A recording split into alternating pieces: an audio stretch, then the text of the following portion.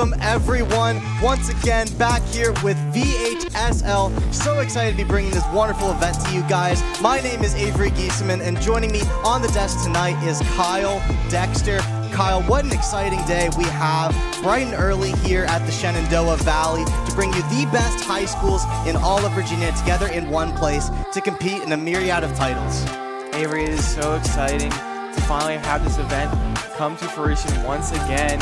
You know, I believe we also hosted VHSL last year, and I'm sure that was a blast already, but just constantly seeing every time the amount of improvements we make and just the amount of competition just evolving as it continues. The competition space has been evolving rapidly, Kyle, and we have so many teams competing with us here in person. One of the obstacles we've came into in years past is not every team's been able to make it, but this year, I mean, we've had so many teams be able to come out here, play out top 8 of Super Smash Bros. Ultimate, top 4 of League of Legends, and top 8 of Rocket League. So we have so much fun, so much excitement, so much competition for you guys here tonight. The best high schools in Virginia competing for a spot here tonight, and it's all coming to fruition in person.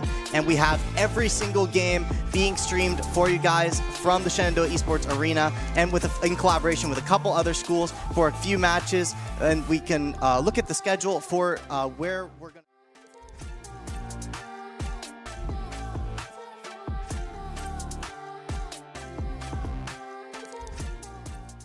Rocket League or League of Legends matches over there as well. But if you want to catch any Super Smash Brothers action, in which Kyle and I will be casting the most of, that will be right here and on one other Shenandoah channel. So make sure you hop back and forth in case we have to go to some breaks. You never are going to want to miss any action. Right, Avery, and I do believe for our first matchup here, we have the #1 seed Osbourn versus I believe the last seed of the available schools here, Forest Park. And this should be a good one. I do believe, looking at from what we know from the players of each school, Osbourn has their Pichu as their #1 player, a Steve as a #2 player, and a Little Mac as their #3. So varying types of characters in terms of like where they might fall in the tier list and just the way they play in general. Yeah, some very exciting stuff. And let's talk a little bit about that Forest Park run. Some amazing stuff from that school. I mean, the 25 seed is going to come in as the underdogs against the #1 Osbourn here. Osbourn coming off of an undefeated regular season, looking to swoop this bracket nice and quick. Forest Park is going to have to step up to the plate if they want to secure that spot in the semifinal. Coming into this game with characters like Ken, characters like Pyramithra, and characters like King K. Rool, they also have a very big diversity there. And they're going to have to go against a team like Osbourn, who also has the secondary potential with the Pichu player playing things like Palutena as well quite often in the regular season. So there's going to be a lot of variety here, and there's going to be a lot of mental game, a lot of strategy that goes into this specific match. Right, and I do believe for this format, Avery, do you want to explain it a little bit for us? Yeah, let's go into the format, Kyle. I mean, it's a bit of a different format if you're used to collegiate esports or even pro esports in the Super Smash Bros. Side. If you're familiar with collegiate tennis, it's actually quite similar to that. So basically, Kyle, we're gonna, online, we're gonna blind pick our first player to go into the match. Right. You're gonna pick like your best player, my best player, whoever it is that we trust to go out there first on the battlefield. We're gonna blind select that. They're gonna play each other in a best of 3. So the first member to win 2 games wins that best of 3. That will be 1 point for your team towards the best of 5. So if I select a different player, you select a different player, and I win again after winning the first match, that would be like 2-0, for example, in the best of 5 series. Now, if we get into an interesting scenario where you win the 3rd game and we get to that 2-1, now in that 4th game, we really get into some advanced strategy, because you can send in any one of your 3 players for a second time to play another best of 3, and they won't necessarily get the same matchup that they played previously. In fact, they're quite likely to not get the same matchup that they played previously. But let's say it goes 2-2 at that point. We cannot play that player a 3rd time. We have to bring in someone for the first time playing twice, and then they will play another best of 3, and that will solidify the series, Kyle. So if I bring in my best player on game number 4 and I don't close out the set, it goes 2-2, I now have to play with my second best, my third best player, into potentially your best that you saved for game 5. It's a lot of mental game, Kyle. There's a lot to think about for these coaches. Right, that is a very interesting format, Avery.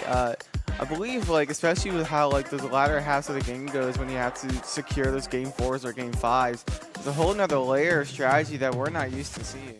Yeah, I mean, we're used to those crew battles, right, Kyle, where all your players are playing. But in this kind of format, you could get away with all your players only having to play but once. So that is a very different game to be played. You can earn up to 2 points for your team as a singular player. You cannot earn 3. You cannot win the whole series as just a singular player. So you have to trust in your teammates to do some of the job. And speaking of the job, both the #1 players from these schools are coming out first. This is what we expected. Osbourn versus Forest Park. Osbourn going to be on the Pichu here. Forest Park going to be on the Ken. A very volatile matchup, Kyle. Why don't you bring us through this? For sure, Avery. Oh, before I'm messing up the jab block. Anyway, Avery, looking at the stats here, these are both these players from #1 players, so they're letting their best players go through first, kind of maybe expecting to send in the best they have right off the bat, getting that shield poke with the up tilt. Forest Park's Ken taking the first stock, and oh my goodness, that was such a weird looking down smash angle, but Osbourn needs to even it up. But with a matchup like Pichu versus Ken, like you said, Avery, very volatile. Ken just having so much kill power, and Pichu having the potential to just die at extremely early percents, but Pichu also has that good kill power, and with how predictable, or I guess exploitable recoveries that the Shotos have, Pichu can really take advantage of that as well. You said exactly what I was thinking, Kyle. I mean, these edge guards from Pichu are how he's going to secure those early stocks, and we already get one off the bat from Osbourn, although a great start from Forest Park. Pichu at around 70% here. That is indeed Shoryu range, so you got to be extremely careful. You don't want to get caught slipping here, because that is the volatility of this matchup. That Pichu, although can do some crazy damage, although can do some insane edge guards, is the lightest character in the entire game. That means he is the easiest to send flying. So you're going to have to be careful of that, as Ken does have some strong kill power in his arsenal. But once he gets the opponent too high, then it starts becoming a little bit tricky. So Forest Park going to have to find a way to close this stock soon. Yeah, it seems like Osbourn's Pichu here is trying to force the Ken off stage, and oh no, messing up the Thunder off stage, but that's okay, you know? Something that we need to take into account here, Avery, is that for competition here, like broadcasting here at Shenandoah, we're so used to seeing these crew battles, but since this is a tennis format and stocks don't really matter as much, you can have a little bit more room for error as to how many mistakes you can make, as long as you still close it out at the end. And a little bit of a scrappy scenario at the end there, but Osbourn's Pichu will take the game 1.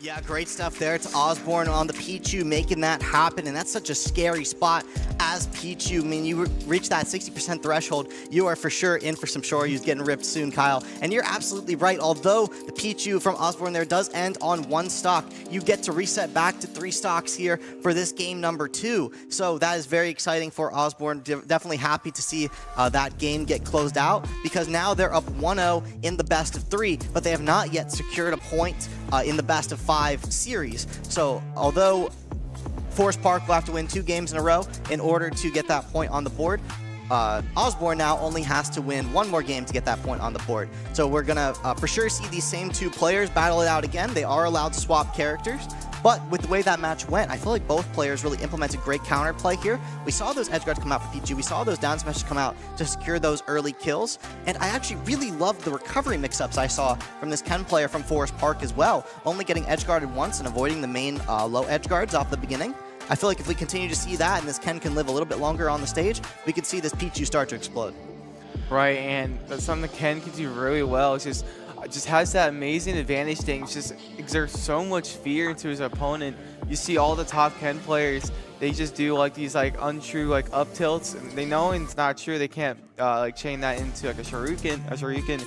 So instead, they just wait for their opponent to do like a panic air dodge and then do like a down tilt into like an actual true shuriken, which will take that stock very early, which is like a Ken's main kill move.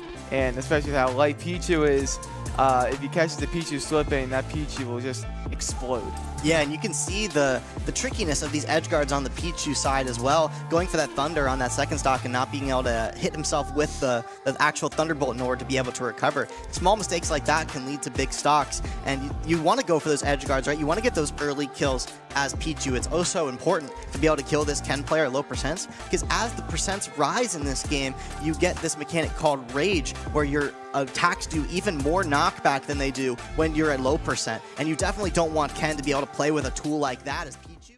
So that's why we see Osbourn going for these really big early edge guards, and as Osbourn gets more and more comfortable in the match, they'll be able to continue to land those as long as Forest Park isn't able to find the mix-up. As we already see, Kyle, that's exactly what I'm talking about. Osbourn wanting to go for those really flashy early stocks. That's exactly what you need in this matchup. Right, and I love that mix-up from the Pichu, catching Forest Park slipping a little bit with the F-tilt into the down air, catching that aggressive landing with the forward smash. Amazing gameplay from Osbourn right now. Forest Park seems a little lost on how to deal with this Pichu right now. Yeah, this is disastrous for Forest Park, because even though you have a little bit of rage, you fall into yet another Pichu forward smash, and that is a brutal attack that will send you flying off your screen. And yeah, that is just brutal for Forest Park, because now they have to play with only one stock to the 3 of Pichu. And although Pichu is light, you cannot be aggressive off this ledge. Those get-up attacks are going to be Forest Park's downfall in this first set. Osbourn gonna go up 1-0 in the best of 5. Wow, just amazing, I guess, adjustments from Osbourn's Pichu. Just, I really love those F-tilts into those down airs, because or work twice. I've never really seen top Pichu players really go for stuff like that at those percents. It's a reaction game, right? Yeah, I mean, exactly. you play this aggressive recovery of Ken. He wants to swing back on Pichu. Pichu's a light character. Maybe I can get a sneaky kill. But Pichu beats out that move. All of a sudden, you're off stage. You don't really want to air dodge, but Pichu's gunning for you, and he's going to take those early stocks if you're not careful. Right, and normally if you're in that situation, the usual player would like to normally try to jump as like a panic option to get out of that situation, which is like perfect for Pichu, as he can just catch that with that down there, and especially with a character like Ken, he's essentially dead off stage if he doesn't have his jump. Yeah, that rage certainly not coming into factor that game. I mean, when you play that fast, when you kill Ken that early, he seems like quite a bad character. And, the rat is going to come and take it home for Osbourn here. Up 1-0 now. They're going to have the choice whether to send in their Steve player or their Little Mac player. Their Little Mac player getting a few more games in this season than the Steve, so I wouldn't be surprised to see the Little Mac come out in this instance. And then Forest Park coming in with either the Pyra Mithra or the King K. Rool. The Pyra Mithra getting some more games on. So statistics-wise, if we're going, 1-1, 2-2, we should potentially see Aegis versus Little Mac here in the game number 2. But, in my head, Kyle, I might be thinking I'd rather send in something like King K. Rool into Aegis for that same reason that we saw the potent edge guards coming out there from Pichu onto Ken. If King K. Rool can do similar things to the Pyra Mithra, and then you would have to match up the other two characters into each other, like Steve into Aegis, for example, or Steve into King K. Rool. Yeah, for example. It's like a different dichotomy. Right, but I feel like it's hard to say what you would want on the side of Osbourn here. Like, do you want to send in your Steve against maybe like this K. Rool, which not a good matchup for K. Rool in the slightest, or do you try to go for a slightly more favorable, well, not slightly, a much more favorable matchup for Pyra and Mithra to send in versus that Steve, because Mithra can still just kind of run over a lot of characters in this game, and Pyra still has that massive range to deal with Steve's block camping, can hit him through some of his blocks, and just make Steve feel more pressured and to not get his game plan going. Yeah, you could play Aegis Steve and then Little Mac into K. Rool, which is also pretty scary. Definitely. The K. Rool is a very interesting factor here. You either have to play him into Steve, one of his, I would say probably his hardest matchup in the whole game, and then, or you could play him into Little Mac, which is probably favorable for King K. Rool. It's very, very different matchups on the table here for Forest Park. So we could see game number 2 here being very pivotal. Right, and we will just have to see what kind of players we'll see, because with how different the strategy is here, we will only learn how things play out the more we watch. And you know, we've only watched the first players, but I do like the idea from both Osbourn as well as Forest Park to send in their best players first to try to just force out that either their #1 spot or just to get a good lead going and get that #1 spot guaranteed. Yeah, I mean, these teams do have like some data on each other also. I mean, they've been able to follow them online throughout the season. One thing of note also, in the spring finals, Osbourn did fall to Freedom High School in the quarterfinals. So their competition that took them out in the spring is not here in the fall season. So that's a really exciting prospect for Osbourn, coming in here with a fire in them that they can really win this, because the team that's been their bane really for the past few seasons is no longer in competition. So really they're looking to take it all tonight as the #1 seed without that, difficult opponent for them tonight. That is a good point, Avery. Once like you're pretty much your bracket team is essentially pretty much out of the picture, it must feel really good to get into this tournament without them being there. And I wonder if there are any teams in this pool that we have here today that can compete potentially with Osbourn. But yeah, they have not yet dropped a series, Kyle. I mean, there's the reason that they're the #1 seed, right? Because they've been able to sweep through this regular season and through the prior bracket phases up to this point without dropping a series, and we can see why. I mean, we see some great Pichu gameplay coming out from Osbourn. I mean, that's very tricky to play against. You don't, get those recovery mix-ups down. You are certainly going to die at 30. That's what Pichu plays for. Although in 2018 he had the forward tilt that killed you at 100, he doesn't have that anymore. He has to play a much more flashy, a much more glass cannon style, even more so than he did at the beginning of the game. And it's just very exciting to watch. If you watch Collegiate Smash, you'll see Stony Brook University coming out with the Pichu, very strong player in Ventus in that scene. But it's not something you see very often at pro level play, so it's really exciting to see that at the high school and collegiate space in such an exciting way. Right, and it is interesting to talk about just Pichu as a character, because normally you'll see a lot of Pichu players after the nerfs just swap to Pikachu, because Pikachu is kind of just the better rat, a lot more consistent, and just has pretty much like almost everything that like Pichu doesn't have in the character. Like Pikachu has like slightly bigger hitboxes, heavier, even though Pichu's still really light. But not the lightest character in the whole game. Right, yeah. Exactly. And for some reason, Pikachu sometimes feels hard to hit than Pichu, and Pichu is literally smaller than Pikachu. But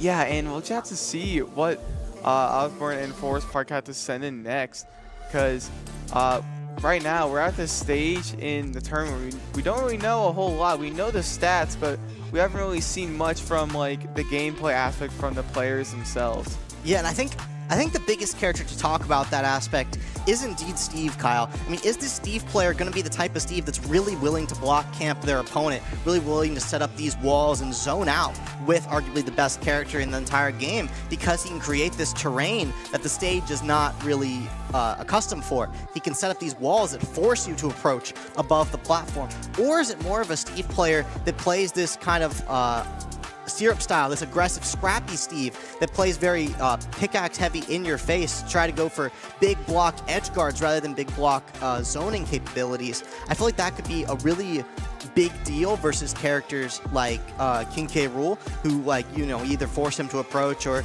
you force him to play these scraps, but like if you play scraps then you have to deal with more of his armor mechanics. It might be a bit weird for Steve, who isn't used to playing against that, if you can't, force the K. Rool off stage, get into the anvil loop, and then, have your fun. Right, and yeah, that's just very weird, because I can honestly see Steve going either way with it, because Steve says amazing frame rate, amazing combo potential. He has those NIL combos. He has a couple of 0-to-death routes. He has so much going on for him, but he still has possibly the best zone in the game through blocks.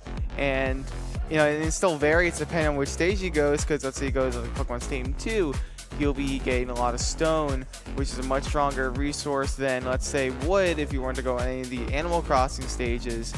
And there's just so much to this character, and like the tools that he needs to use to get those materials That's why you generally do not want to go Final Destination versus Steve, because Steve is programmed to be using a shovel on Final Destination, and he doesn't use a shovel in any of his moves, so you don't have to worry about, let's say you're on like Town and City, you don't have to worry about your axe breaking, so you can't like do your up tilt combos without having to mine for materials as well. Yeah, I mean, that's brutal, Kyle, when Steve gets to use the shovel to mine instead of the pickaxe or the axe. And while we wait for the players, let's talk a little bit about what they're doing right now, Kyle. So what they're doing is they're selecting that next player to go into the next match with. Again, it's a very big decision. Do we send in, our Aegis player? Do we send in our Little Mac player? Do we send in, K-Rool versus Steve? Or it's, Steve and Aegis and then K-Rool. Yeah, and Steve. So we got 4 characters left on each side. We got a lot of low tier. We got some very top level characters, and they're choosing which one is going to go in. And then once they go in, they have to, ban stages. And that's exactly what we're talking about with that meta with Kyle. Is like if you don't ban Final Destination, for example, at the beginning of the game, Steve could potentially start there, get to use his shovel on that stage, and that could be a big disadvantage for you. So you got to make sure you're being careful when you're banning these stages, and that comes down to how much experience do you have in this game, right? I mean, these players oftentimes aren't going to be competing in tournaments regularly, and thus playing online with these teams or playing in person right now, maybe the first time that they're seeing a particular character, if they don't play a bunch of online themselves, even though these players are fairly experienced, like outside tournaments, like they have to play a lot in order to get on their high school teams.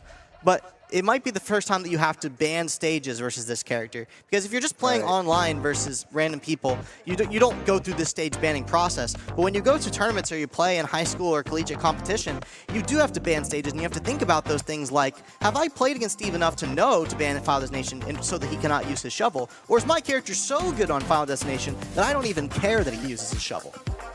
Right, and I feel like for what character you want to go here, it definitely depends on okay, well, I guess it won't matter because we're not seeing the Steve just yet. Osbourn sending their Little Mac player versus Forest Park's K-Rool. Yeah, we're going to get a decision here from both teams. We're going to send in the low tier, so it's going to be the Steve versus the Aegis that you talked about earlier, Kyle, for that third spot. And I think that's really interesting because that's going to be a very strong matchup for Forest Park, that Aegis into that Steve, as opposed to having to play the Little Mac or the K-Rool. Right, and I do wonder if Little Mac can get those 2 frames with like that down smash rather, because K-Rool up B very prone to sharking, but Little Mac having those super on those smash attacks and not quite getting the edge guard, but okay, not getting the KO punch, but Forest Park still in a little bit of danger here as that F-tilt barely doesn't kill Osbourn, using this tricky ground mix-up movement to take that kill. The pivot cancel F-tilt, great job from Osbourn, and also amazing recovery from Osbourn using the down air. Weirdly enough, for Little Mac, if you use down air, it will like immediately after jumping. I believe he gets a little bit of like upwards momentum after an up B. It's pretty weird how this character works, but top Little Mac players will always go for that as an attempt to try to get a little bit more height, as this character kind of needs it. It is quite odd. Little Mac famously for the worst recovery in the entire game. He can utilize some different tools like that down air or like the counter if he believes that his opponent will attack him at a particular time. He can swing back while gaining some horizontal momentum. But yeah, other than that, I mean, they're really going for this matchup for the fact that King K-Rool can edge guard Little Mac quite hard, especially with tools like this back throw to send him at an awful angle, and with tools like this nair to armor through things like his up B and his side B, which King K-Rool can do unlike many, many other characters. But let's call it how it is, Kyle. If you don't get hit by KO punch, K-Rool is probably looking pretty strong here, as Osbourn's going to look to try to take this stock without it. And they are going to be able to. Osbourn on this Little Mac, the KO punch is so huge because that move can kill King K-Rool at about approximately 25-30%. And that's so big because King K-Rool is an infamously heavy character that can hold these stocks. And although you don't take those stocks into the next match, they can be very important for getting that extra credit, that extra damage. So those early stocks are what Little Mac is really going to go for with this KO punch. As you can see by the little arrows above Little Mac's head, the more that he gets hit, the more that gauge fills up. Little Mac can't charge it. He has to get hit in order to charge it. And once he gets it full, he gets that KO punch, but as you can see, he loses it upon losing the stock. So really big deal to edge guard this Little Mac right before he gets that KO punch, because then he'll gain a move in his arsenal that kills you insanely early. Right, it's also unblockable too, so it could also be shield-heavy players who normally would want to shield versus character a lot, as you know, it has those very scary hitboxes, and maybe try to just hope he lands something unsafe so you can just grab him, throw him off stage, and you can repeat the cycle of edge guarding him, and he dies, and hopefully you try to get that cycle going. But Osbourn mixing up a little bit of the recoveries with the, like I mentioned, with that down air off stage to gain a little bit of upwards momentum. And like you said, he also has the counter to mix up his recovery. Also, we haven't seen it yet. That option's still on the table, but I do like the ideas that the Little Mac is setting out. He has those like tricky like movement mix-ups with the pivot cancel F tilts, and you think that, oh, he's just gonna do it again, so I'm just gonna maybe get up attack, get him off of me, but that's when he just stopped and just ripped a forward smash, baiting out the get up attack, and you can just see the tricky, you know, mix-ups that the Little Mac has. Yeah, and this is why Osbourn is coming in as the #1 seed. This is why they're looking so strong, because they can make plays like that. They can make plays like recovering with Little Mac against King K. Rool. I mean, that's one of the biggest things I tried to harp on before this match, the fact that if they send in King K. Rool here, which is Forest Park's on paper #3 player versus Osbourn's on paper #2 player, you're gonna, you know, go in expecting to be a bit of a downhill battle. But with those big edge guards from K. Rool, I think it makes a lot of sense. So you can go for those big edge guards, you can go for those early kills onto Little Mac, but if you're not able to get those KO punches in, and Osbourn is still taking game #1 here with things like F-tilt, things like F-smash, in order to get those early stocks anyways, even though you're not landing those KO punches, K. Rool is in for a world of hurt if Little Mac can find these KO punches. So Forest Park is going to have to make some adjustments here in the neutral, because the edge guards are just not there yet, and that is tough in this matchup.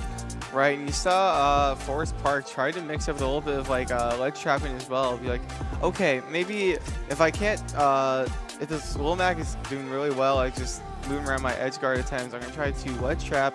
And you saw he tried shooting the blunderbuss into like the little like suction thing, but just in time, the Little Mac jumping from the corner and then side being, because it would beat out the cannonball from the blunderbuss, has very low priority, extending the hitbox and then hitting the K. Rool, which is extremely smart from Osbourn.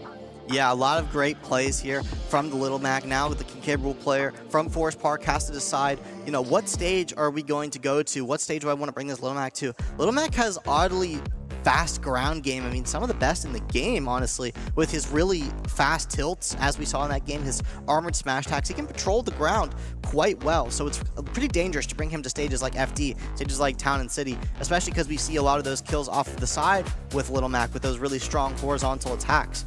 So, you know, maybe you think, all right, let's take him to a stage like Battlefield, stage like Small Battlefield. Well, oddly enough, Little Mac opens up a lot of weird platform resets on those stages, and a lot of Little Macs are quite comfortable on those stages because he can get weird strings off of like down air resets, off of up tilt and up air, and that could secure some early stocks on those stages as well. Counterpicking Little Mac may not be as easy as some players think. Right, you would think, like you said, you would think just try and just play for platforms with Little Mac is the best way, but maybe even though that might be true, it might not work as well as you may expect, because Little Mac, like you said, has those really weird platform extensions that you wouldn't normally expect him to have. You can do some really crazy like jab lock shenanigans, but on top of a platform, you can do like nair or like down air, down tilt into like an up B or something, or like a reverse hit like of up tilt into up air. Like, this character has some very dedicated players, that's for sure. There's a lot of tricks up Little Mac's sleeve, and you certainly need to have them because this character is very exploitable. There's a reason why we don't see him much at top level play. But K. Rool does have some tools like this crown, like this blunderbuss, that can control the ground and force Little Mac to jump, and that's a spot you want Little Mac to be. You want him to be forced in the air because his aerials are only really good for those platform resets. He will not get any, you know, big combos off his aerials or anything like that. So that's an exciting place for Little Mac to be for Forest Park as they look to control this ground game. That's going to be a big key to their victory, and that's what Forest Park is looking really strong in right now. Right, and Osbourn getting that down tilt into his forward smash, just trying to, wow, that armor through that entire up tilt, wow. Okay, still having the KO punch, the timer hasn't started yet to get run out of the KO punch, but there it is. But both players still at potentially KO %. Wow, great crown into the back throw. Perfect timing, so the crown doesn't get in the way of the throw attempt from Forest Park, and the back throw still being enough to kill. Yeah, that was some beautiful awareness there from Forest Park. You can see going for these back throws here at the low percent's not Cable's most damaging throw, but it forces Little Mac off the stage. And I love to see that because that shows that Forest Park is still confident in their edge guards, despite not being able to land a big one just yet. They're still confident that that is the correct play in order to beat this Little Mac, and I couldn't agree more. They're able to find those edge guards while they're trying to patrol the ledge itself with things like Crown, and then go to cover the low. I mean, that's great. We're getting rid of these KO punches. It's nice and quick. Forest Park is looking strong. Another back throw coming out here. Little Mac might just be too far. He's going to be force high that time, faking out the low edge guard. That's what you want to see if you're on the side of Forest Park. And there you go. Forest Park showing some signs of life with that amazing mix-up with the edge guard attempt.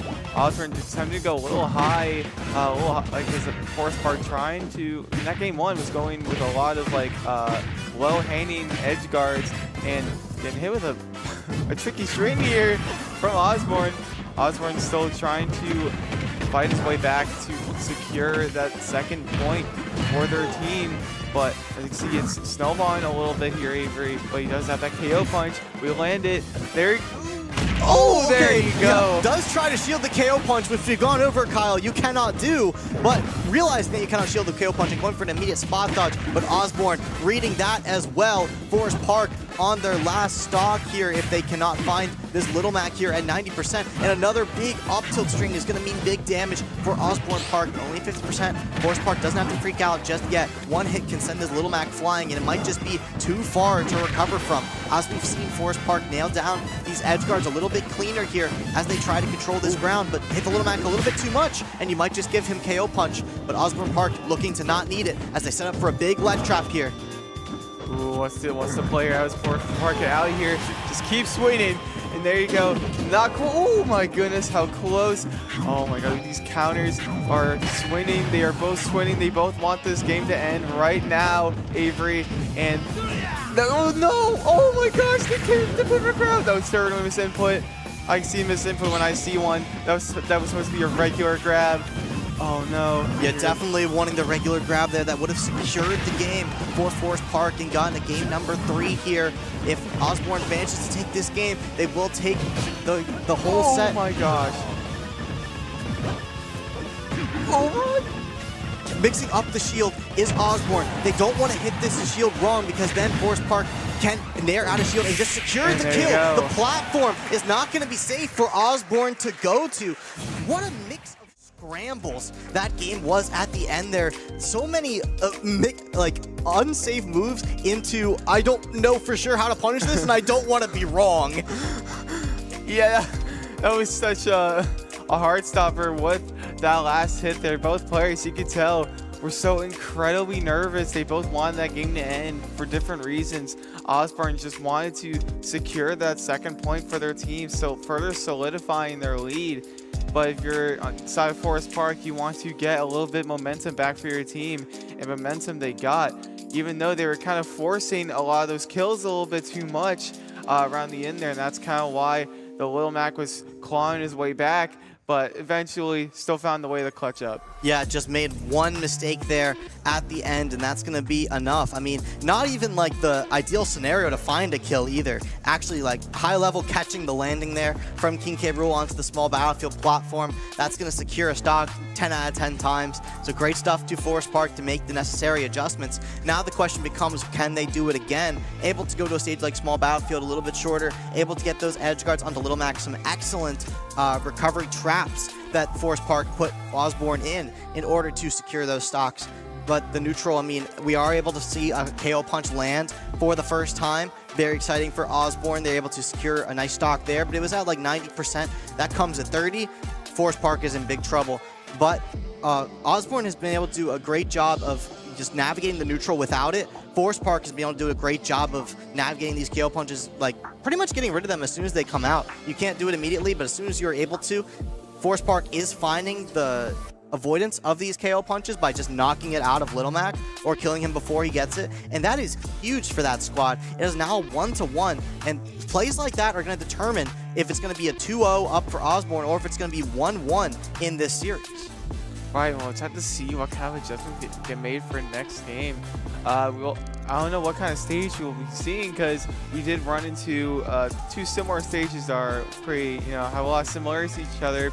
We had PS2, I believe, for game 1, and then we went immediately to Small Battlefield for game 2. So I think we might want to stick with the theme of just the 2 platforms and go to one of those 2 stages. I am unfamiliar with how the stage, what the stage list is. We don't know if there's any sort of a DSR at all on for the stage list. So we will have to see on whether or not that is allowed to go back to that Pokemon Stadium 2, as it is the last stage of LMAC 1. Yeah, I imagine not. I mean, I imagine that, like, at least MDSR is on. So, like, we're not going to be able to go back to PS2 because we did just win on that stage for Osbourn. So, you might want to go to something similar, like, I don't know, a Town and City, for example, if you still want that space. Little Mac's going to prefer, to be able to control this ground game on a stage like that, on a stage like FD. But, it's scary. You want those platforms to be able to get your combos on. We saw 2 big up tilt combos from Little Mac on Small Battlefield. You get some extensions onto the platforms with things like that. Battlefield's not looking too bad, and that's exactly what this Little Mac could be going for. Let's see what we load up into. It is going to be a run back to Small Battlefield. So Osbourn not happy with how that game number 2 ended out, and how could you be after how last hit that was? Osbourn bringing it right back to the game that lost them game number 2, but they're looking to make some big adjustments. Right, and it could pretty much be anyone's game at this point. Osbourn still having a little bit of gas left in the tank to maybe secure the second point, and armoring through that crown. So smart, knowing that the K. Rool would just throw the crown as a way to just I guess just bail out any sort of like hit stun, as that crown armor just keeps swinging from the Little Mac.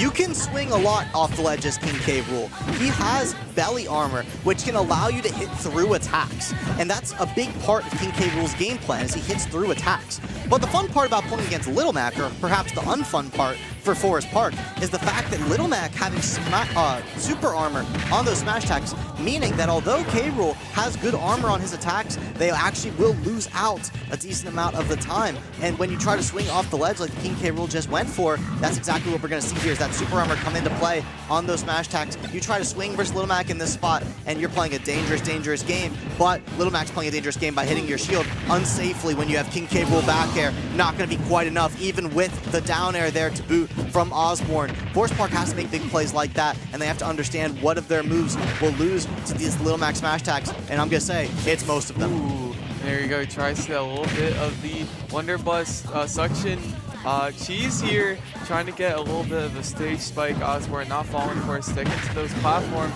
kind of just like what we just saw, pushing for a little bit of whiffs. Oh my goodness. Oh, big ledge trap, but Little Mac is going to get around it. Osbourn with the excellent movement there, a little bit off on that recovery, and Forest Park would have taken the lead here in this game number 2 because they would have gotten hit by the blunderbuss suction there. But a big reversal here. Forest Park not going to get any extra credit on themselves. They're going to have to go into a fresh stock here on game number 3 here. I mean, big pressure here off the ledge. Forest Park just not able to find a way to navigate this Little Mac ledge trap. Osbourn has been so patient on this ledge trap, just waiting for Forest Park to swing. And if they do swing, just punishing them accordingly, but messing up slightly. They get back thrown, they get forward thrown. The big edge guard here is going to trade with the side B. Forest Park is going to take it, and that is the downfall of Little Mac. Kyle, that is exactly what you don't want to happen. I mean, just one 50-50, really, a coin toss. Am I going to go high? Am I going to go low? That's Little Mac's only options there. I mean, he doesn't have these big mix-ups. And when K. Rool goes for these big-time plays, like we saw in game number 2, where he fakes low and then actually edge guards high, that's going to earn Forest Park 2 games in a row. Right, and no matter how well you might be playing as Little Mac, like we saw in Osbourn, win neutral many more times, getting a lot more like kill opportunities with those whiff punishes. with those smash attacks, just armoring through a lot of the K rules like mash attempts. Sometimes it's the same song and dance. The Little Max just unfortunately got cut out from that point with that Nair trading. No, well, not even trading, just flat out beating it because beating with the belly armor. Yeah, because that's another thing that makes K Rool so good at these types of scenarios with the moves that involves like using his belly. Let's say like his Nair and his down smash, he's exposing his belly more, which makes you a lot more likely to hit his belly armor if you are swinging that scenario. And that's exactly how Forest Park took that point there, because the Womack had to swing with that side B to make it back into the corner. He used that belly armor, the exposed belly armor, to beat it out. Yeah, it's absolutely brutal. If you put that belly in the way of an attack from Little Mac, it's just going to beat it, right? Unless it's like one of those armored smash attacks that we talk about, which you cannot use off stage while you're recovering. So Little Mac only has 2 moves that gain him any distance. He has side B, which gains him horizontal distance, and he has up B, which gains him vertical distance. So basically what Osbourn had to do there is they had to decide, all right, am I going to use my side B to recover horizontally, or am I going to use my up B to recover vertically? King K. Rool from Forest Park goes low, fakes that he's going to edge guard the up B. So Osbourn, naturally reacting to that scenario, goes for the side B, but it was a fake from Forest Park, actually covering the horizontal distance just in time, putting out the belly to stuff out the side B. And although the belly takes a lot of damage from the side B, although, you know, the cracks in the armor do come, at the end of the day, that armor is enough to just straight up beat out the side B, which is what K. Rool does in this matchup, by the way. Sure, he loses neutral. He gets hit by 4 up tilts in a row. He gets hit by, you know, armored smash attacks through his armor. He can, you know, get brutal ledge traps if he avoids the blunderbuss, and he can do some, like, incredible things. He cannot recover easily in this matchup by any means, and that's due to 2 main factors: that big back throw that sends you straight horizontal, and that big armored Nair. And we saw Forest Park use that beautifully. That is the entire reason that they sent their on-paper 3 player into Osbourn's on-paper number 2 player, is because of those factors of the matchup. And it barely worked, right? I mean, Osbourn looking great here in this match. You know, the neutral was looking very nice. The ledge trapping was looking absolutely incredible, locking this King K. Rool down at the ledge, making sure they are uncomfortable. At the end of the day, it's going to be the uncomfortability of the offstage. It's going to be Little Mac's downfall. That's just the poor part of the character. That's why it's difficult to play him at this level. Right, and I want to just confirm something with you, Avery, about the rule set. So I believe we already saw both teams, number 1 and their number 3 players, and we're going to have to wait until after Game 3 to see those players again, correct? Yes, so Osbourn has now played, you know, on paper, due to the statistics we have, they're 1 and they're 2. But Forest Park has played on paper, they're 1 and they're 3. That the King K. Rool we just saw there, I believe, was Forest Park's number 3 player. So that, you know, they went that bad matchup into there. Again, it's a blind draw each time. We're not forced to play our 1, then our 2, then our 3. So, you know, we should see another 2-3 matchup here from Osbourn and Forest Park. So we are actually guaranteed to see Steve versus Aegis here, or if they go one of their secondaries, we have to see those players that have not yet played in this series, in this game number 3. Someone's going to go up 2-1 here, and then everyone's going to have all their players back into the pool that they can choose from to go into that game number 4. So we're going to get into that mental game here. Let's say Forest Park wins this set, for example. It's now 2-2. We would likely see, you know, Pichu versus Ken again, potentially. But, right. I mean, that Ken, you know, wasn't able to recover versus the Pichu. So, like, do we have another answer? We'll have to see. Right. That's what I wanted to bring up, because I'm starting to realize the more I learn about this rule set, Avery, is that, let's say Osbourn were, like, just like a hypothetical, like, if Osbourn were to win this game, or to Steve were to take this point up 2-1, they have so much comfortability. They could just easily, send in their Pichu, knowing how well it went for them when they also played the Ken, who is Forest Park's number 1 player. And with how well for Pichu that went, I don't see any other reason for Osbourn to not send in their Pichu. This is a very comfortable pick. Pichu could also just run over a K. Rool as well, so I'm not really sure what you would do in that situation if that were to come up. Winning that game was huge for Forest Park. You know, losing that game means that Osbourn now has 2 points, but only one of them are from this really strong Pichu player. So that means, if their Pichu wins again, they win the series. Right. But Osbourn is not in that scenario. They're in a 1-1 scenario with Forest Park. That means even, saying that this Pichu is way better than the Little Mac, whatever, is just not true. But let's say that was. Then the Pichu can only earn 2 points for their team, and someone else is going to have to win. So you don't necessarily have to figure out how to beat the Pichu. You only need 3 points on the board to win the best of 5. So a lot of counter pick ability to be played for here in this game number 3. It is dead even, and it's going to be a meta matchup here. This is one you're going to see very often at top level play. It's going to be Aegis or Pyramithra interchangeable there versus Steve.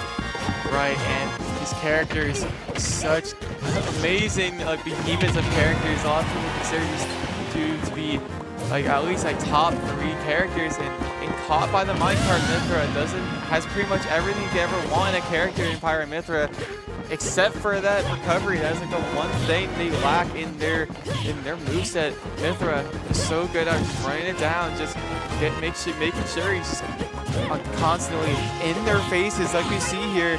And then you swap to Pyre once their the target is at kill percent. Lacks that frame data and that speed. Mithra more makes up for it. It's Pirate Mithra kind of complement each other in the way that they cover their own weaknesses rather than their recovery. Yeah, I mean, that recovery, it's bad. It's not quite Little Mac bad, but it is considered one of the worst recoveries in the game. But the neutral more than makes up for it. There's a reason that this character is at the top of the tier list and Little Mac is not, and that's because of what that sword does in this neutral, in this advantage. And it's just absolutely brutal. Just outranging Steve to a T, outspeeding Steve to a T. But what Steve has that Aegis doesn't is the blocks and some big combos as well. Some strength even on this forward smash, and we see those blocks coming out off stage as well. That is a brutal spot for Aegis. Those recoveries can only go straight horizontal or straight vertical, and those blocks cut off one of the two, and that up smash is going to cut off the air game. Aegis has not yet been able to find a dealing with this up smash, as Osbourn is going for it consistently off of these combo routes, and that's going to be a brutal finisher that takes Aegis off the top.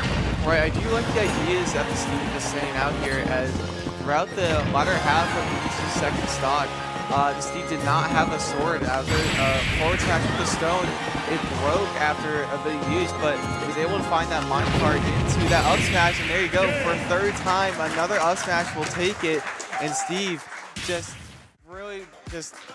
playing really well at trying to keep this Aegis out and just stuffing their approaches, which is something that usually is not very easy to deal with versus a character like Mithra. Yeah, it's quite difficult, Kyle. I couldn't agree more. We're seeing a style here from Steve, right? We wanted to see whether this Steve would be willing to go for those blocks or wanting to play more of this scrappy style. You can't really scrap with Aegis. Like you said, I mean, she has great range, great speed in order to get around these Steve hitboxes. So what we see instead from the Steve player, from Osbourn, is going for a lot of these block zoning tools to keep this Aegis away. But once the Aegis gets close, we're going for more of a trap style of play where we set up these TNTs. Like, all right, what is Aegis going to go for when I set up this TNT with the redstone? If I hit the pressure plate when she's near the TNT, she's going to explode, and I'm not. So what we saw there at the end was an absolute brutal trap. Steve stands at the pressure plate. Aegis finally avoids the TNT after getting hit by it. It's like, you don't want to get hit by that again, you're going to die. But if you try to punish Steve for hitting the pressure plate, he's going to hit you with that up smash, covers above him. So although Aegis does have the speed to navigate these kind of scenarios, if you've never seen them before, you're in for a world of hurt. Right, I do like the ideas for the zoning that Steve has. They kind of have this rock, paper, scissors kind of idea here. So they would place the blocks first. We start with the blocks, and it just matters whatever option the Aegis is going to try to go for. Do they try to jump over it? They would use an up smash, or they try to approach from the ground. But we saw in this game time and time again that we're just catching them with either the minecart or the TNT, and that's how the Steve was able to get those kills, guessing right on that rock, paper, scissors situation, catching them with the minecart, the powered minecart, either just the clean hit or the command grab version, because when Steve jumps out of the minecart, it becomes, instead of a hitbox, it becomes a command grab. Yeah, and that's a brutal tool to have. have at Steve's arsenal, that burst is lethal. And we can already see the burst from Steve coming out, missing the 98% that Steve got on the board already. Those combos do come out in spades for Steve, and he doesn't lack in kill power either. Already fishing for the up tilt into the up smash. Brutal confirmed that Steve does have above him. It's difficult to approach this character from above, but if anyone can do it, it is Aegis. You have to find the tools here to navigate around Steve's arsenal, and edge guarding is a big part of this. Pyra utilizing that fair in order to beat out the minecart horizontal recovery and can snipe that Elytra, that up B as well. So that's going to be another tool that Aegis is going to look to stuff out here, but that forward air, such a brutal angle, not going to make it back from there. Forest Park. Osbourn is going to take the lead here and mining a diamond as well. Steve from Osbourn looking very strong here, as that diamond is Steve's strongest tool, and he can craft it at any time to make all of his attacks more powerful. Right, and I will say for a stage like Hollow Bastion, there are these weird little block properties with the mining aspects of it. See the little corners of the stage, like the little pink parts, and the center part was like the goldish area. Steve has two different mining pools in there, which is something that not a lot of people seem to know about, but it's, I mean, how could you? It's such a niche thing to know, and, you know, on this stage, on both sides of the stage, Steve still mines with that pickaxe, so it's hard to tell. But with how mining is in this game, it's not RNG like some people may say. It's been a set order, and getting that diamond on some occasions can be pretty hard for Steve, as that's keep track of two different mining patterns. Yeah, and we're for sure finding out right now, Kyle, why Osbourn Park is the #1 seed in this tournament, and I think that this Steve is one of those reasons. I mean, when you have to deal with this kind of squad, we're seeing a Steve here that knows a lot of tricks up their sleeve, and if you don't fight against this pretty often, Kyle, you're going to get lost quickly, and that's exactly what we're seeing from Forest Park here. Although playing a very strong character in Aegis is not used to the traps that Steve offers, and Osbourn is just playing it so beautifully. Forest Park able to find a stock on the board, but Osbourn has yet another diamond, and that's what getting those mining minutes on the board mean for Steve, is that he gets these diamonds. Some excellent strings here from Forest Park navigating around this Steve, but a second diamond on the board for Steve, meaning you're going to have to deal with two diamonds in a row here. Trying to go for a nice tricky trap there off the block with the up smash. This Osbourn Steve loves up smash, Kyle. Yeah, I mean, how could you not? It's such a big move, has such a big screw pit box, and despite what, oh my goodness, great catch with the down air, but again, Steve has another diamond at his disposal, keeping track of the mining orders, overextending a little bit with that up there. Forest Park feeling themselves a little too much, as they were trying to make it back from that 1-2-3 stock deficit, and they were doing a great job at making it from that. Just unfortunately took another one step too far forward. Yeah, I'm going to say it, Kyle. That's quite sad to see, because really Forest Park was making a nice comeback there. They're on to the last diamond of Steve, and that was a much easier diamond to deal with because the resources otherwise were so low. We saw only one iron on the side of Steve. We saw like almost no dirt. So there was very little blocks to be had there. You really could play with the speed of Mithra. I think we played with fire a little bit too much, trying to extend there on the Steve juggle. You know, you want to keep Steve in the air, but one thing the Steves loves to do is they love to swing with anvil in the air while you try to juggle them, and the reason for that is what you just saw. Even though the sword clanked with the anvil, the Mithra sword clanked with the anvil, still hitting Mithra with the anvil. It doesn't have any armor on it, but the spacing on it is very difficult. You have to be completely away from the anvil and hit only Steve, so it's a difficult game to play. It would have worked if he spaced it slightly better, but I mean, playing a dangerous game there at only 27% from the Steve, you want to keep that advantage. You want to keep Osbourn on the defensive there, but that neutral was what was really winning you that game at the initial part of it. And, you know, now that you don't have that lead on the board, you're going to have to play a bit of a reversal here. If you match the Ken and the Pichu again and your Ken wins, you're going to have to find an answer for that Steve, and I don't think the answer is King K. Rool. Yeah, I mean, this is exactly the situation I was talking about, Avery. In this particular set right here, just the #1, #2 players from Osbourn, that Steve and that Pichu, just seem to have won their games relatively handily. So it's really hard to tell what kind of characters you want to see here. I feel like going Steve again would be another wise option, because I feel like the best options for Forest Park would either be that Ken or that Pyra and Mithra, as I imagine when Aegis and Pichu might not be as bad, gets edge guarded, but maybe get some cheeky kills with Pyra, just exploding Pichu at like 60. But again, Steve Ken can do the same thing, yeah. Right, but if you want to play Steve, Steve's just really good at playing that zoning game, and Steve can really zone out Ken. Yeah, that's not a fun matchup either, but at least Steve is light, and Ken does have that kill power to break down Steve if he can get in close, but that block game is surely going to come out in spades in that matchup, and from what I've seen with the edge guarding from the Steve as well, that's going to be difficult for Ken to deal with. Not a lot of great recoveries on the side of Forest Park, so they're going to have to navigate these Pichu edge guards as well as the Steve edge guards, and then you get through all that and you have to deal with Little Mac ledge trapping. I mean, brutal stuff. I mean, when we're seeing Osbourn, number 2 player on paper here being the Little Mac, you got to play that. You got to slot that Steve into the 3 spot. Man, that's a tough team to take down. And I don't know who's going to step up to the plate here at VHSL to do it. Will it be the number 25 seed, Forest Park? We'll have to see.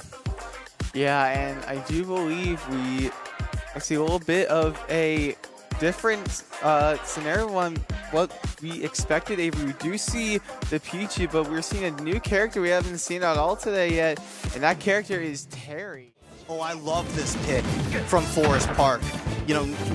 Going away from the Ken here, maybe expecting them to go Steve and wanting to counterpick with the Terry here, but I think it's perfectly fine at Pichu as well. This character having many more recovery mix-ups in their arsenal. The focus from Ken not really going to be relevant versus a character like Pichu with so many multi-hits. But any character neutral getting into Pichu forward smash is going to be in for disaster. Only has the jump here since that jump sniped him. And, Osbourn seems to be experienced in this matchup as well. Forest Park might be in for a world of hurt. I think it might be fair to assume that this Terry is also played by the Ken player from Forest Park. And I've seen that quick attack with the dash attack. Another difference between Pichu and Pikachu is that Pichu's quick attack does not have a hitbox, so Pikachu using up B as a way to, gain more space with those quick and mix-ups with those quick attacks. Pichu can't really do that. Unfortunately for Pichu, he can only use it as a means to recover. He knows a great move like distance-wise for recovery. He can't really use it in a way to just kind of get those shield pokes off like Pikachu could. Yeah, and we're witnessing the strength of Terry in real time right now. You can see the damage just absolutely build on this Pichu, and they're absolutely in kill percent here. We see go for the first time, and we're going to see the Buster Wolf ripped right away. Forest Park here now having access to a couple more moves in their arsenal than they had previously by getting above 100% due to having that go above Terry. And that's going to be a big deal, hanging on the ledge for just too long. Osbourn Park aware of the interaction there with forward smash and Terry's ledge hang. That's going to be experience coming into play right there. And you see Forest Park having the right idea here with this Terry. Just get that damage on quickly, rip some go moves, and Pichu will surely explode. Right, I love the idea from the Terry there. When he was about the 90% threshold, once Terry reaches 100%, he gets that go meter. But once Pichu was throwing out those T-Jolts, oh my goodness, I was for sure expecting a thunder there. But the Terry was just running into those T-Jolts to basically just confirm that go meter as the Pichu was just throwing out a little too many projectiles. Yeah, and you can see a very scary scenario here for Pichu. This is all going for the forward smash. Not a fast enough punish to go to Wrong way. Pichu facing the wrong direction. Flops from both sides. Playing last hit is so difficult in this game, but Terry gonna find the jab, power dunk. That's certainly a safe one to throw out there in a last hit scenario. I mean, these players so scared in these last hits, and how could you not be? Pichu on one side, Terry on the other. I'm a little more scared if I'm the Pichu because you just die to any sort of hit. We can see going for that thunder in the middle and just barely being able to shield that forward smash. But a simpler punish would also explode Pichu off the side because he's just so light. In order to get kills as Pichu, you have to go for these big edge guards with things like thunder, with things like back air. And, you know, Terry having the moves to swing back on Pichu, that's really the big deal that we're seeing here in this game number 1. Forest Park here having a favorable matchup here on the Terry just because you can swing back on Pichu. It's up to Pichu to land these edge guards. The neutral is not a good time. You try to throw out those Thunder Jolts, and Terry will just armor through it with his Buster Wolf, a brutal move that just goes through moves of the opponent and does massive damage, but only available to Terry if he's above 100%. And one of Pichu's strengths, as we alluded to earlier, Kyle, is how early Pichu can take stocks. So letting Terry get to that go meter is a big factor in this matchup. Right, and I do love the pick swapping to Terry in this matchup here, as like you said earlier, Terry has a little bit more opportunities to mix up his recovery with the crack shoe or the power dunk and the EX rising tackle where his legs are intangible, so he's not as susceptible to getting two-framed, even though Terry's still not having a great recovery. But Terry's multi-hit's a lot more consistent than Ken's, unfortunately. I never really see anyone fall out of rising tackle or power dunk unless it's some amazing like SDI, but we have a lot of experience fighting Terry, don't we, Avery? Indeed. But, a little known fact, if the Terry player, if you're gonna get jab power dunked, if the Terry player were to delay the jab into the second jab into the power dunk, it is impossible to SDI out of it. So yeah, that's a fun fact for you guys at home. A little bit high level, but is certainly a fact that you can secure those kills very early on a character like Pichu with a move like jab. And this is not an unexpected pick from the Pichu coming out here from Osbourn. Having 8 games played on the season with this Palutena, I think this makes a lot of sense. Going to command the neutral, going to command the juggle a lot more with this character. Palutena is known for her invincibility on her attacks that use the shield. So watch out for when Palutena uses that shield attack to stuff out these Terry moves, because it is invincible. Terry has some very strong moves. He cannot get through invincibility. It's like Mario when you get the star. You don't want to mess with it. And you don't want to mess with Palutena down air off stage either. You can see the experience Osbourn has on this Palutena. It's probably for matchups like this, Kyle. Right. I just love just these players showcasing that they can play more than one character here, trying to be flexible as much as they can for their team. And you see for the side of Palutena, it seems to be working out pretty well for Osbourn, especially with the stage pick here in Cal's Pokemon Stadium, as this little bit of space here gives Palutena a bit more room to move around in to kind of just avoid just the immediate threat that Terry has. There sure is a lot of space to be played with here, Kyle, and that's going to advantage Palutena over Terry here, and a big ledge trap there from Osbourn, understanding the options available to Forest Park here and just shutting them down. That was an incredible ledge trap there from Osbourn, quite high level there on the Palutena here. When you're seeing this out of a secondary Palutena, Kyle, you're certainly quite scared. I mean, you know, you may have a decent amount of experience in Terry versus Pichu if that's a matchup you like to counter pick, but you may not in Terry versus Palutena if that's your secondary. And this is a battle of the secondaries right now, Kyle. And this Palutena stays out. You know, we may see the Ken come out from Osbourn Park if they cannot figure it out here with the Terry. And then, you know, that's not a great matchup either, Kyle. So Osbourn, maybe with the flexibility here, going to get it done. But both these schools showing off great flexibility in their first picks. Right, and I imagine in this format, as far as character picks go, I feel like if you win the last game, you might be locked into the character you last played to win that game. So for the foreseeable future in this set here, we might be seeing the Palutena instead of the Pichu. So if you are Terry, you can still have free reign to swap to that Ken if you are more comfortable in that matchup. Yeah, and I foresee that that's going to be the pick here, but I don't think Ken has much more fun into Palutena than Terry does. I mean, just shutting them down for similar reasons. I mean, both of these characters have incredible up-close combat. I mean, that's what these traditional fighters are known for. They play up close, they get early kills. In the case of Terry, you know, he has the go meter that kind of goes along with that same kind of play style. A character like Palutena, she uses that shield to zone you away. She has some projectiles to keep you away, and she has insane juggle tools. And these fighting game characters are not good in the air. You try to land with a character like Ken, a character like Terry, that Palutena up air is the size of the sun. It covers so much space, and you try to focus through it, it's a multi-hit. You try to drift away from it, you might get back aired instead with the shield. I mean, there's so many factors at play here to landing with these, you know, slow, low drift characters versus a character like Palutena who's quite fast. can get around the stage even more efficiently with moves like Warp. I mean, so many tools here at Palutena's disposal. There's a reason why she's such a great character. She is an all-rounder. She can really do it all.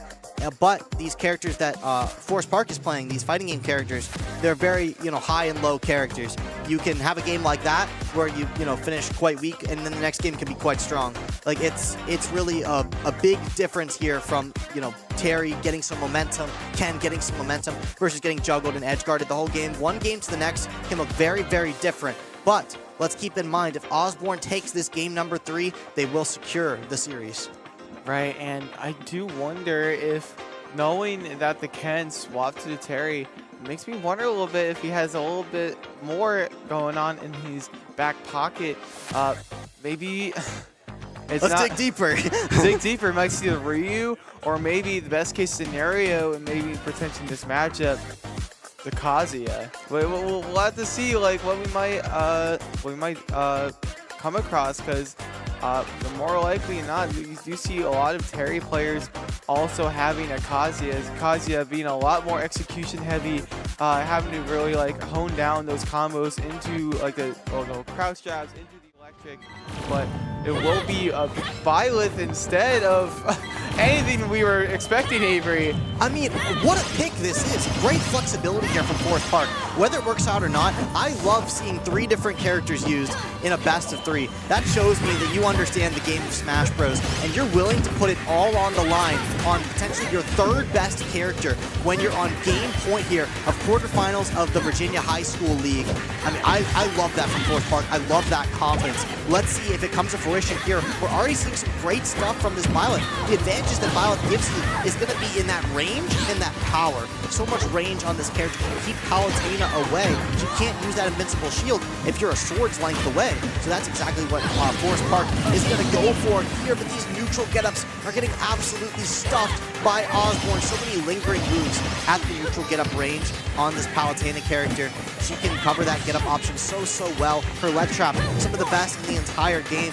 Byleth playing that position quite well as well, though. So it's going to be who can get this advantage, and it's going to be Osbourn first, and it's difficult to land on a flat stage like FD. There's no platforms to retreat to. Where do you go?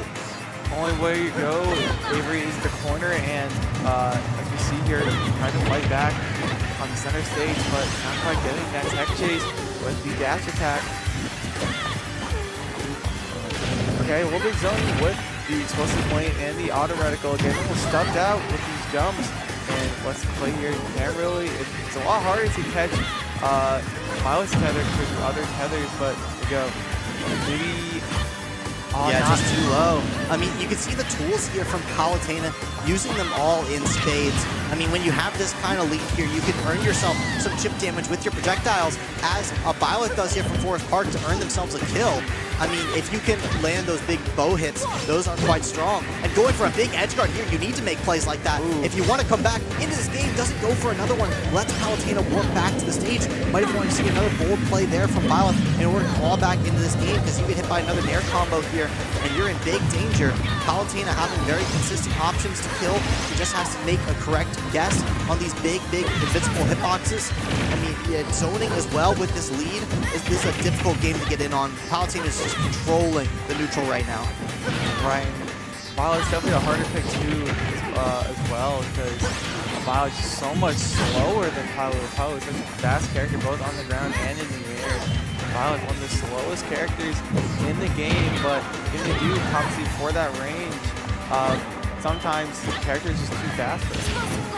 Yeah, I mean, Byleth, a character that loves to play the mid-range, but I mean, Palutena's just not bad at the far range or the mid-range, so it's a very difficult game to play, especially when you're playing against Osbourn, who has such a strong ledge trap. I mean, Byleth does not have a lot of options off his ledge. You could go for some flanking trick mix-ups with things like side B, things like just like different up B mix-ups, but I mean, this Palutena is just so aware of the different cards on the table that Forest Park could bring, and it's just shut down by the invincibility of Palutena, by the range of Palutena. Look at the patience here from Osbourn Park, understanding that Forest Park is desperate for this kill, is desperate to get back into this game, to get to a last stock scenario. That's the kind of patience you need if you want to win the quarterfinals of VHSL, which Osbourn just did. Right, and I love that shield discipline from the Palutena, just holding shield, knowing the position they're in, Violet not really having any kill throws at all, just recognizing, hey, I'm just gonna sit here and shield. I'm just gonna wait for whatever you do. If you grab me, that's fine. I can just do it again. You're not really gonna get too much off out there in stage control, but I'm just so confident that you're just gonna swing here. And just like that, Violet ripping that up smash right in front of the pilot who's shielding it, just showing great shield discipline, getting that back throw to take the kill. Yeah, and that shield discipline worked for a few factors. The reason we saw that ballot up smash is because many players in that scenario will like to jump. So you don't want to, get your jump caught by that. That's why Ballot went for that up smash, because it would catch a jump out of shield. But that's what Kyle's talking about, that shield discipline. Stay in the shield, see the up smash, and wow, that's an easy punish for Palutena there. Great stuff from Osbourn, saw a lot of diversity from both schools. Great stuff from Forest Park. To an amazing run this year here at VHSL. I hope we see them again in the future, because I think there's a lot of really exciting prospects on that high school coming in as a 25 seed, having to face the 1. That's a tough draw, so I'm hoping to see them get a higher seed next year, get to make a bigger run, because I think they have a lot of potential on that squad here. But don't go anywhere. There's a lot of exciting Smash coming up very soon. If you thought that was hype, you're in for a treat, because we are playing Smash Bros, Rocket League, and League of Legends all day here on the Shenandoah live stream, so you're not going to want to go anywhere. Kyle and I will be right back.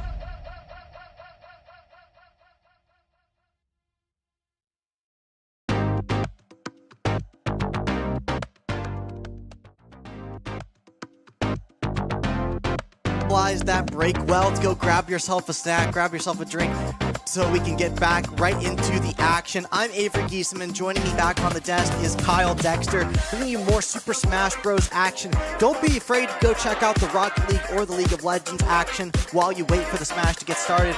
But you're going to want to stick around on another tab because Frank W. Cox versus Frank W. Cox. You heard me right. Two teams from the same school making it to the quarterfinal of the VHSL finals here at Shenandoah University in Winchester, Virginia. I mean, it's going to be the gold team versus the green team.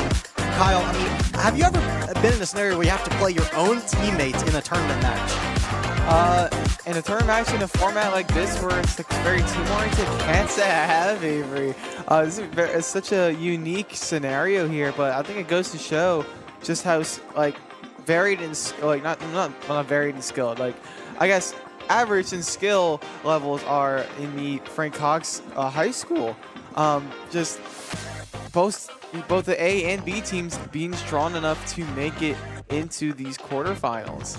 Yeah, I like to call it a deep roster when you have a lot of players who can play at that similar level, a lot of players who can bring skills to the table that other players cover their weaknesses for, and that will allow you to build two strong teams that can reach the quarterfinal. We've seen it in the past, and we see it here again in the fall 2024 season, and we're going to have to see whether the green team or the gold team is going to be able to take it home. The gold team is the higher seed, but only by one. So these teams are seated right next to each other. That's why they're seeded to play here in the quarterfinals.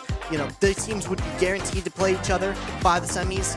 You know, due to reseeding, we don't want the same school to play each other in the grands. But the way the seeds fell, these teams were able to play each other in the quarterfinals. So quite a difficult draw for these teams. They would have much rather seen each other in semis than quarters. But seeing each other in the quarterfinals here will mean that one of the teams will guarantee themselves a spot in the semifinals. And I believe the winner of this set will go on to face Osbourn High School. I'm not 100% of that, but if they do face them off in versus Osbourn in the semifinal, we'll get to get a bit of a sneak preview of both of those squads going into that match and the potential matchups that could occur. Right, and with a deep roster like Osbourn, like you said, not Osbourn, excuse me. Well, both of them have deep rosters. Well, yeah, of course, but especially Frank Cox having both of their teams in at this event here. Like you said, Frank Cox is such a deep roster. Really, it will give us an idea of what's to come for next, because no matter what happens, we're expecting to see some Frank Cox make it further down in the tournament. Yeah, they're certain to. I mean, if one of these teams just decided to hang up the sticks and be like, I'm not playing, Frank Cox would still advance. Yeah, that's how it works. So yeah, we're in for a bit of a treat here. We may see some unique plays come into factor here. When you play a team so often, you may find yourself in a scenario where you understand their habits so well that you're like, man, how did they know that they were going to jump in that spot? But really, because they play each other so often, they just know that that is a habit that this player can exploit, like that they can always jump in this spot and I'll cover it with this back air or whatever. So you may see some tricks up players' sleeves. They may try to play a little bit differently than they normally play versus their teammates. I mean, you got to throw them off guard somehow, right? Now's the time to bring out that secondary that you've been practicing underneath the rug to really throw your teammate off guard, and they're not going to be ready for it. Right, and speaking of teammates, let's talk about the rosters here. And I believe the A team's the gold team, yes. Right? Gold team. The gold team has, I believe their #1 player is the Robin. Yeah, it's listed as the Isabel and then Robin Byleth. But we've played the team before, and we've seen the team in previous matches. And I think it normally goes Robin, then Isabel, then Byleth. Right. So we can assume that the Robin is their #1 player, and their Isabel is a #2 player, and their Byleth as their #3. And you said the B team is... Yeah.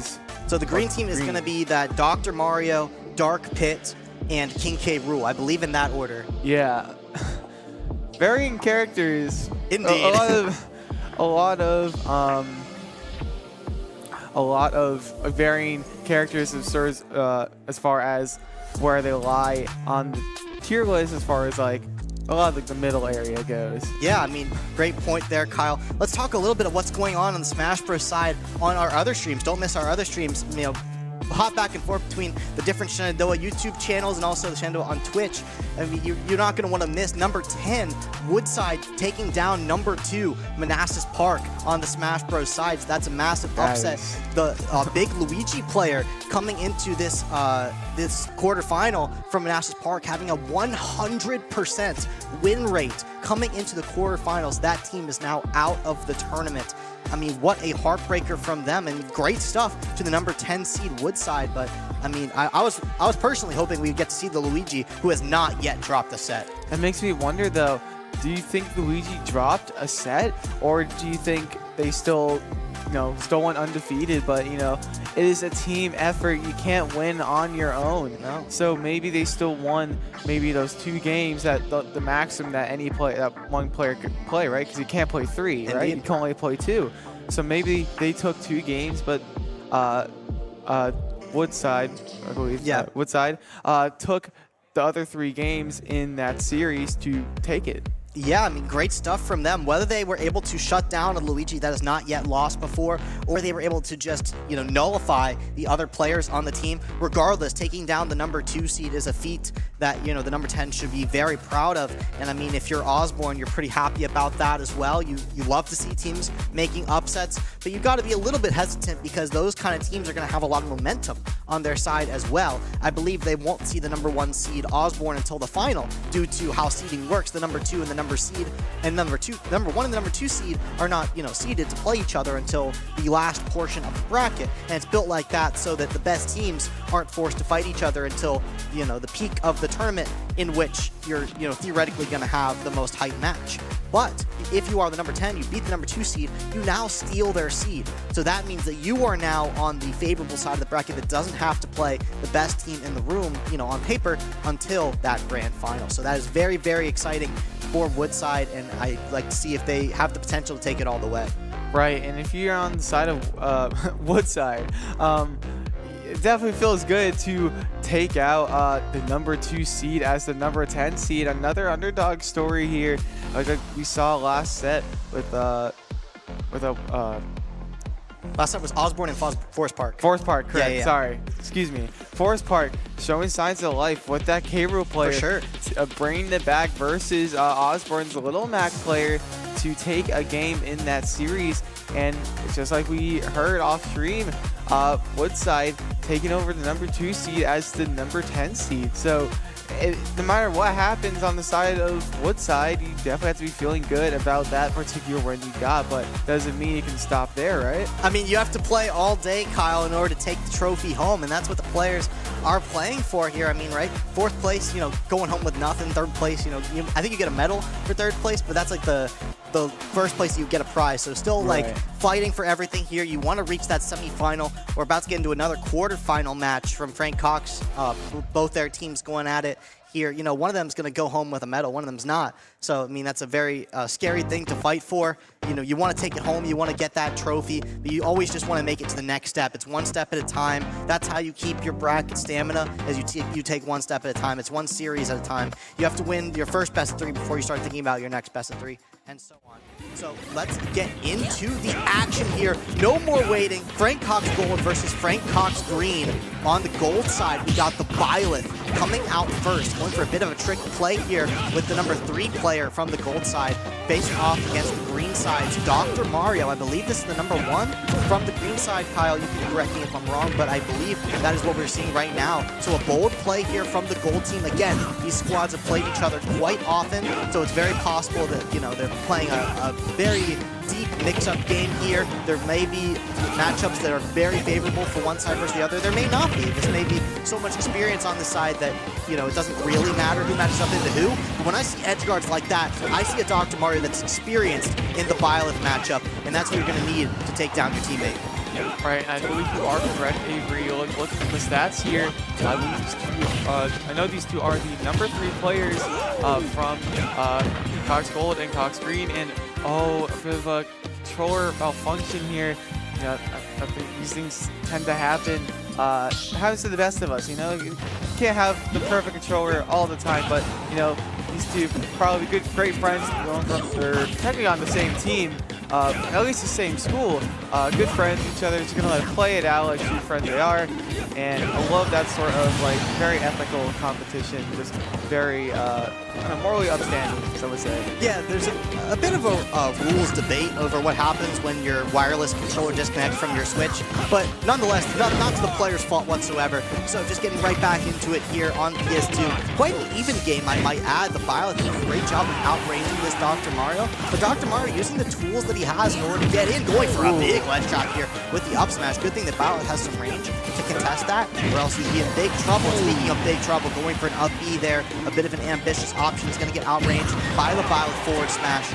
Up smash going to try to swing back. Byleth just a little bit too heavy to lose the stock just then. But a great out of shield option that Dr. Mario does have in the arsenal. One of the reasons the character is playable is that up B out of shield, because it's very fast and it kills. Right, Avery. Oh my goodness, trying to catch a jump to kill with get the KO with the down air. Not quite getting it though, getting the hit but not taking the KO, but catching that landing with the grab. I do love this kind of like grappler play style Dr. Mario is trying to go for here, but usually trying to strain a lot, but catching that jump with the back air. Dr. Mario not in a great recovery, digging deep for that side B as Cox will be taking that first game in that first point of the series. Yeah, and you may have thought that was a dangerous edge guard, that Byleth really bet it all by going for that side B, but you couldn't be more off because Byleth has one of the longest tether recoveries in the entire game. He can go all the way out there to edge guard Dr. Mario, like you said, Kyle, one of the worst recoveries in the entire game. The only horizontal distance he can muster is drift and a little bit from his cyclone. So, you know, just really no options there from Dr. Mario. When you have Byleth who can go so far out, and you have Dr. Mario who can, you know, not drift as well, you know, as other characters, it's a recipe for disaster. That's what Byleth does in this matchup. He keeps Dr. Mario at range, not just on the stage, but off it as well. Right, and that's another thing to look out for. If you're trying to get the KO on Byleth through like edge guard, you have to be very careful. Dr. Mario not be a great example because he's not really going to be going for many edge guards because, you know, like you said, not a good recovery by any means. He did try with the Cyclone on the tether. Yeah. He did get around it. I believe that's like the most that Dr. Mario can go for, right? Because he's not going to go very far with his up B. He doesn't have the highest jump height. So Dr. Mario, that's the most that he can go for as far as a edge guard goes, kind of just catching that up like, on the way up with the tether with that Cyclone. But you have to be careful with that as well, because if the Byleth could also choose to up B you instead of the ledge, sending you straight down to the blast zone to take the KO. Yeah, that's a difficult game to play. Byleth's tether, if the opponent is above 50%, he will just spike the opponent with the up B that he would just naturally use to recover. So it's really not a difficult thing for Byleth to do, and it doesn't mess up his recovery whatsoever. Like, it just gives him additional height, actually, which is incredible tool for Byleth to have in the arsenal there. So although you can catch the up B with the Cyclone, if you can catch Byleth on the way up, with the tether, if you catch him before he uses the tether, you're going to lose your stock if you're above 50% and be in a terrible spot if you're not, because again, Byleth can utilize that range to continue the edge guard. Right, and we are staying the same characters, and I do agree with this decision here. And we are going to go back to Battlefield, like we have seen a few times earlier this broadcast, and trying to Dr. Mario, not quite like Mario where he can get many KOs through like up air ladders, but either just trying to play some good neutral, strong hits, as you know, Dr. Mario doesn't really have many coming to begin with. Very smart getting the up B through the neutral air.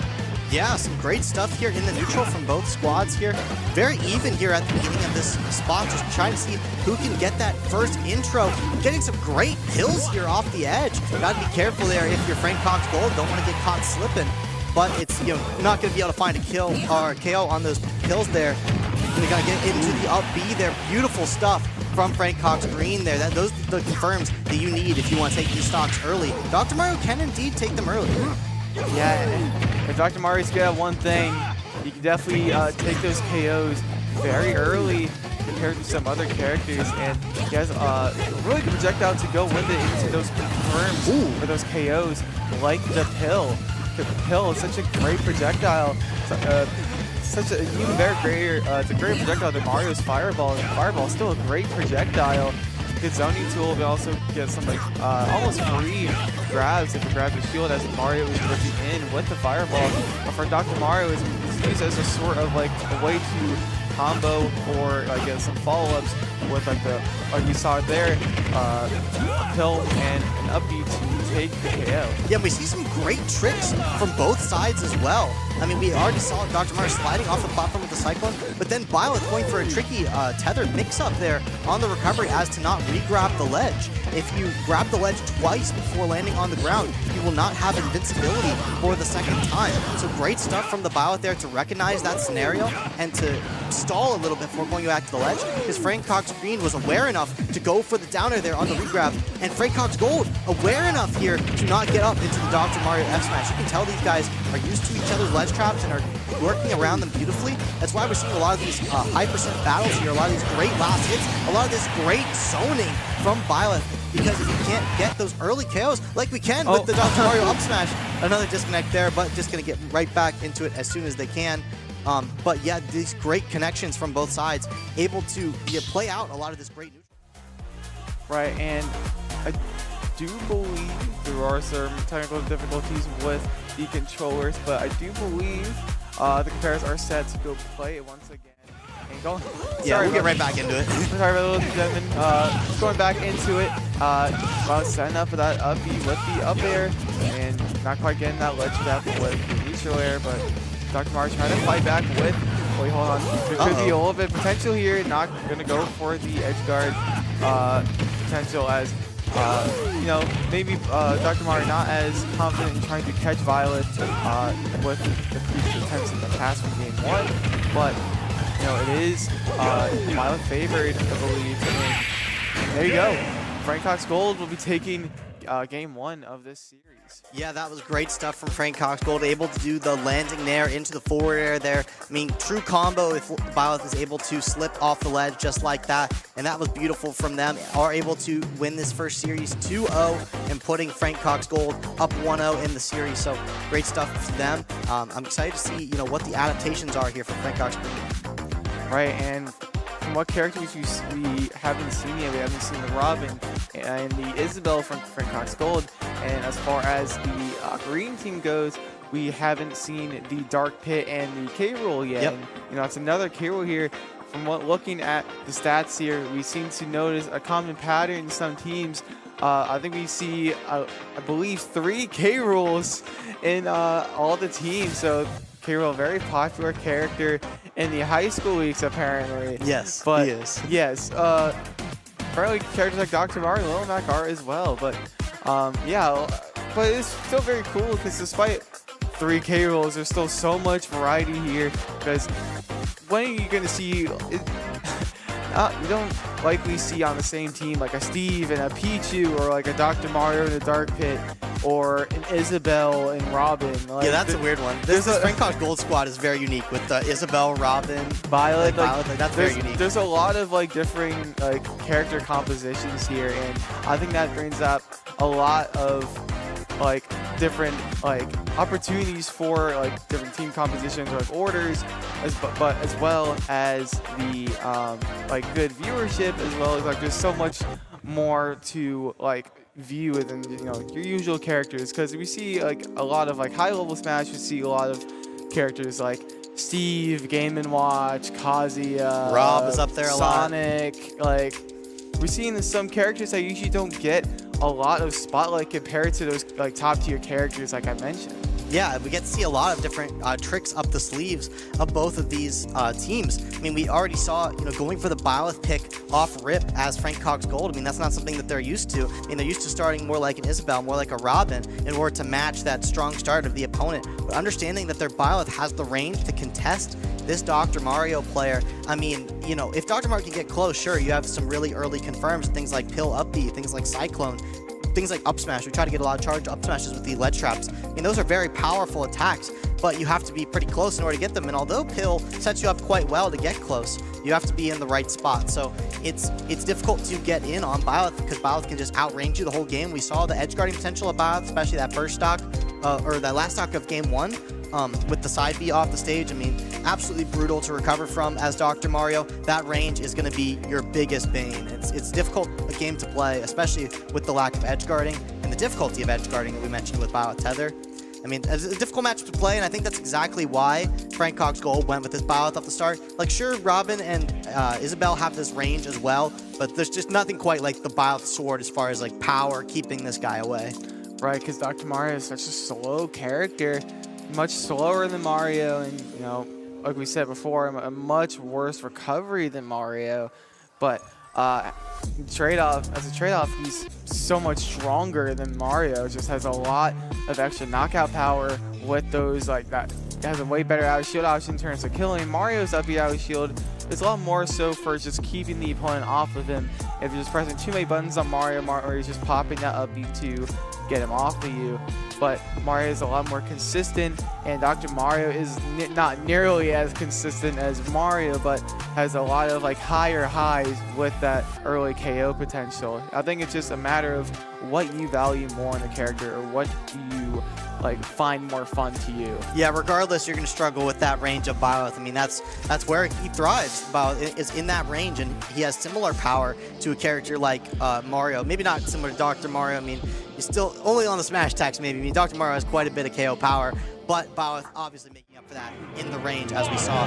Gonna go into game number 2 here. We got Isabel, we got Dark Pit, so we should be seeing a battle of the twos here traditionally for these squads here. This should be a pretty familiar matchup to them if they ever do scrimmages in a team format, but I mean, obviously all these players play each other quite often, so I don't think that's as relevant to this particular matchup of the same schools, different teams playing each other. But a lot to talk about in this Isabel versus Dark Pit matchup. Although Dark Pit does have the reflectors on the shields, it may not be super useful, as you can only really reflect those little pellets off the forward air and the back air, and it may not be a potent tool, but it can be used by Dark Pit quite often to land, and we can see some really powerful attacks coming out from the Dark Pit here. Wants to land the electroshock, that big hammer, onto Isabel, and already getting his arrow pocketed. But yeah, this Isabel is very aware of the options of Dark Pit. It's much more interesting Isabel's playstyle that we usually like to see. Isabel very like zoning based with the slingshot, will also send up the Lloyd Rocket, but this Isabel in particular on Frank Cox Gold, so he likes to play a lot of kind of like a grappler in a sense with that fishing rod, and you see right here catching that catching the arrow with the pocket. Not quite in the correct spacing to outspace that gap attack, but I do like the idea from Frank Cox Gold. But yeah, trying to find the way out of the corner, not quite getting that second slingshot, unfortunately for Frank Cox Gold.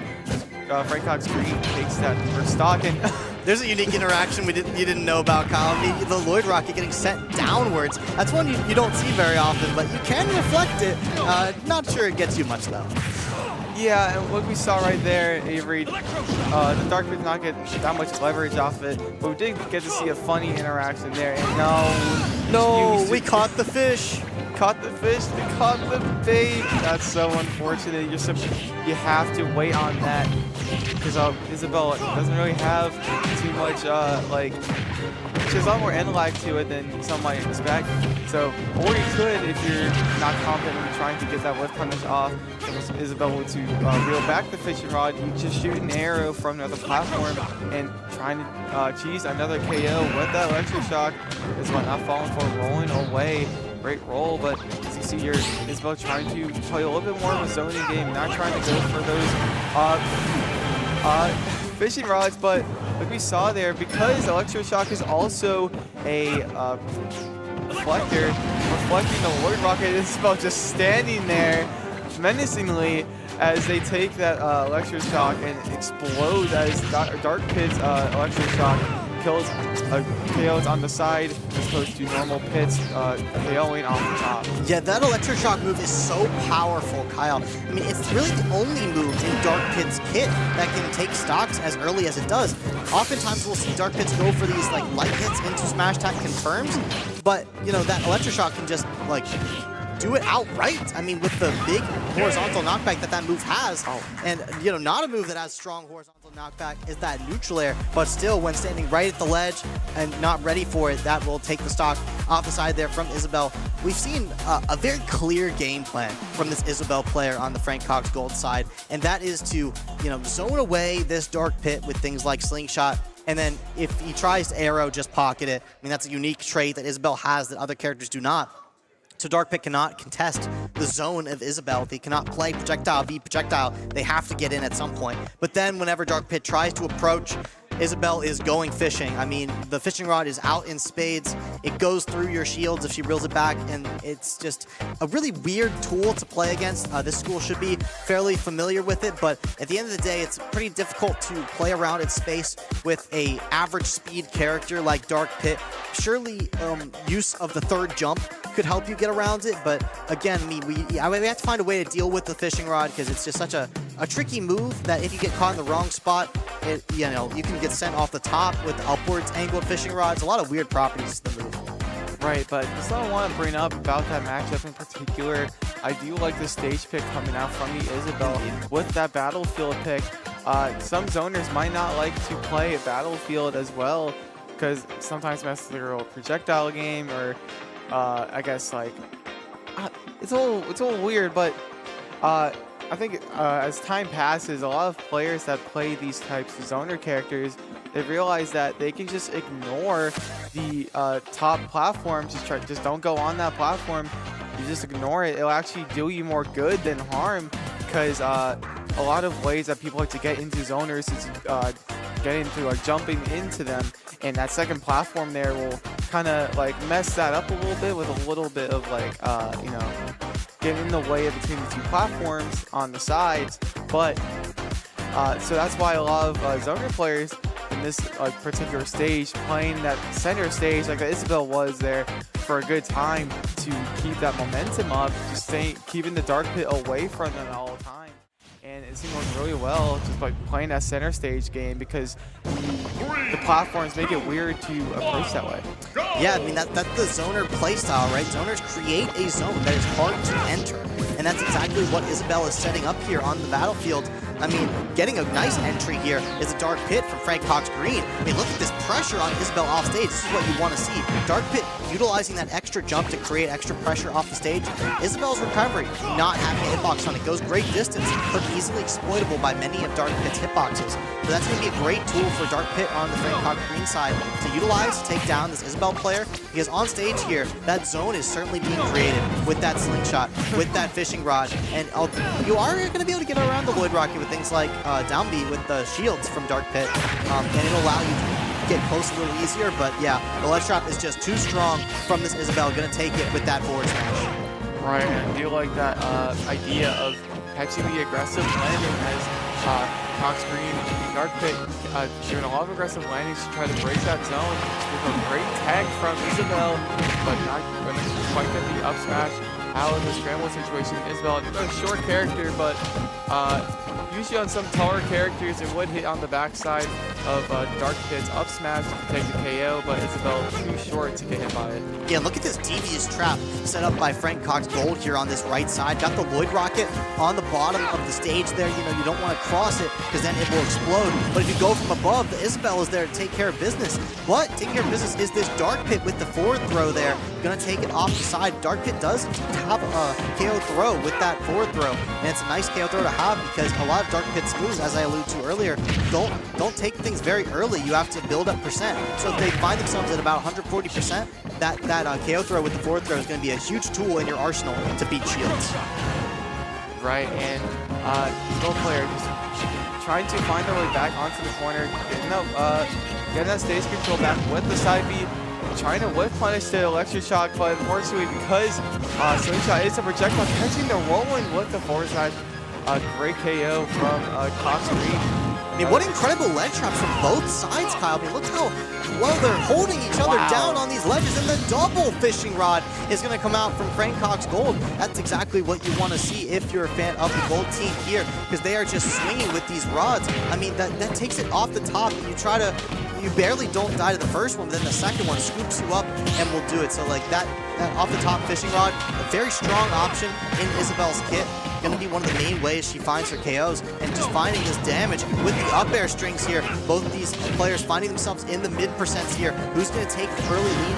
Neither of these characters have something super potent that KOs early at these percents, except for Electroshock from Dark Pit. So gonna use it on the opposite side of the stage here, so not gonna do it here. But you gotta be careful if you're at the ledge as Isabel, because that is the most potent tool that Dark Pit has in order to secure this. But now that you enter the high percents, up smash becomes potent as well. And Isabel not having anything outside smash attacks to take it at this point. So you play a much more dangerous game, and the down smash is certainly gonna do it. Those smash attacks from Dark Pit, they will take it at those low 100%, and you find yourselves too close to the Dark Pit, you'll find yourself out in the blast zone. So although the battlefield pick, being favorable for Isabel in game number 1, game number 2, Dark Pit finding a lot of success on the battlefield pick, able to find those approaches, able to find those smash attacks up close, able to find a couple key electroshocks, and mostly just not getting tripped up by the zone of Isabel this game.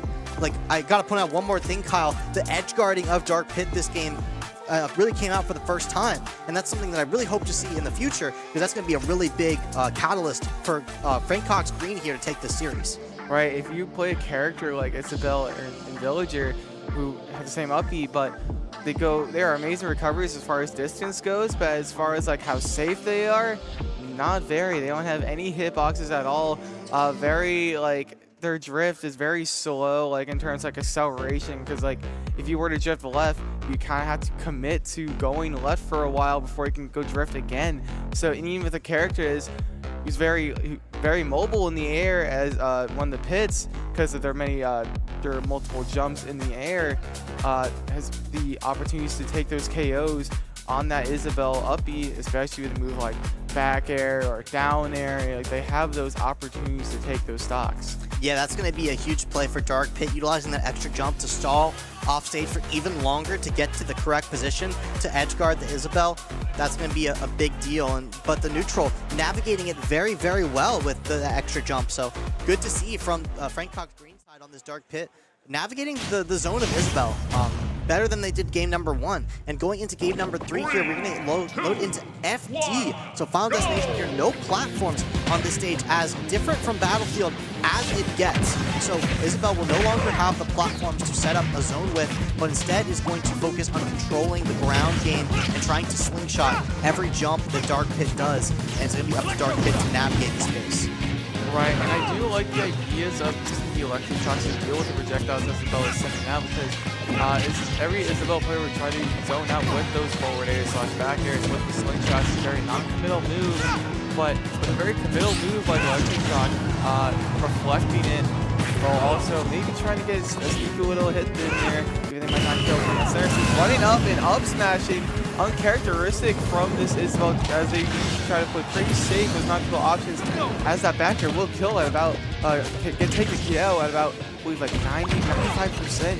But this stock was flying over. Yeah, that was incredible electric shock from Dark Pit there, and it is a 1-1 series now for the Frank Cox squads. I mean, in this best of 3, it is 1-0 still for the gold side as far as the best of 5. That's what you see at the top of your screen, but it is 1-1 in the best of 3.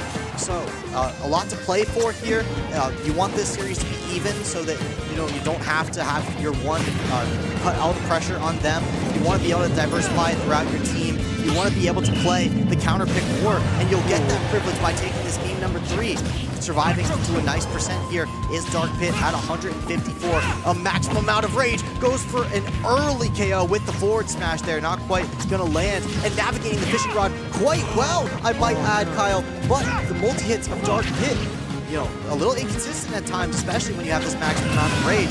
Isabel gonna take care of business though on that side, even on FD, that upwards angled fishing rod. He's going to take it. I mean, Dark Pit navigating the space so well though. I mean, I love to see this adaptation from Frank Cox Green, and a great slingshot to keep them on the stage instead of off of it. Isabel doesn't want to play that game.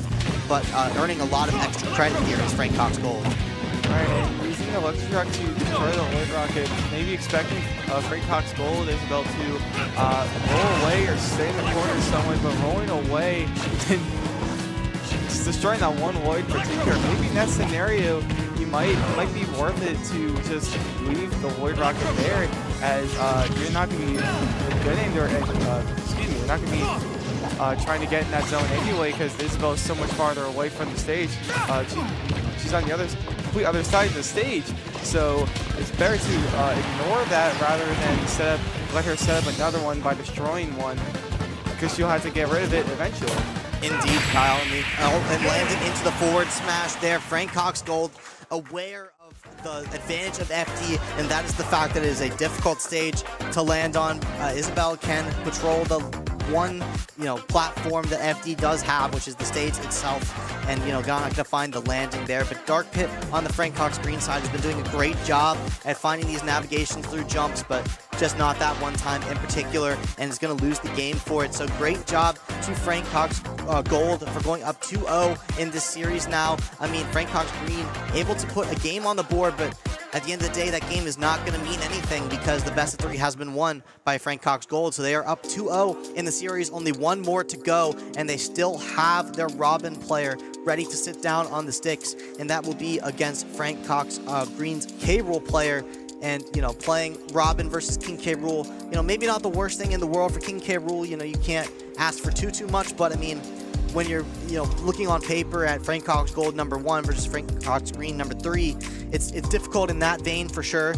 There's a lot to be played for here. You're playing for your life, so we're going to have to see what happens. Right, I do like the idea of mixing it up with Frank Cox Gold's strategy of not sending their best player first, rather last, to try to sneak in as many points as you can, like we saw with that Byleth against that Dr. Mario in the first game of the series, taking those necessary KOs to secure that first game, setting a great lead as Frank Cox's green #1 player already out. Yeah, I mean, you have the matchups to do so, as we talked extensively about before. So yeah, I mean, if you're Frank Cox Green here, you have to decide what the correct play here is. What character is my best chance versus this Robin. If I play a character with a reflector, maybe that could be an option to reflect the spells back at Robin, but Robin controls space so well with his sword. I mean, having similar strengths to other sword characters, where you can keep the opponent at bay with the sword length, and have safe aerials, and one of the best lead traps in the entire game in Robin's kit with that arc fire can just put the fire at the ledge. And I mean, what a brutal move that is, because that can cover a lot of different get up options. It forces you kind of into Robin's game. Beating Robin is about avoiding that scenario altogether, because that is devious. Right, and those arc fires, especially for a character like K-Rool, you don't really have any movement to sort of traverse yourself around it, and with how terrifying 11 aerials are, I'm curious how the K-Rool will kind of navigate this sort of death trap that Robin has set up with those arc fires that acknowledge. But we're not going to be seeing K-Rool, instead we're going to be seeing Banjo and Kazooie. Yeah, going Banjo here is very interesting. Getting their controllers set up here again. Got some pro controllers on the scene. You know how it is. But yeah, this is an interesting pick from Frank Cox Green, and we've seen this Banjo in the past. It's definitely a very real pick from them. And they're going to try to play this zoning war with Robin. And, you don't have to deal with the aerials of Robin that cover so much space if you never approach him to begin with. And, that may be what this Banjo goes with. They may go for a more aggressive style, but the idea of the matchup is that they're, going to try to stay away as much as possible. But Robin's not that game either, so it's a difficult one to play. And we're seeing why already. Trying to get close as the Banjo is going to get stuffed out by these Robin aerials quite often. They have a lot of priority. They have a lot of range. And this Robin, has a similar strengths to Banjo, but also a decent amount more movement. Right, but yeah, you're right on the movement part there. Despite Banjo having better stats as far as heavier and faster on the ground, having more jumps, Banjo has some of the worst jump height in the game with those extra jumps with the the Kazooie jump. But Robin has those mix-ups with the command grab when that was brought to you, as well as the reverses with the neutral Bs, which is pretty nice for Robin, as they tend to mix up their recoveries, as well as like any potential mix-ups, as this character kind of needs it with their very limited movement, as they have the second slowest run speed in the game, second to Incineroar being the slowest character in the game. But being such a resource-based character, you're constantly trying to lose scenarios like that. Like, it's unfortunate with the bumper area dodge to lose that stock. You're going to run out of resources very quickly, like we saw on our first stock there, but chaining those Arc Thunders together into the 11 aerials rack up a ton of damage. Yeah, and both of these characters actually utilizing resource navigation in this set here. We have Robin with multi-spells and the sword who have a limited time on them. I mean, you have to refresh them. You can see Robin not having access to the 11 sword right now, and Banjo going out deep for the edge guard. That's a nice play there from Frank Green. I want to see more of that. Robin with a decently exploitable recovery with no hitbox. So yeah, great stuff Frank Green. Yeah, a lot of resource navigation on Robin. That's just part of the character. All your spells are limited until they refresh. Even your recovery is limited for a time. So, and then Banjo with, of course, the infamous Wonder Wing ability that you only get 5 of per stock. That's when Banjo turns all yellow and dashes towards the opponent. Just like that, you can see the feathers above him. Only 4 more of those in use for this stock, and you don't get another 5 until your next stock, which Banjo does not have another one of right now. So one of Banjo's best KO options, a full invincible dashing move that does great work at the ledge at catching recoveries. Only has access to 4 of them and has to take 2 stocks. Right, unfortunately for a character like Banjo, where his resource is tied to his stocks, it's not very good if he's on his last stock, especially if he has a bit of a deficit like Peacock's Green Banjo is here. You only have a few Wonder Wings to work with, and that's like when you're doing ways of killing, as you either get those KOs with a read or like a confirm off of a grenade egg. But yeah, just amazing like zoning from the Robin, chain those Arc Thunders together, as well as the Arc Fire combos into like the other, like you saw in that first stock, amazing Arc Fire up, Arc Fire, 11 sword up there. It's just amazing knowledge of the character, but also being a little too like overspending with those Robin resources, like the tomes as well as the 11 swords. At least with Robin, whose resources aren't tied to his stocks, they're tied to time. With every use, the bar gets down, then he loses the resource, but after a certain amount of time, he gets those resources back, which can be, like Robin players usually at that point try to play a little more conservative with their resources. If they're running out of that 11 sword like charge, they have to go get it back. They like to play a lot more defensive, try to play more grab, try to get those throws and setting up that ledge trap will also get them that time to set that 11 sword as well. Yeah, that's a great point, Kyle. I mean, that time-based versus stock-based resource management that these characters have to navigate. But I gotta give Frank Green some credit here with the Banjo on the back air edge guards on this Robin recovery. Understanding that Robin, wants to go to the ledge, wants to hug PS2. Banjo not afraid to go down there and back air him for it, and able to find a stock with it at 90%. That's really big. Banjo not a character that's very famous for going off stage, a character that's more infamous for his ledge trap. So great stuff to see there from the Banjo player, Frank Green, because that's something that you can specifically exploit versus Robin. So great to see that knowledge. But going for a triple Arc Fire combo here is Frank Gold. The damage piling on, but Frank Green staying in the match here on FD. Going to be a classic zone war here on this stage, and going to be see who can navigate this ledge trap a little bit better, because that is going to be the name of the game here as the edge guard comes out from Frank Gold. But great navigation there from Frank Green, understanding that Robin can only swing one aerial there and is going to avoid it beautifully. Right, as I was saying earlier, is the Robin player trying to burn the resources already. In the past like 10 seconds, the Robin player kind of already lost their 11 sword. They have it back now. They also lost their Thunder Dome, and I believe their Arc Fire Storm just ran out as well. So yeah, they don't have any resources left to use currently, so just playing a little bit more conservative, try to set some more Thunders or Arc Thunders with the while the other tones are getting recharged.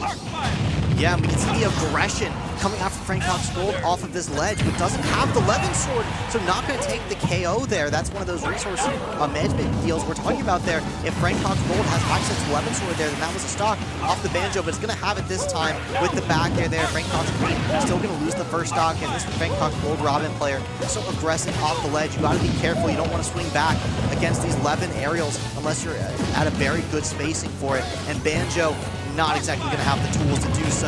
And getting off this ledge yourself with the Wonder Wing, oh, this is big trouble, Kyle. Right.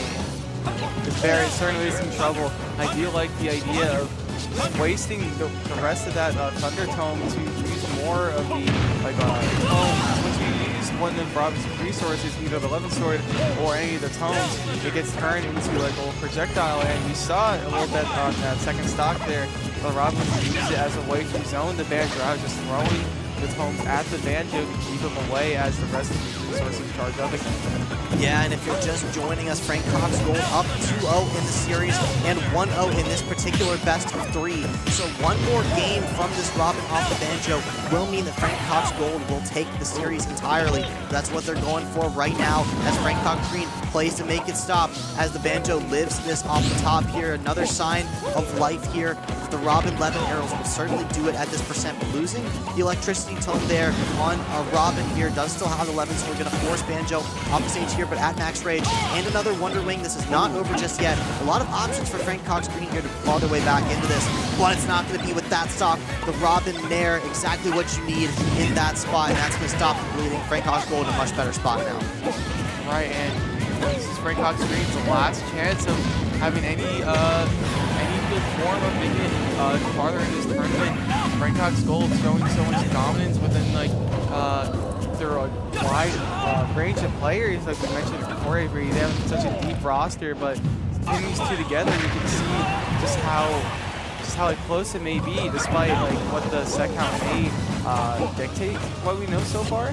But it's going almost last stock every time. And if I remember from both series from before, they were almost 2-1 favorites. Yeah, I mean, we saw some great stuff from especially the Dark Pit player versus the Isabel player, but catching the DI there, I mean, beautiful stuff there from Frank Cox Gold, understanding that Banjo was in an awkward position and going to catch him with another Levin up air after the first one.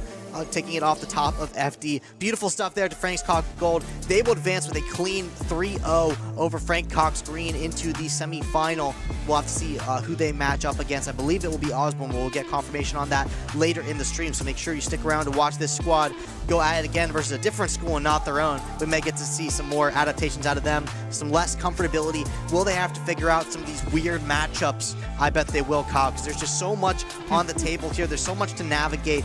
What of these players is going to make the adaptations necessary to win the whole thing? Man, it's exciting to witness.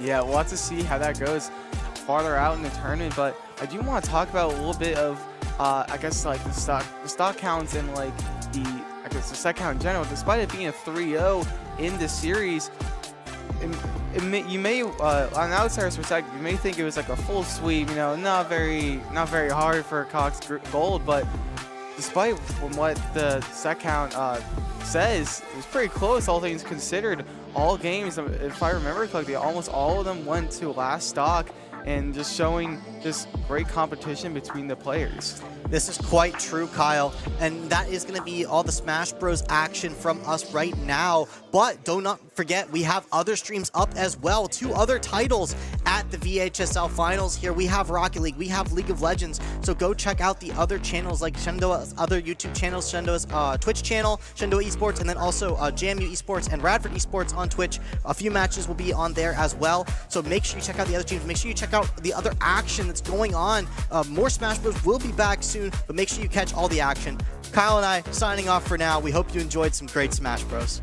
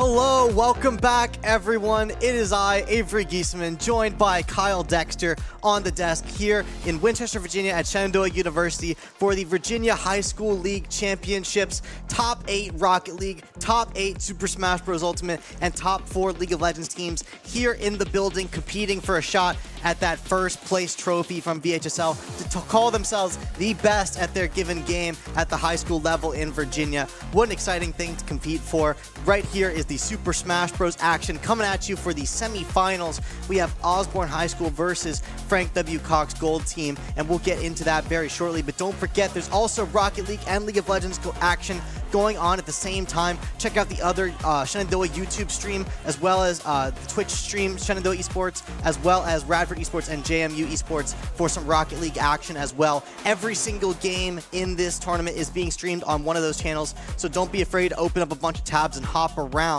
But Kyle, getting into the match that's going to be happening today, very shortly, might I say, Frank W. Cox versus Osbourn. Kyle, bring us through what that might look like as we move on to look at how we got here today. That's really strange to think about, Avery, because these rosters are pretty unusual from what we've seen. We've seen from Osbourn School their #1 player, that Pichu player that we talked about right here, and like looking at the seeding here, Osbourn #1, Frank Cox Gold #4, and then we have Woodside making the great upset that we talked about earlier in the stream on Manassas Park. #2 seed, very just incredible showing from Woodside there, and we also have Galax versus Woodside as well on the lower half of the semifinals. But to talk about what's in front of us right now, Avery, we have Frank Cox versus Osbourn, like you said, and we have some strange rosters here to talk about. We have that Pichu, we have that Steve, that #2 slot, very devious spot to put him in. We also have that Little Mac who put in a great showing, but unfortunately got put in some unfortunate situations versus Forest Park's King K. Rool, yeah. Forest Park K. Rool, excuse me. And on the side of Frank Cox, they have the Isabel, the Robin, and that Violet player. Some very well-rounded individuals as far as player skill goes, and it's going to be a good match nonetheless. Indeed, and Frank Cox in the very unusual spot, as you may have seen in that bracket, where they had to play themselves in the quarterfinals. So a great school there to build some Smash talent at. Great to see them bring not one but two teams at a level that they can make the quarterfinal here at the VHSL finals. So it's great to see them come out in spades there. But Osbourn taking down a very hot Forest Park. I mean, number 25 seed, I believe they were, coming into the quarterfinals here, having to fight off against the #1 seed. And they did not look bad in that set at all, might I add. So Osbourn, although with that #1 spot, getting a little bit shaken by that King K. Rool Little Mac matchup, as we anticipated, might be a little bit tricky for them. But going into this matchup now, not really much more familiar characters on the side of Frank Cox. And we got that Isabel, we got that Robin. Not going to be, traditional fighters to be battling up against. I mean, you could argue that, you might have one or two familiar, but are you really familiar with all that Frank Cox has to offer? You got the Byleth in there too, which is more that traditional sword fighter. But on the side of Osbourn, you certainly have some variability. You have Pichu, you have Little Mac, and then you have the also worrisome Steve, which you're really going to have to figure out who on your team is going to take on that battle specifically. I feel like that's really the puzzle that your team has to put together, and if you want to take down this #1 seed. Right, and I feel like there are a couple options for the side of Frank Cox to take down this Steve, because that's honestly what I would be worried about if I was on the side of Frank Cox right now, just dealing with this Steve, just this monster of a character. But I think they do have a couple options in the form of the Robin and the Violet. Historically, Steve doesn't really he struggles a little bit versus Soares. He doesn't mean he loses matchups to that many. He doesn't really lose matches to begin with, but I feel like since Steve's already a solo character, I feel like Robin could keep up with him. Maybe Robin's spells give Steve a hard time in trying to set up, unless he has a block wall set up. But Violet's just natural, just immediate range, as opposed to Robin's projectiles. That might work out really well as well. Maybe an F tilt to break walls, or a forward or back air to hit Steve through the walls while he's mining. I think there's a couple options here. You hit the nail on the head there, Kyle. I mean, there's a couple matchups on the side of Frank Cox here that make Steve kind of uncomfortable, right? You know, especially if you don't have that kind of experience versus those characters. So we'll have to see what the Steve brings out as far as the bag of tricks goes versus some of those matchups that, you know, you can't play that range game versus those matchups where the minecart isn't as, you know, brutal of an option because they have moves that can break it and hit Steve. And that's a tough thing for Steve players to deal with who are used to breaking out of the corner with moves like minecart. But this Steve player, you know, very active with moves like up smash, moves like TNT to get that zone established as well. So definitely a versatile player. But also we've seen some really great things from Osbourn's Pichu player, really fast, explosive Pichu at that, and you must if you're going to play that rat in today's meta, because you can get those really fast edge guards, make them happen. You can get these like super early kills with things like Thundercloud. And, you know, these exploitable recoveries, I mean, like, I think Robin off the bat, you know, no hitbox on the top of Robin. I mean, that could be dangerous if he's trying to send in both players ones. I don't know how I like getting back to stage versus Pichu. Yeah, the Pichu is honestly a hard character to think about, right? Because all these characters, for the most part, on Frank Cox's side, like the Robin, Violet, don't really have the best frame data, especially that Violet, but I'm not really sure how Isabel would do versus Pichu either. I mean, at least you could steal the T-Joel, use it against him, you know, get some static electricity going. I mean, we're going to have to think it over. The coaches are going to have to think it over as we go to a very short break here. You're not going to want to go anywhere as we get set up for the semifinal match as the coaches strategize and decide who's going to go in first. You're not going to want to miss it. Frank Cox versus Osbourn will be with you very shortly.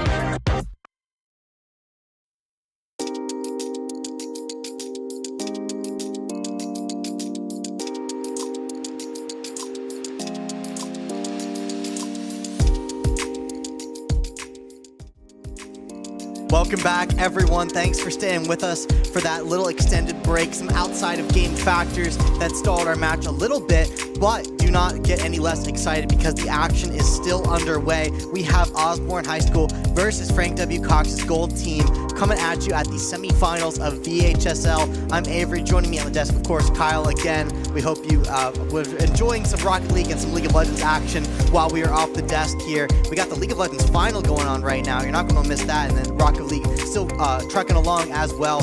Going to progress through that throughout the day. But right here is the Super Smash Bros. Action, the first semifinal of the day. We've got two for you. First one, getting into it very soon. Yeah, and just want to touch up on what the things we were talking about earlier. We were talking about potential threat of that Steve for the side of Frank Cox School. We were saying that, like, what would be the best, like, option for that, and I believe we came to a conclusion that Violet might be the best option for it. Even though, like, Robin might be a solid pick as well. Basically, just don't send Isabel. Isabel might not be the worst. Steal his minecart, you know. Steal his anvil, you know. Steal the TNT. I mean, there's some tricks in that matchup too, for sure. Yeah, and I believe how it works is that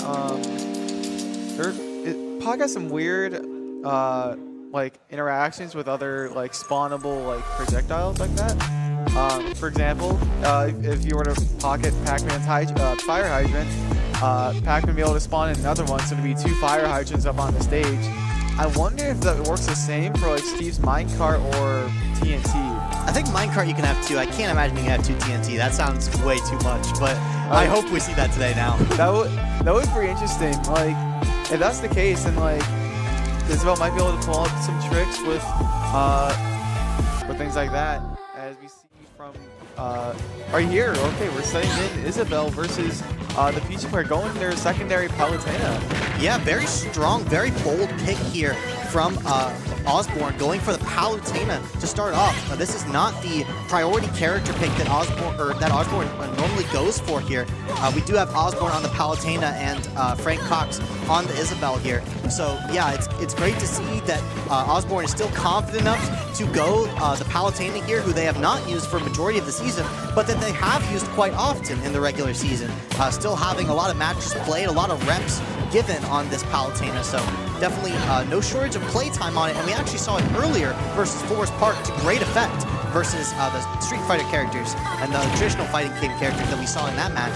And I don't think that Palutena will struggle the slightest with Isabel. I mean, what a great counter pick into this character. You know, Pichu, a little bit more volatile, Palutena, a very solid character that can do a lot of work, and we're already seeing Osbourn get a nice lead here. Right, and I do like this kind of like guess on like the blind picks here. Like we were saying,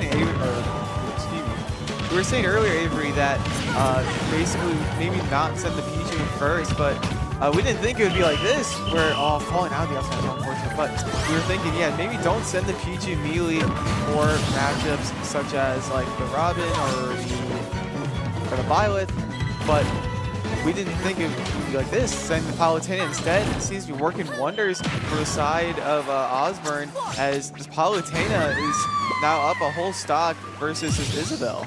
Oh, and getting a little wave from Frank Cox Gold team there as well. Still feeling confident here on the Isabel, going for a cheeky leg trick there, putting the Lloyd Rocket on the stage and then going underneath. That's a funny little trick that Isabel can do, but going to need a couple more tricks up the sleeve if we're going to want to take this game number one versus Osbourn, coming out very strong here on the Palutena. Like you said, Kyle, I mean, we got the one player on the Osbourn side and the number two on the Frank Cox side, so a little bit of a mismatch here, but on the character lineup here as well. I mean, the matchup obviously not very favorable for Isabel, but Isabel, with a lot of tricks up her sleeve, is keeping this Palutena away and covering that warp of the Palutena recovery pretty well also. Definitely a potent move you want to watch out for and make sure that you cover, but you're going to have to be careful recovering this ledge and be careful in the air as well. That's one thing that I remember very, very well from the first game, the first series that we saw Osbourn come out here. This Palutena player very strong on this ledge trap, very strong at catching these neutral get-ups and keeping the opponent off the ledge. And Isabel, not a lot of options in that spot, so definitely have to work around this, figure out a solution. Right, and even if you can't, Avery, I would say on the side of Frank Cox, you're in a somewhat decent position as far as like what players you have left, because you still have those solid options to deal with that Steve, like the Robin and the Violet.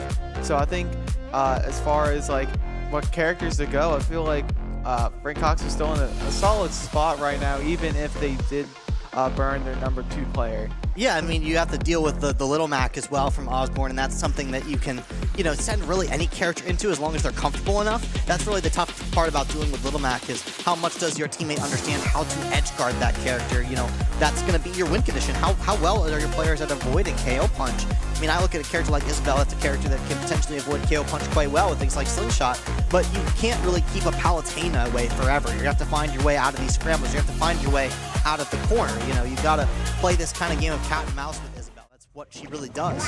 And as we move on here to FD, it's going to take away a couple of those platform extensions that Palutena offers on those like Battlefield combo-esque routes, and you're going to play this more grounded game, which Isabel is oh so good at controlling. That's what Frank Cox is going for on the FD pick. But the Nair Train, it doesn't stop for any stage. Right, and I do like that round start. Jumping over the auto reticle with the forward are a bit uncharacteristic of Isabel, trying to set up a zone, but immediately breaking into the zone that the Osbourn Palutena was trying to set, catching that jump. Good DI, no DI mix-ups here, and not falling for it. Yeah, and being oh so careful at this ledge too. You have to be. Those shield attacks from Palutena are invincible. You cannot swing with them. And nice patience on the ledge there too, understanding the up smash was not going to hit the ledge in that exact spacing. So waiting for the opportunity and then finding the punish. Not going to get the stop here. Going to be able to cross the road is Palutena, setting up the fishing rod, setting up the load rocket, putting down the traps, the zone that Isabel does create. We can see the movement of Osbourn, you know, understanding beautifully the space of Isabel. And this is a tough ledge trap to get around, folks. You know, you might think the Palutena's shield move there, you know, is a simple get around. It is not. It is invincible, and it covers a lot of space. And Isabel does not, you know, have like a sword, for example, to deal with it. She has to get it through pretty honestly, and is going to create a good enough zone to get that fishing rod off. A beautiful KO there for Frank Cox Gold, their first lead of the series. Right, like I said, Avery, this is the first time Frank Cox had a potential lead in this series, and a bit of a DI mix of that down throw up there from Osbourn Palutena. Good recognition, mixing it up a little bit, but getting caught in a little bit of a combo there from Frank Cox Gold, but the Nair chain will be continuing, racking up a little bit percent, but setting up, it's not always about the percent when you're getting caught in a Palo combo like that. But it usually ends with those up airs, you're in a much worse position. You have to land versus Palutena. And especially when you're a floaty like Isabel, she's going to have a hard time landing. I couldn't have put it any better, Kyle. And on the back foot, though, still is Osbourn. Frank Cox Gold still holding the lead here in this one, and that's ever so crucial because that does mean that Palutena has to be the one to approach at one point or another if Frank Cox were to commit to staying away. But staying on top of the game is Osbourn with these up airs. You've got to be oh so careful if you're Frank Cox Gold. I mean, you cannot recover in the same way all the time. You cannot jump in the same spots. This Palutena up air is sharking for those positions, and that move will certainly KO very early if you get your DI caught. So you got to be careful when you're going high and rolling behind the Isabel. You can see Isabel going for the grab herself, but Palutena just beat her to the punch, understood the positioning that the Frank Cox player was going for, and accounting for it. Where I'm from, we call it the Tri-State Twister, Avery. Rolling behind your opponent when we put them in the corner and pin them with a back throw. We call it the Tri-State Twister back for where I'm from. Kyle here from New Jersey knows the Tri-State Twister well, and maybe Frank Cox seen it for the first time. This is the Virginia High School League after all, a little bit away from Tri-State, so gonna get hit by the Palutena back throw there, and yet another one gonna force Frank Cox off stage. Almost gets the reversal. Unlucky hitbox there on the turnip, not quite gonna spike Palutena down to the blast zone, and now a perilous position for Frank Cox once they were a stock up, and now even position here at 108%. And although Palutena doesn't have a huge X factor here, she has many moves that just kind of consistently do the job, and that's one of them, that back air. It's an invincible move, Kyle. I mean, I've said it once, I'll say it again. Right. It's hard to contest, and that's really what this Palutena player is going for here. We can see the ledge trap already coming to fruition here, forcing this Isabel to stay in the corner here, but it's not really something that Isabel's uncomfortable with. Isabel spends a lot of her time in the corner. It's just a matter of when can I get out, when can I start zoning this Palutena away? It may be now. Right, and just trying to set the zone. The Palutena trying to, like, play a little bit safer, knowing that the Frank Cox Gold is trying to go for fishing rod steps like that. recognizing that with that explosive flame to take them out. Yeah, and you don't have to play the zone game with Isabel when you play a character like Palutena. Like I said before, she just has all the tools. I mean, you can't really pocket an explosive flame. I mean, it's explosive flame. Yeah. You kind of can, but, you know, you can't really do it. But so, like, at the end of the day, you're going to get caught trying to set up your zone, trying to set up your fishing rod. These things that have been working really well for the Isabel player, but you get caught at the wrong timing with the explosive flame, you're going to get taken off the top. That's going to happen. But Frank Cox, feeling pretty good about that set. I feel like the Isabel's adaptations were certainly coming to fruition versus this Palutena player, but that is exactly the result you wanted if you're Osbourn, because that is your #1 player coming out. You want them to make sure that they beat that #2 for sure, and that's exactly what went down in this case scenario. Obviously, didn't even need to use the Pichu in this set, so that's a really great win for them as well. It's awesome to see that the Palutena, the secondary coming out here from Osbourn Park, a very strong secondary at that. Really love seeing them get it done there versus the Isabel. Right, and Osbourn still having that Steve in the back, just to have given a great chance to solidify another point, right, for the series. But it makes me wonder who they're going to send next, because on the side of Osbourn, they have the Steve and the Little Mac. For Frank Cox, they still have the Robin and the Violet. Yeah, I mean, a little bit less diversity on the Frank Cox side. Obviously, you have 2 sword characters, one with spells, one with a little bit more range, a little bit more horizontal kill power, or KO power, sorry. And then you have the side of Osbourn, who has very differing styles. You have the Little Mac, who, you know, very fast character, but a very patient playstyle on this Little Mac, willing to hold down the ledge trap. And that's something that, you know, Robin does really well at too, and even Violet to a great extent. And these players are very strong at the ledge, and it's something you want to be really careful in that position. The person holding the ledge is in a much better position than the person who's on the ledge, because of course the blast zone is going to be closer to the player that is on the ledge, and if you get hit by an attack, you're going to be very close to that blast zone, you're going to get KO'd. So it's going to be a spot that's very strong for these players, that they're going to want to put their opponent in as often as possible. That's one of the reasons that Osbourn was able to take this last series, is because Isabel was forced into the corner, and although Isabel spends a lot of time in the corner setting up her zone, she prefers to do it in the center of the stage, not the edge, because that blast zone, of course, is that much closer. Right, but when you're playing the center stage game versus Palutena, it's really hard to play that center stage game. Of course. Even though Isabel very much prefers to hold that center stage, that's where her game plan is the best at. But with just diverse moveset that Palutena has, and her great stats, just fast faller, fast in the air, fast on the ground. She has 2 invincible moves, like you keep mentioning. It's very hard for Isabel to deal with, especially with like back air. She could back air through like the slingshots, like the dash attacks, like which is Isabel's main zoning tool. But yeah, like you said, it's kind of hard for her. At the end of the day, it is difficult. You know, Palutena having a few more tools in the bag than Isabel, you might say. But yeah, we didn't even get to see really a lot of Lloyd Rocket activations. That's something we saw a lot when the Frank Cox teams were facing each other in the quarterfinals, is that a lot of those KO confirms that come from Isabel are off of the Lloyd Rocket. Like you get Lloyd Rocket into up air, or you get Lloyd Rocket into air dodge read fishing rod up. Like you have a lot of ideas with that rocket, but if Palutena doesn't have to deal with that, it doesn't have to deal with getting into your zone, which Palutena wasn't even prioritizing, right? She was just prioritizing keeping this Isabel in the disadvantage, and then when you are at range, just kind of playing this projectile game, using these projectiles that are very difficult for Isabel to get any value off of pocketing. The projectiles that Palutena has really make it so that Isabel, you know, can't play as great of a zone as she wants to, and the Palutena can choose to be very aggressive over her zone, or she doesn't really have to. So, you know, that is behind us though. The best of 3 first match has taken place. Osbourn is up 1-0. It is still a best of 5 at the end of the day, so they have to take 2 more best of 3s in order to take it all home. And that Pichu/Palutena player, of course, cannot be played again until game number 4. So we will either see Little Mac or Steve from Osbourn facing off against Robin or Violet from Frank W. Cox Gold Team.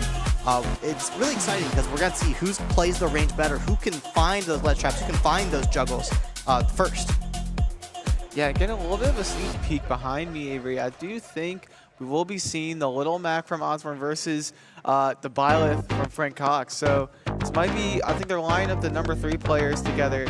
But yeah, like you said about Little Mac before, even though like this might not be that bad of a matchup for Little Mac, like you said, anyone can beat Little Mac, no matter what character you play, as long as you were confident enough in beating him and getting those edge guards, dealing with that patient playstyle that this particular Little Mac player has. Yeah. Yeah, one thing that I do see as a strength for the Frank W. Cox team in this Byleth choice is how well this Byleth did into Frank W. Cox's own Dr. Mario, with how confident the Byleth player was able to be in edge guarding such an exploitable recovery. Maybe we're able to transfer some of those skills to the Little Mac recovery, although it has different tools than Dr. Mario. Both characters notably poor recoveries, and Byleth, of course, having the sword to contest them without needing to worry about, pesky things like trades, which Little Mac also needs in order to recover. So here we are, we have Little Mac versus Byleth here, which means we will almost certainly see Robin versus Steve to end it off. And we see exactly why Frank W. Cox goes for this Byleth pick here. That sword, that forward smash, all of Byleth's sword moves can just cleanly beat that Little Mac side B if spaced correctly. Right, and if you don't space it correctly, you get up smashed and get KO just like that from Osbourn.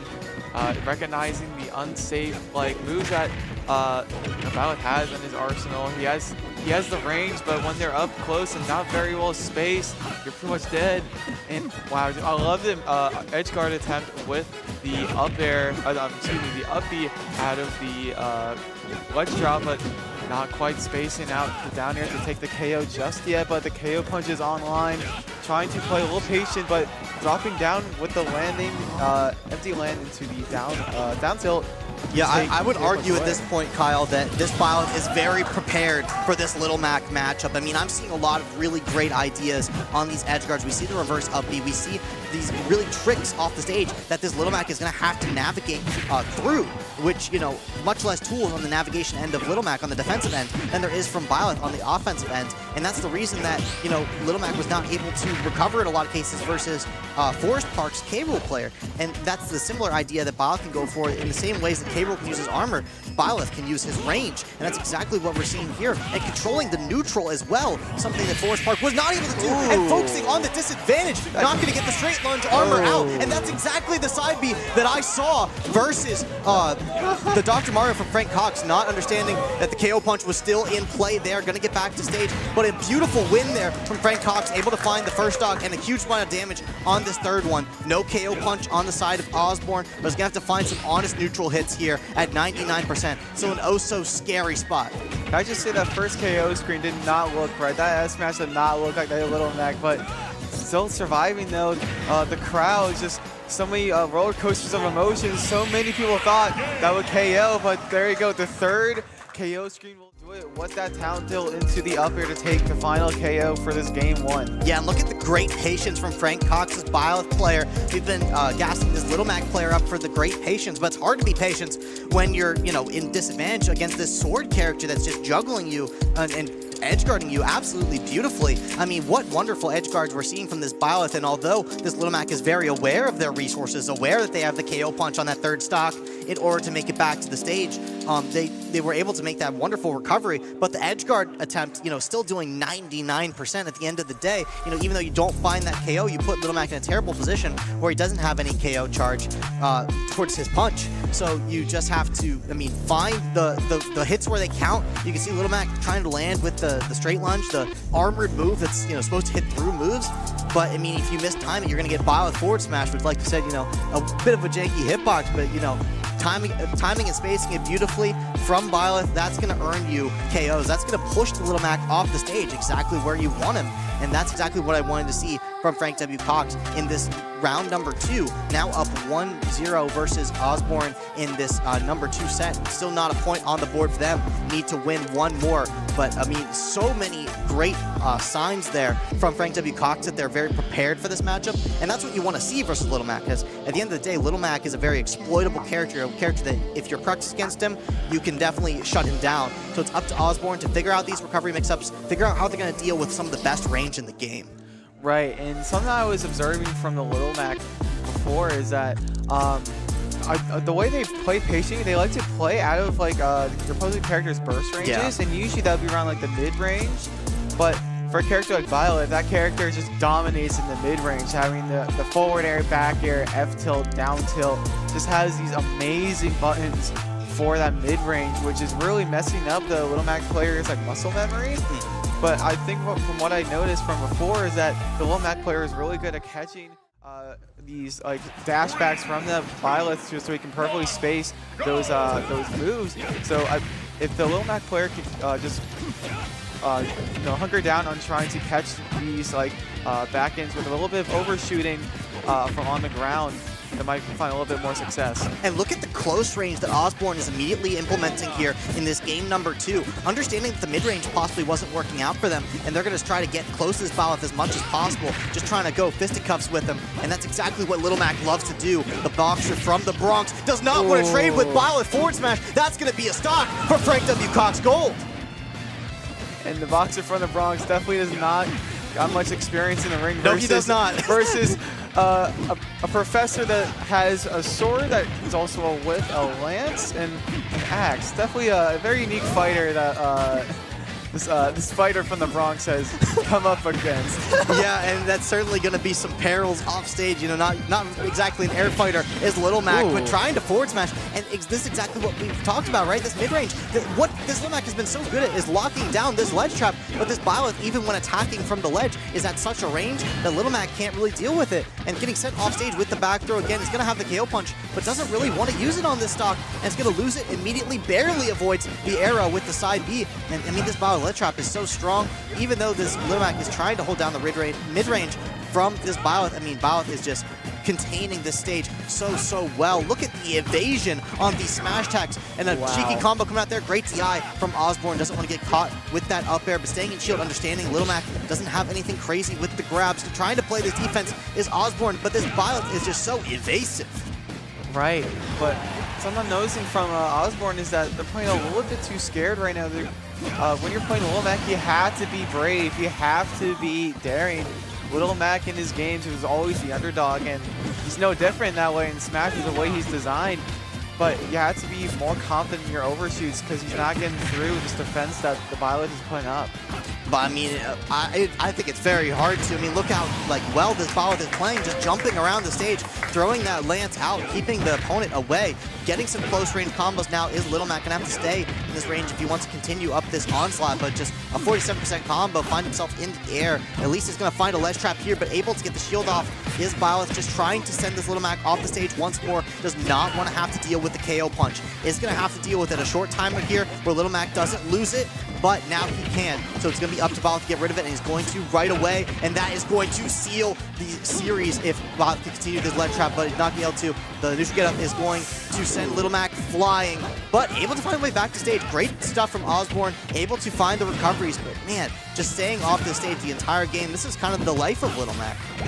Right, and not quite fighting the KO just yet, but his percent is racking up. Eventually, one of these hits will do it, and they still have a lot of wiggle room to go around, and there you go. They found that one opening that they needed while the percent was racking up, taking the last KO, and now it's now even 1-1. Yeah, I'm very impressed with Frank W. Cox's gold team with this performance versus Osbourn Little Mac. This is a player that was doing some real damage to Forest Park in the round number 1 with these patient ledge traps, with these devastating close range combos, with these expert level mix-ups on the recovery. But when we watch this Byleth play, I mean, the mid-range just absolutely shut down, the juggling on point, and of course the edge guarding just looking absolutely spectacular. It was great to see them really shut down the options of Little Mac. I was really impressed with how well the Little Mac was able to navigate the air, but at the end of the day, I mean, just getting caught on a few of these dashes on the ground with that Byleth sword, gonna send him off stage. I mean, tough game to play. Right, and with that being said, we only have one pair of players before we branch off into the weird, like, send in whoever for this little final gauntlet thing. We are forced to go into the Steve versus the Robin. It's going to be a very interesting matchup because it's all going to be based on whether or not Robin has 11 or not. Yeah, this is a matchup that I feel like Frank W. Cox should have anticipated, right? Getting to this point. I mean, you have those 11 aerials that can hit through minecart, that can hit through walls quite well. And I mean, that's going to be so huge versus a character like Steve, because he's used to having, you know, burst options like pickaxe like that, or like minecart that can, you know, hit through moves. But those Robin aerials can certainly deal some damage. in that category. So I think this is a matchup that Frank W. Cox should have expected, and with the order that they went with here. And I feel like that they're going Robin here because they feel like it is their best bet. Right, and another thing to know is that these are both resource characters, resource-heavy characters. Robin based on time, and Steve is more so like how much he's willing to commit to mining, get those materials, get that iron and gold most importantly, so he can set up his anvils, his mine carts, the gold for the powered mine carts, TNTs, which can take all resources, but eventually get to that diamond. That's where Steve essentially has his 11th sword. Yeah, I mean, Steve, a resource-heavy character, but he has to work for it. He has to set up, big walls to separate himself from the opponent so that he can mine the ground and gain upgraded tools to deal more damage, more knockback. And that's going to be really his win condition. But the win condition of Robin, typically keep the opponent at bay with your spells, with your sword moves. But versus a character like Steve, some Robin players will opt to play a more aggressive style, opt to keep Steve from mining. At the end of the day, you keep Steve to wood tools, to stone tools, instead of letting him get to that iron and above phase, like especially towards the diamond. If you can keep his iron resources to only anvil and only minecart usage, which both of those moves have to utilize his iron, he deals a lot less damage and deals a lot less knockback in those scenarios. So it's really a fun game trying to determine how much that you can pressure the Steve into not mining. And on a stage like Pokemon Stadium 2, Steve actually gets extra iron on this stage, but he mines notably slower. So he may get less resources, but they are also better resources. So it's a tricky game to play versus Steve on this stage. There's a lot of space. He can kind of run away from you. But again, Robin's not uncomfortable with that game. Specifically versus Steve, though, may not be the play. Right, and Steve automatically trying to go for these iron, pushing for the iron tools, scrapping a little bit, racking up some percent. You're a little scrappy with these two, honestly. And I do like the Thunder usage to hit the TNT away, mess up a little bit of the ledge trap that the Steve was trying to set up, catching the neutral neutral attack with the up smash, and Steve already setting up the diamond. Not much iron to his name, but he's got that diamond still set up. Yeah, the diamond now stays until Steve loses this stock or until a very long time where it will eventually break. And you definitely don't want to see that happen if you're a Frank Cox fan, because a lot of damage will be dealt before then. But no iron on the side of Steve. He's just going to have a full bar of stone. Ooh. And the up B setting up for the back air there from Frank W. Cox. That's exactly what you want to see from them. That Elytra from Steve, that up special recovery, does not have a strong hitbox on it. So you can swing out of it pretty well. And we can see these spells getting used to get through the blocks, but again, Robin, a resource management character, if you use those spells to take out the blocks, that's going to be less spells you have in your arsenal to deal damage with. And you can see the absolute arsenal that Steve has now built for himself as he's been doing a lot of mining behind those walls while Robin has not been able to break through them. And those resources do not lose value for Steve. You can see already going for the commitment with the diamond built. Now if Robin can take this stock, that would be huge because Steve does not have a diamond for the next stock just yet. Right, and a little people don't really talk about how broken gold tools are. You see, the Steve player got so much mileage out of those out of the gold tools that he crafted for himself. Steve gets better frame data with the gold tools, which means he also mines way faster, so he's able to get a ton of iron. He maxed out his iron resource very quickly, though he's burning pretty quickly right now. He got him a ton of iron and got him that dime very quickly to use that last stock. There you go, the NIL forward smash, very well placed from the Steve. Another thing too that's pretty hard about Steve is that you have to know your where blocks place on these it's like this hidden grid where blocks can be placed on the stage, and it's important for when you're playing Steve to know where those are. Yeah, and look at the awareness of Frank W. Cox's Robin on this ledge trap. They understand that this Steve is being very aggressive, trying to scrap a little bit more, especially with the low resources that are on the table for Steve. And Robin's playing an excellent game here because you don't want Steve to craft this diamond that he has in his arsenal, and just getting the arc fire into the up smash there. Get caught into that fire move, Robin gets a free hit afterwards, and that's going to be a very tricky spot for any character to get out of. And Steve, being as light as he is, getting hit by the arc fire anywhere above 80, it's probably going to spell disaster from him, and that's exactly what Robin is looking for in those spots, and that's what you have to be so careful of in the mid-range especially. I mean, this Steve is being very crafty, very tricky in the close-up range with trying to swat Robin out of the air with things like forward air. But, you know, trying to set this mid-range, I mean, Robin is holding that down with things like arc fire, things like nair, and I just absolutely love the arc fire, multiple combos into itself, into the up air. I mean, this Robin player from Frank W. Cox definitely has those down. Right, I love the amount of counterplay that the Robin is showcasing here today, Avery. Dealing those block walls with 11 nairs, such a quick and fast option. The only thing that's committal about is that you have to use a little bit of your resource, but I think it's worth it because, as you saw at the beginning of that game, it broke, I believe it was wood walls.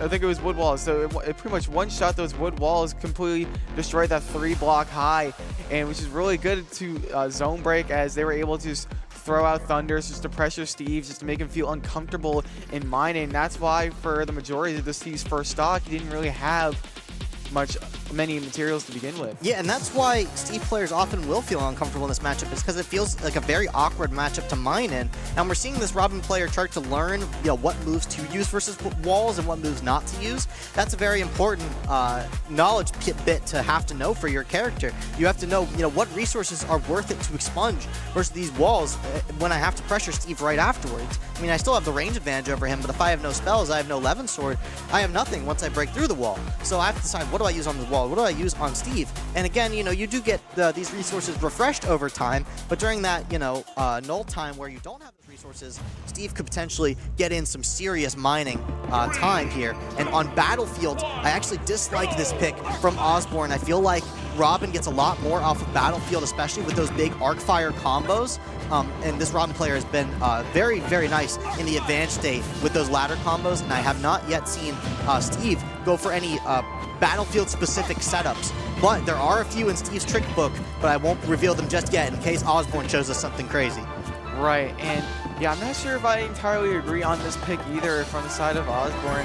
Maybe they felt a little too uncomfortable in trying to land when they didn't have any iron left to use any anvils to land, almost breaking that shield. If they had another charge of that 11 sword, that probably would have spelled disaster for that Steve stock, as that might have broken that shield there. But yeah, maybe that third platform might just be there so the Steve can have a little bit of an easier time mining. But just similar to PS2, Steve uses his pickaxe in this particular stage. The arc fire beating the minecart and accidentally sent off the TNT, but trying to scrap a little bit, not quite getting that NIL forward smash. But no, we have no more iron once again. And there is that shield breaker we're talking about, Avery, and there spells disaster. The screenshot once the KO screen was taken.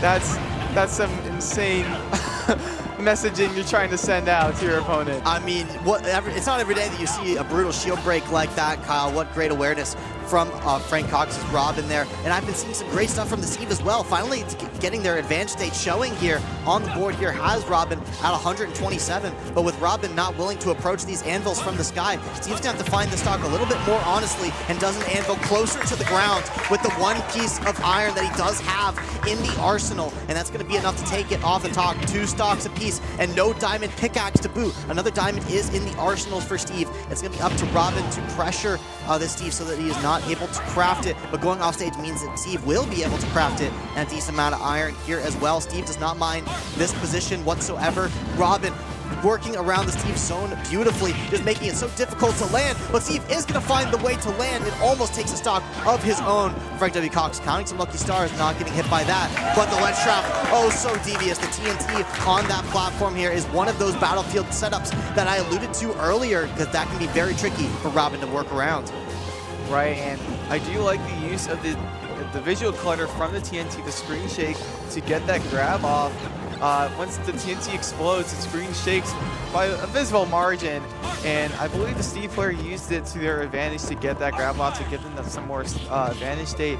And you saw the Diamond back here beat that arc fire attempt, but yeah, not having much materials to their name, the Steve still has that diamond to rack up a little bit more percent. Still has another power minecart, but that shield poke with that 11 forward there. I'm not sure if that should have killed there, Avery. Might have been not the best DI. I mean, it was a tricky spot there for Osbourn, but you certainly don't mind this just yet. Sure, you're low on resources, but you still have some momentum on your side. Robin doesn't have 11 sword either, so you kind of both get to play this management game. Who's going to get their resources online sooner? Are we going to be able to navigate around Battlefield? No arc fire to Robin's name either, so able to avoid the mid-range there for just a second, but Steve going to get hit by the next arc fire. That's on the table. Got to be careful here with these recoveries, and this so brutal ledge trap for Robin. So little options on the table. You got to figure them out, but an excellent high recovery from Osbourn Steve that avoided the arc fire ledge trap. It is last hit, ladies and gentlemen. Steve having no iron and wood tools. It's a difficult spot, Steve, to navigate, but can Osbourn seal it out?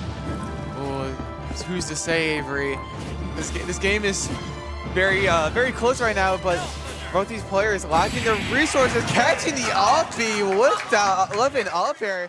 Amazing showing from Frank Cox's Robin as they're up currently 2-1 in the series. I mean, what an excellent up air that was. I mean, Steve having a little bit of a difficult time landing in this particular matchup.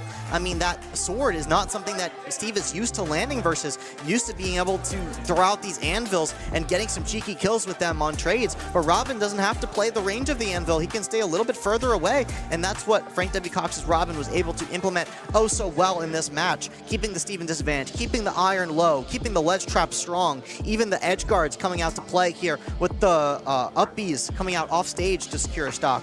I really liked what I was seeing from Osbourn Steve, though. I feel like they were adapting quite well, playing the close range, not bad at all. But I mean, just one step behind. Robin himself always stays 3 steps ahead, as we know. But Frank W. Cox only up 1-0 in the series. You know, 2-1 is the score as of right now. So game number 4 coming at you very soon here. All players are now put back into the pool. It is a blind pick. Frank W. Cox, if they can pick the correct matchup here, they can end this in 4 games. They can play any of their players versus any of Osbourn's 4. And the question I have for you, Kyle, is what is the play if you're Osbourn? Because your Pichu Palutena player put such a strong showing versus the Isabel player. Are we going to try to get that kind of matchup again? Or are we going to try something different in case we have to go to a game 5? Man, I mean, if you feel like your Palutena player is the one to get it done, you have to play someone different in game 5. And that's the very difficult thing that they have to think about. This is such an interesting situation, Avery. I'm trying to wrap my head around what potential strategies could go into this. If you're on the side of Frank Cox, you're in a good spot right now.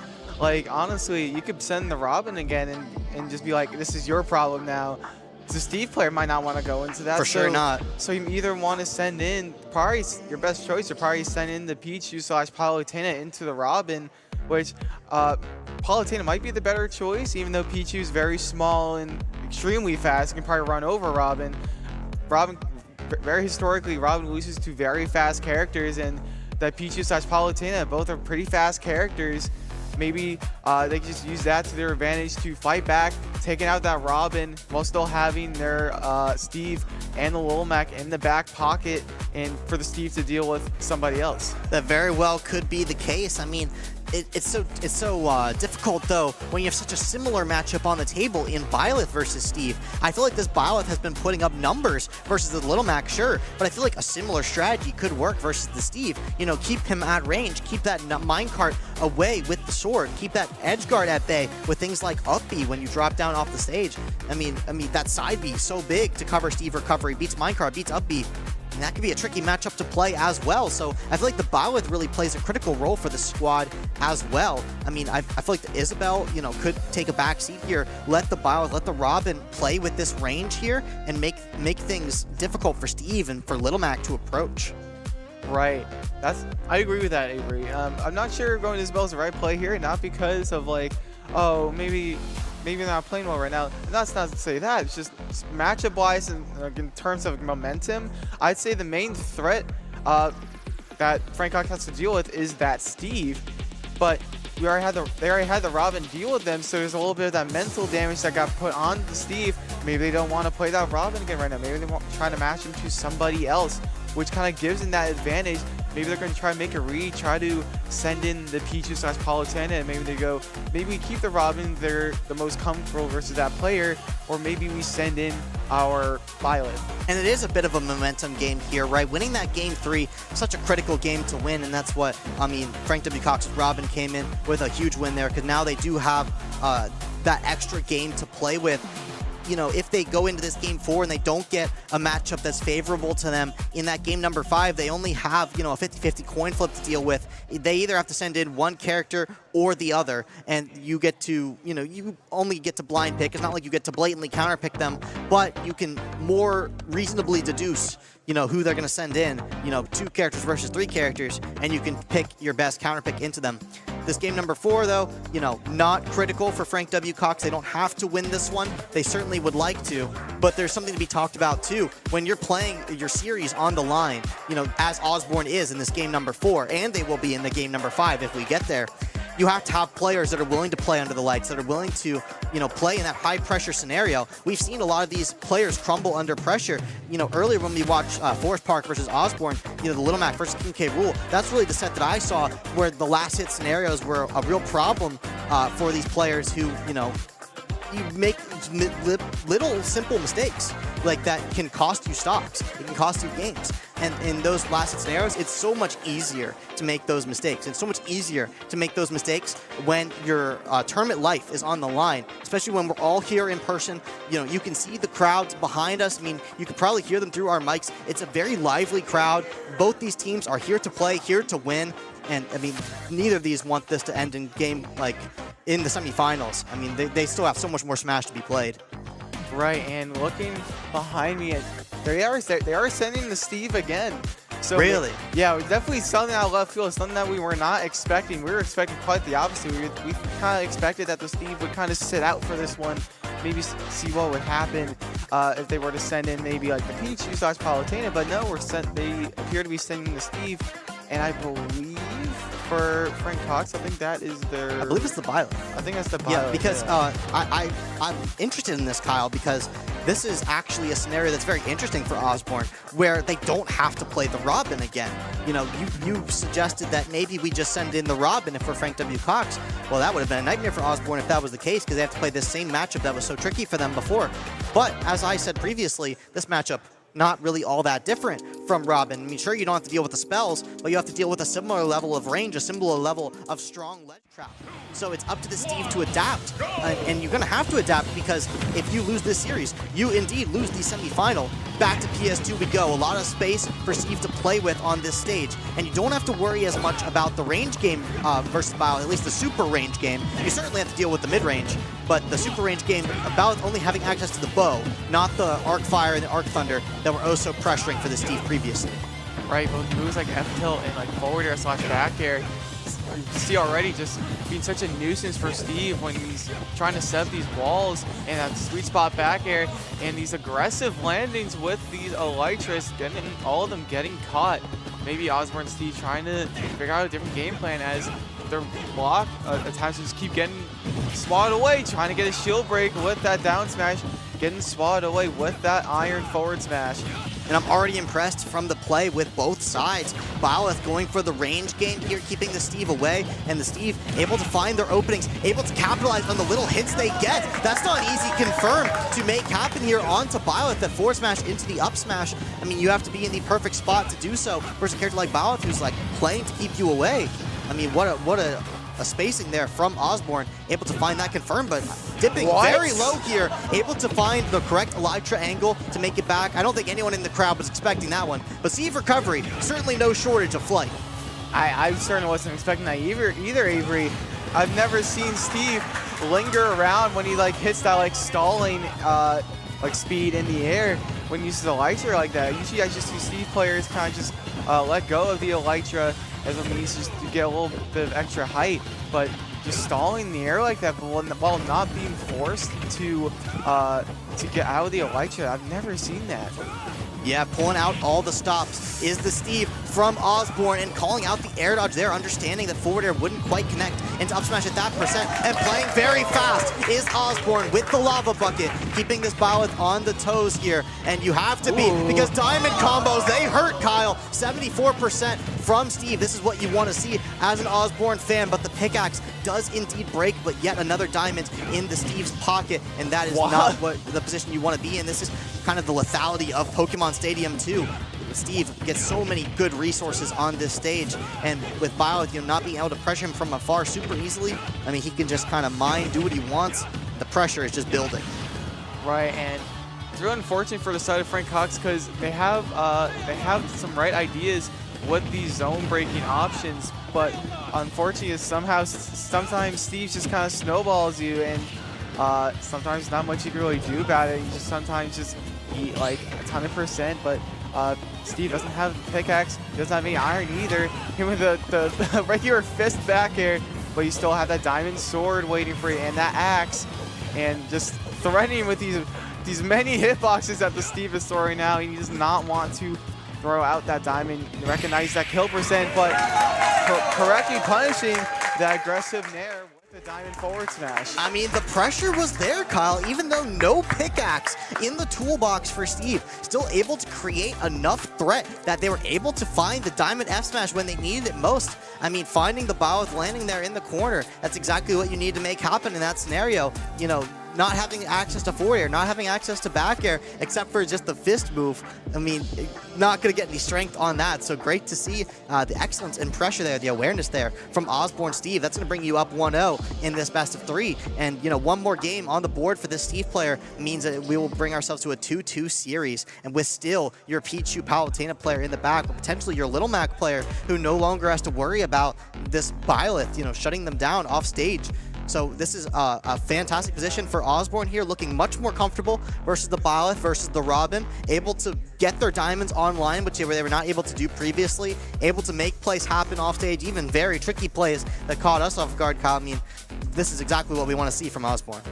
Right, and amazing like bouncing, like amazing like mental like capacity with the Steve, bouncing back immediately from losing to that Robin. He's like, you know what, I think I'm still fine, I'm still good to go in. I don't care who I send in next, who they send in next, I'm still good to play. And what we've seen so far, Avery, this Steve player seems to be bouncing back the perfect way. It's a bold play, but it's what you gotta do if you want to win, Kyle, and that's exactly what Osbourn doing right here. I mean, the mental fortitude, as you said, quite strong, and it must be. If you're a Steve player, you get down in the resources, you have to dig deep, both in the ground and into the mental, in order to claw your way back up into the game. I mean, sure, he has some great comeback factors with things like diamond, but you know, you lose your diamond, you have to find your hits, quite honestly, and you know, you have to build walls to make that happen. Sometimes you have to put yourself in the corner, and that's not a spot you want to be versus Byleth. Byleth has some great tools in this matchup. You can get those juggles off, you can get those lead traps off, and you know, play at this range that Steve can't deal with. But Steve been able to get into the close range of Byleth, able to get up nice and personal when you need to. You know, let's see if game 2 brings us more like even grabs up close. We have to be oh so careful if we're in shield, as both of these characters, I mean, they have some fine pressure, but I mean, I don't know what the answer is here for Frank W. Cox as they move on to the Roy. Okay. I mean, I don't know about this, Kyle. I feel like the range just made sense here. Maybe the idea from Frank Cox's Byleth is that maybe they just weren't very comfortable being so slow, despite having the range to contest with these minecarts, contest with these kind of like block formations. Maybe he just wants to like sacrifice that with a little bit of a side grade with the speed and okay, the up air ladders into the up smash, but it seems to be still going just fine for the side of Frank Cox. Roy still has a sword, even though it doesn't function as normally as some like traditional swords like similar to Violet's. But wow, amazing roll read with that F tilt. Avery, this speed the speed pick seems to be a different like pace that maybe the Steve is not used to. From what we've seen in this series so far, the Steve has only been fighting other slow characters like Robin and Violet. So maybe this Roy pick. Wait, oh my goodness!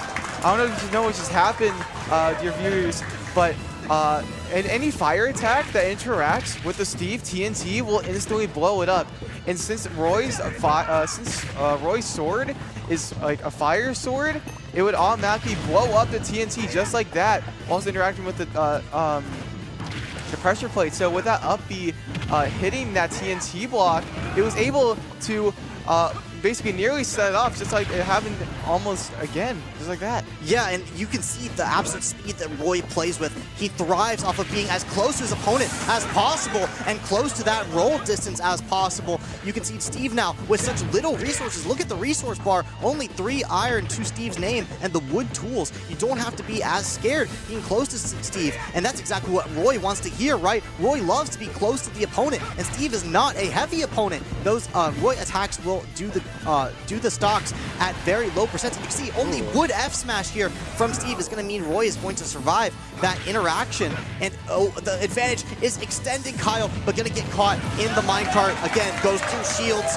and that's going to be a disaster there for Frank W. Cox. But no resources still on the side of Osbourn. Roy has to stay on top of him, but Steve playing the scramble.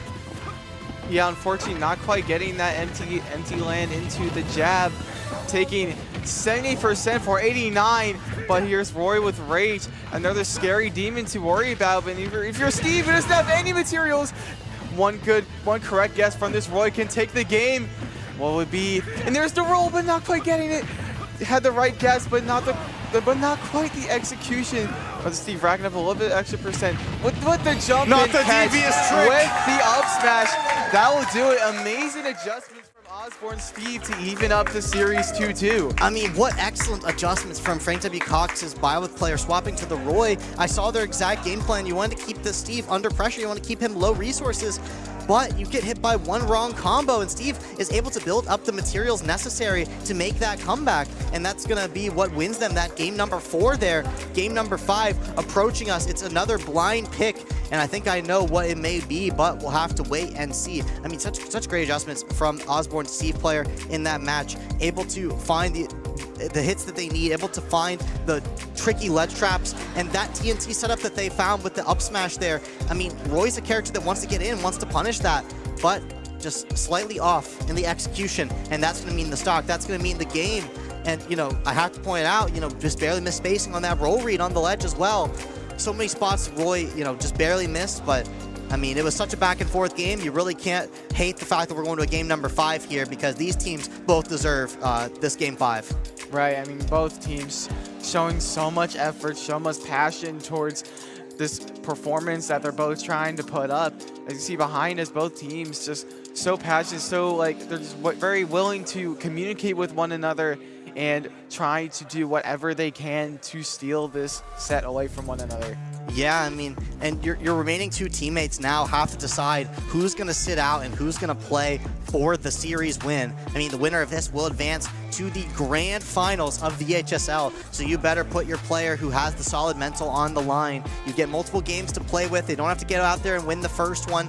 I imagine it's going to be Robin versus either Pichu or Palutena, and, you know, either of those characters is going to be quite strong into Robin, I might add. So I mean, it's going to be tricky for Frank W. Cox. I feel like that Osbourn Steve taking that series in the last one, I mean, that was really huge for them. Yeah, a massive momentum shift. One that we went from the Robin taking the set over the Steve in a nail biter set here into the Steve immediately bouncing back, beating that Byleth with apparently the Roy, which I didn't even know about. Also really solid. Another nail biter set. That game, especially that game 2 there. Yeah. Now we're even at 2-2. It's only fair that we can assume that they'll send the Pichu/Palutena into the Robin.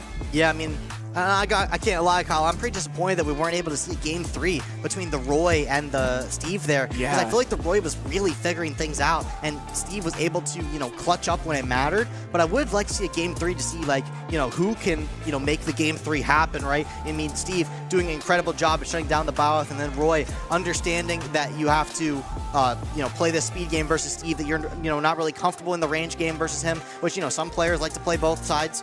And in that game 3, you know, could have solidified, you know, who was going to come out on that sort of battle.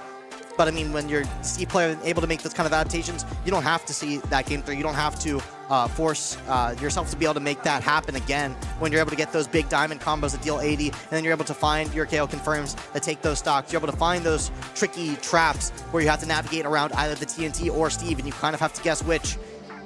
Difficult, but you have to make it happen if you want to win VHSL. And Frank W. Cox and Osbourn are loading up to see which of them is going to take this semifinal. I mean, it looks like we have Frank W. Cox's Robin player already in the hot seat. It does not look like Osbourn has selected a player yet, Kyle. This may be a more difficult decision than we think. It's hard to say. I don't know if like Osbourn is still, still thinking about the decision, or maybe they already have selected their player, but they're talking about any potential strategies to go into this.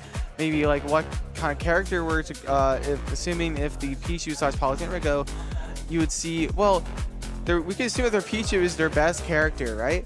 But on paper, it just sounds like Palutena just wins the matchup more than Pichu would, because even though Pichu extremely fast and great buttons, very fast buttons, which Robin is obviously very uncomfortable with, just has so much more volatility compared to Palutena. Palutena just has a pillar of consistency, something that Pichu is quite frankly the opposite of. Yeah, I wouldn't even argue that one matchup is, on paper better than the other, but they are for sure different matchups. I mean, you're playing a very different win condition as Pichu than you are Palutena. And one thing that I've seen very strong from both of these players, especially when Osbourn is on the Palutena here, is the strength of their ledge trap. I mean, holding down the ledge with those invincible moves, holding down the ledge with things like Arc Fire and Nair. I mean, that's what you want to see when you see good ledge trapping. And it looks like it is going to be the Pichu Palutena player from Osbourn Park stepping up to the big stage here, trying to take down this Robin player that shut down their Steve from earlier.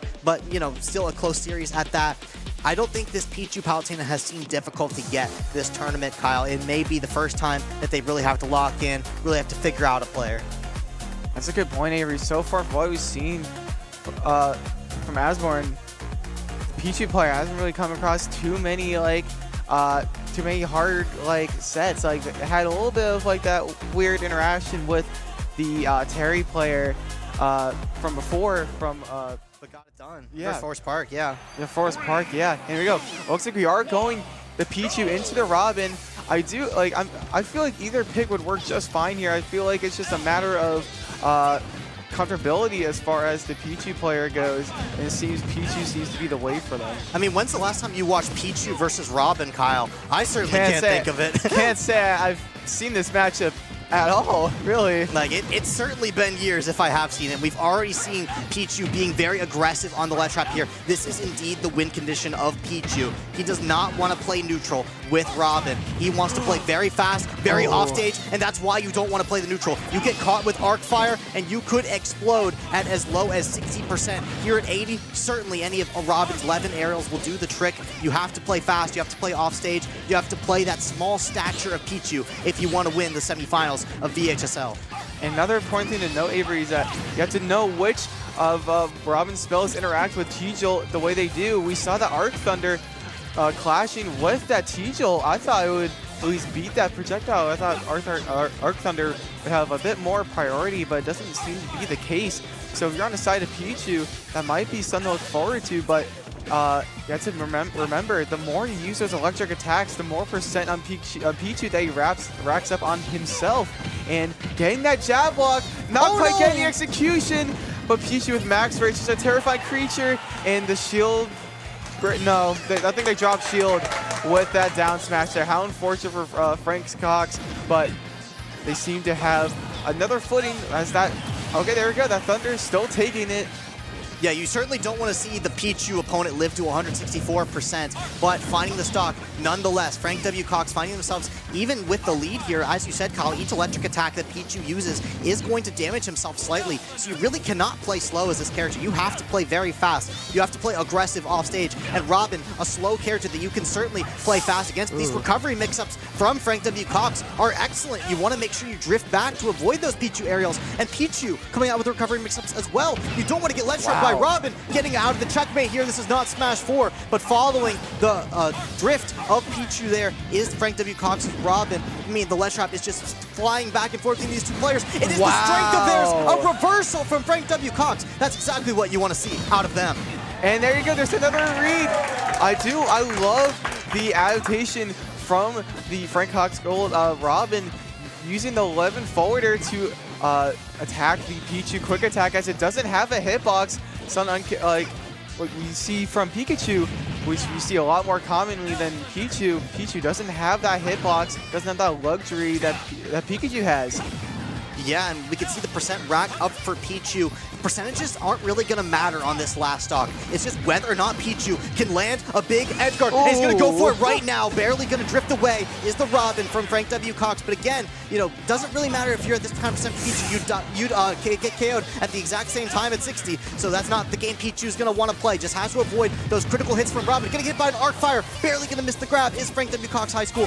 You're going to have to go for the T-Jolt camping here, but not going to get it done versus Levin forward air. The T-Jolts are oh so powerful for approaching as Pichu, but not going to work for a character like Robin, who can swing both through the T-Jolt and onto Pichu. And again, only at 120, getting hit by a Robin forward air. Most characters going to sweat that off. Pichu, oh no, you're going off the top. And Osbourn feeling that one.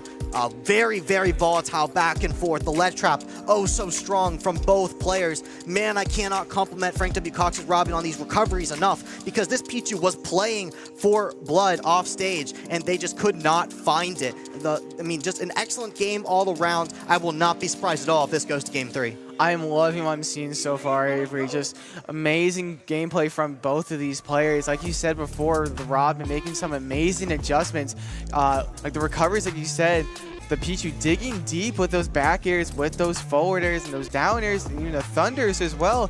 None of them worked on the Robin. He was able to mix up his recovery every single time, but even swinging when Pichu was recovering with the up B, all the way from down, like from underneath PS2s. That's some amazing adjustment and showcasing great bravery as we jump into this, and the Pichu swapping to Palutena. What a bold move here from Osbourn. I don't mind this pick.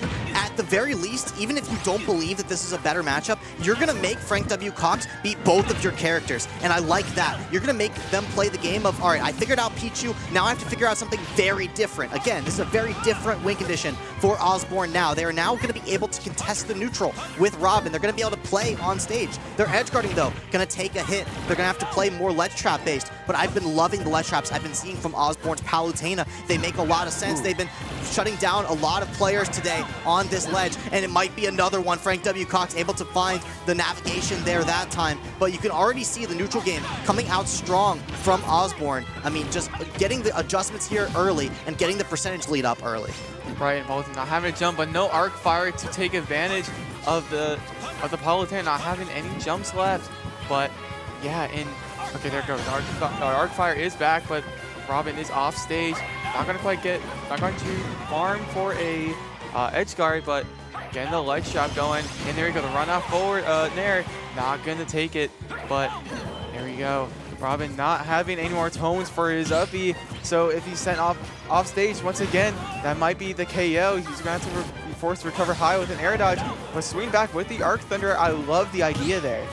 Yeah, able to live to 174 here is Frank Cox's Robin, but gonna get the down smash stuffed out with the back air. I'm not gonna mention that it's invincible again, Kyle, but that move's invincible, and that will hit through any attack, even a Robin down smash to boot. And Arc Thunder almost gonna take it off the side. A powerful attack there from Robin, able to hold down the ledge trap here with the fires as well. Gotta keep your shield careful, but you're able to swing back. You are Palutena now, you have some priority in the air, and you're gonna keep this Robin in the disadvantage. An excellent ledge trap here. Keep this Robin at bay. You don't need to play neutral with this character. You want to keep him in disadvantage. That's exactly what Palutena is trying to do here in this game number 3. This is for all the marbles, folks. If the Robin can take it here, Frank W. Cox High School will advance to the grand finals. But if Osbourn is able to take it with the Palutena here, we will enter a final game to determine who will advance. Right, it's just a matter of finding this KO for Robin, and as he's trying to just swat this Palutena out of the air, he's just wasting more and more of his resources, has no more Thunder Tomes or Levin Sword, so their way of getting that KO is looking very thin. But what you're witnessing right now, Kyle, is some higher level Smash. I mean, today we have not seen players who are this willing to play this sort of dance around game where we're playing more scared almost, but in a healthy way. You don't want to enter the hit range of your opponent where they can take that KO just like that. I mean, finding yourself at a disadvantage there going to be hard to avoid in that case scenario. But these players are both willing to play a bit slower than they have in the past because they're not able to get as much off of their advantage. They have to play a bit more honestly, a bit less tricky, and they have to find these solid hits. And that's kind of the story of Palutena. That's how she plays. And a character like Robin, although a bit trickier, can play a similar game. And this Robin is doing a great job managing their resources, playing that game back at Palutena. But Osbourn, their neutral has just been solid enough to contest with the neutral of Robin. Right, and the Robin player trying to cycle around his cooldowns as much as he can with those resources. No Levin Sword, but as he is trying to recover, the Levin Sword is back, but it does not matter as that second stock will be taken out with that back air. But now he has all of his resources again, so there's a little bit of a chance to make something happen, even it up. Yeah, I mean, we can see again and again, I mean, the story just tells itself about how well Osbourn is doing on the ledge trap here, especially with the Palutena here. The Pichu being very aggressive with the edge guards, but the Palutena being very solid on the ledge trap. Two different phases of the game. Do I go off stage? Do I stay on the stage and just hold the fact that I have the entirety of the stage behind me in order to keep my opponent at bay? That's the difference between ledge trapping, edge guarding, and you have to be careful in the air as Robin. I mean, these Palutena up airs just absolutely sharking this character. So difficult to land. The difficult game to play. Robin not going to have a KO throw to get the job done. Going to have to find a KO in a more honest way. I mean, even the spells, not going to do it at this point. Has to find some sort of Levin aerial, and that is going to be one of them, the back air from across town. And that's exactly how strong Robin's aerials can be. That's one of the reasons that they're on a timer, folks, and that's because those aerials are strong. Yeah, and you see, look at the timer that's going down. Both these players playing this matchup very meticulously, almost surgically to an extent, with how like specific their win conditions are. For Robin, you have to swat this Palutena as constantly trying to play out of your burst range, trying to exhaust you of all your resources. But for Palutena, you have to try to maneuver yourself in the air in a way that doesn't interact with Robin's dangerous 11 aerials. Yeah, and you can see Osbourn opting for more projectile-based approach. It's a scary approach to take as you get hit by the arc fire, but goes for the double arc fire. Doesn't have the 11 sword available, so not going to be able to find the up smash to seal the deal just yet. Osbourn with another sign of life here. Doesn't want to get caught in a juggle here. This is an oh-so-scary spot if you're an Osbourn fan, as Palutena aerials will not do it here, but Robin's aerials will. Going to find yourself off stage, but goes for a big up beat, but not going to be able to connect. Osbourn able to stay patient, stay locked in. That's going to earn themselves a KO here out of nowhere, Kyle. I did not expect Robin to go for the up B there. That was an all or nothing gamble from Frank W. Cox, and it's going to spell disaster for them. It's game number 3. So many varying emotions going out in the crowd. I got a little bit of sneak peek once the KO screen went away. The Robin player very frustrated with how they landed there. Not so sure if they agreed with them going for a potential 2-frame with that up B, as the projectile do spike once they originally come out. But the Palutena player relieved, trying to play relaxed, and the crowd just erupting. I mean, the crowds here are certainly alive for these teams, and how could you not be? I mean, look at the gameplay on your screen. We've got game number 3 in game number 5 of the series, folks. Whoever takes this game will advance to the grand finals of VHSL. Who will it be? Will it be Robin from Frank W. Cox, or will it be Palutena from Osbourn? We will have to find out. It's Frank W. Cox controlling the neutral to begin, and a huge arc fire up smash will mean a huge lead for Frank W. Cox. Right in the first 25 seconds of this game, that's game 3, Avery, almost taking that second stock right there. If they were to get that spike, catching that jump with the down air, that might have spelled disaster for Osbourn, as their deficit would have been much greater. But Robin, not having many resources up to his name, does still have the 11 sword, but oh my gosh. Those scrambles with the spot dodges as they try to get some more resources. What is going on, Avery? That did 70%. Oh And he caught him my up in the air.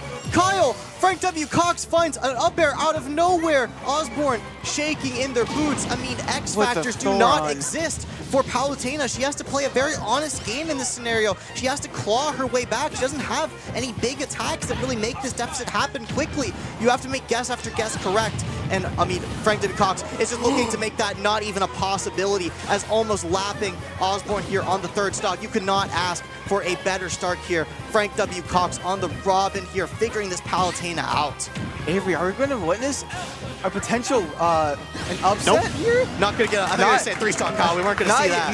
Not yeah, yet. The upset is certainly in the cards, Kyle. I mean, the comeback is certainly still possible. Palutena with a lot of strong tools to keep this Robin in the disadvantage is going to go for a big edge guard here. Goes for a reversal. That could have been very bad. And luckily, Frank W. Cox understanding the extent of their recovery there. Isn't going to be too scared. But catching the jump here, Frank W. Cox is going to take it with the up air. An excellent pick from them, able to shut down Osbourn, the #1 seed. I mean, look at the celebration behind me. Frank W. Cox is more than elated at this performance. Kyle, I must say, I was a big fan of this Osbourn squad going into this match. I feel like they had all the right tools to take this series, but Frank W. Cox coming in with the strategy. I have to bring up the fact that they were able to beat the Steve player with Robin, and then the Robin able to shut down this Pichu Palutena that's just been taking names today, Kyle, as well.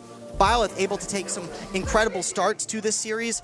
I mean, and then the Isabel to round it off. I mean, this squad is looking to be a strong contender for the title. We'll have to see who comes by from the other side. Kyle, I'm just going to throw it to you. Any last thoughts about this match? Just what an amazing set all around. Everyone did so much for their team. Everyone had a role in their how close they were to winning, no matter like which side you're on. Everyone did their part, even if it may not feel that way for some players. Even if some players are a little like frustrated or maybe a little disappointed in themselves, that should not distract from the fact that they contributed to how far they have won in this bracket.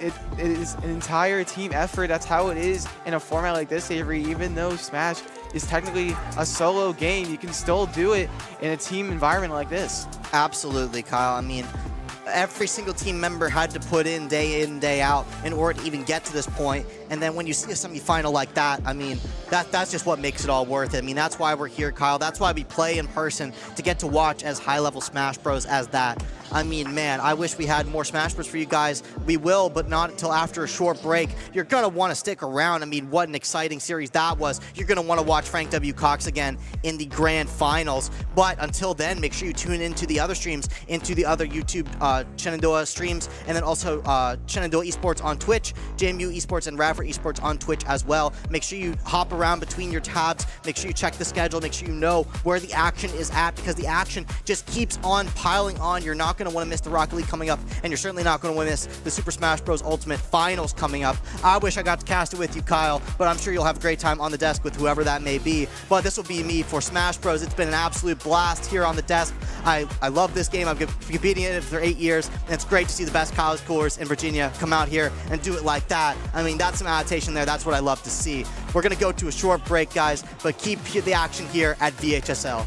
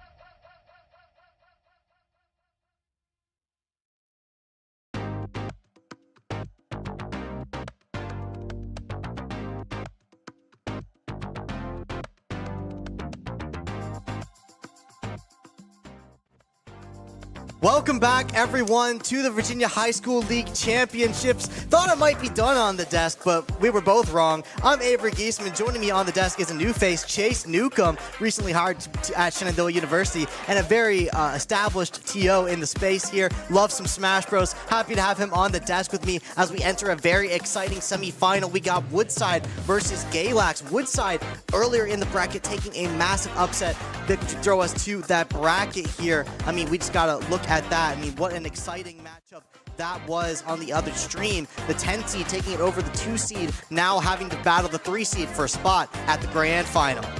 Yeah, what a beautiful time as well. I had the opportunity to TO that side of the bracket, being the head TO, and jumping on the desk, as you said. Excited to be here and excited to see what both of these teams have in store for us, both Woodside and Galax.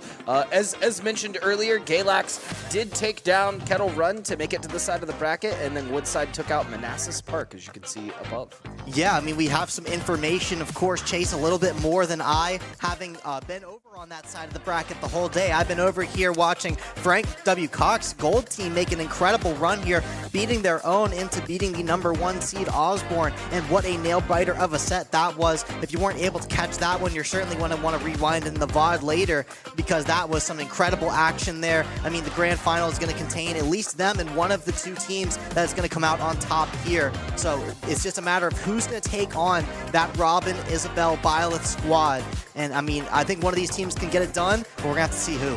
Yeah, I mean, that was also our first Game 5 situation of the day. There's been no other Game 5 situations so far. That was it, and it went the full distance. So really eager to see what we got in store, and that is going to be a Rob and Dr. Mario. Rob on the side of Galax and Dr. Mario on the side of Woodside. I mean, what an exciting battle here. We have a staple in Super Smash Bros. Ultimate right now in Rob. This character is very strong at all levels of play. And on the other side, Woodside, we see Dr. Mario, a character that we have not seen for the first time today. Actually, Frank Cox Green Team bringing out their own Dr. Mario. So not a matchup that, you know, is new to us, but certainly a matchup that, you know, is heavily Rob favored. I mean, we see some great edge guarding tools on this robotic operating buddy, and Dr. Mario having a very poor recovery, and that is not a good combo to have, as we already see the KO power of Rob coming to fruition. Yeah, that side B just way too strong. And yeah, you bring up a really interesting point. Yeah, you've not seen Dr. Mario on this side of the broadcast, but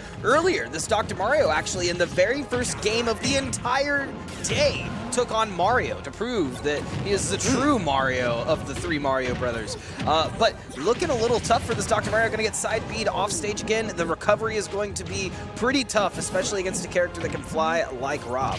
Yeah, and you can already see the edge guarding power that Rob has. He can just linger off stage as long as he has that fuel in the tank, and he can just wait for Dr. Mario to be into a position where he can hit him again off the stage. And again, Dr. Mario not having many resources, so once he's expunged some of them, he's certainly in for a world of hurt, as we can already see here. Dr. Mario just trying to navigate the war zone, but it's just not going to happen. That gyro covering low, and this is what happens when you have to fight high-level Rob. I mean, your options just feel shut down. Yeah, that Z-drop was impeccable, dropping it. And I mean, looking at this gameplay as well, this Rob has some tech on point. The ledge traps are beautiful. The edge guarding is on point. Look at that. The Z-drop again. It's going to take the set 3-0, or the game 3-0. Rob not dropping a single stock that game. Yeah, that's quite strong there from Galax. I mean, that is not what you want to see if you're on the side of Woodside. I mean, the Dr. Mario, sure, he has a lot of power in his kit, but, you know, you're used to kind of getting outranged, but you're not used to, you know, having to play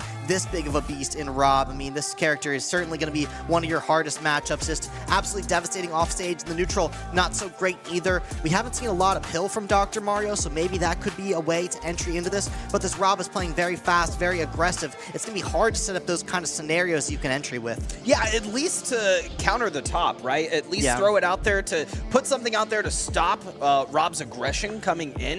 But who's to say? You know, maybe this Dr. Mario pulls out the defibrillators and revives himself going into this next game. Yeah, you do have the cape as a way to kind of use the gyro or the laser against Rob. That can be an idea as well. I mean, you don't have to be the one to approach if you're Dr. Mario. Again, quite a slow character, has that power, but doesn't have the speed. Rob having that speed, maybe you can make him make the entries happen. But this Rob feels very comfortable in that scenario. If he can put you in between him and the top, you can take a lot of damage. And you can see, the KO confirms from this character, oh so powerful as well, having a very potent KO throw in either down throw or up throw. Up throw if you're super high percent, down throw in those like mid 100%. That's a very scary tool as well. Definitely not a matchup I want to play if I'm Dr. Mario. Oh, no, that's a tough matchup. If you're a Dr. Mario player, you're used to most tough matchups. The character is just, in the tier list, a little bit lower, but you work around those things. We got some pretty big low-tier gods coming out in this set. Hopefully you see on stream. To that point, though, you have a lot of tool in Dr. Mario's tool belt to pull out. You have the cape, you have the pills, you even have, the wind box on your down B, right? Yeah, to pull suck them in and get the damage off. There's options there. It's just a matter of whether or not you're choosing those options in the moment. Yeah, the Cyclone is quite strong at KOing off the side, too. If you can catch Rob slipping, at the end of the day, his up B does not have a hitbox on it. But you certainly don't have to worry about that if you're going to switch to the Sonic Chase. Now, this is a matchup where you're going to be afforded of a lot more speed than Rob has and a lot more whiff punish capability. Definitely an interesting switch here from Woodside. We're going to have to see what their plan is. Avery, this certainly now feels like we're watching a top 8. It Rob does. and Sonic. Yeah, it's great. It's great to see. Sonic, a character that can close the distance quite fast. Rob, a character that can hold the distance with things like gyro, things like laser. Spin dash, not going to go through those kind of moves. But what you can do is you can easily whiff punish his aerials more easily, and you don't have to worry as much on the recovery. But there's a down throw that I was talking about, Chase. only at 100, Sonic may be, but certainly that down throw will KO. And you have so many options out of that down throw, right? You have the up smash, you have the up air. There's so much you can do. And Red, the up air. Okay, we're going to get a spin and do a spin. Immediately, both those side Bs are going to put Sonic at above 50%. And this neutral control coming out on Galax is just incredible.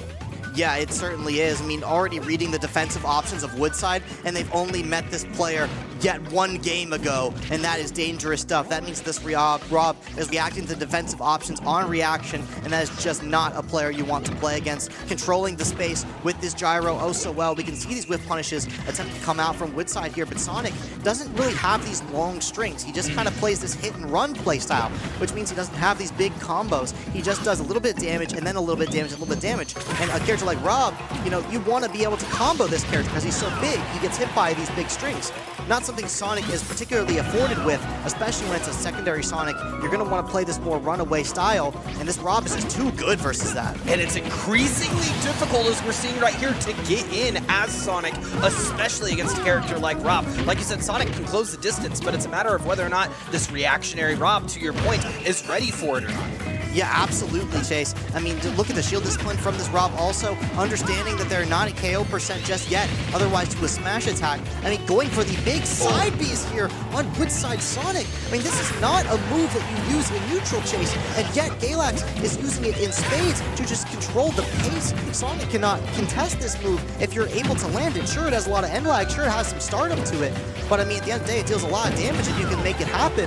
And just look at this 3-stock coming to fruition. That's a forced air dodge, Chase. There's nowhere for Woodside to go. That's a guaranteed 3-stock for Galax, a guaranteed 2-0. What a strong performance, a strong start. Yeah, shout out to Caleb on that Rob. That was incredible, like we saw. And like you said, it certainly has a lot of end lag, but every single time it's almost like the Rob was anticipating when the Sonic would come in and was just ready for it. Like, oh, okay, I see you dashing.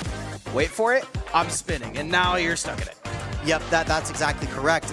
Sure, it has a lot of stars, sure it has end lag, but if the move lands, it does 20-some%, and if you can get off an air dodge read like Galax was able to do, that's the correct move for the job right there, and just not scared of the Sonic pick whatsoever. Galax just yet another 3-stock. A little bit better of a 3-stock, living to 148, but at the end of the day, you didn't lose that stock, so great stuff to them. Holding down the defense and the offense, understanding the defensive habits of Woodside quite quickly.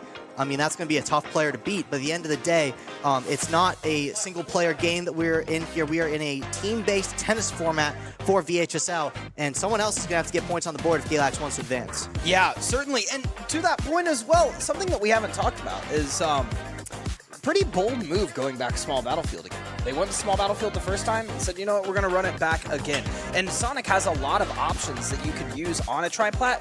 Mind you, right, you have Rob, who has the up air, who can punish a lot of those options in landing. But if you're looking for some movement with Sonic, triplat might have been a viable option. I mean, it's hard to take Rob to a stage and be happy with it. I mean, he has so much control. I mean, his up air, absolutely massive DI cross-ups.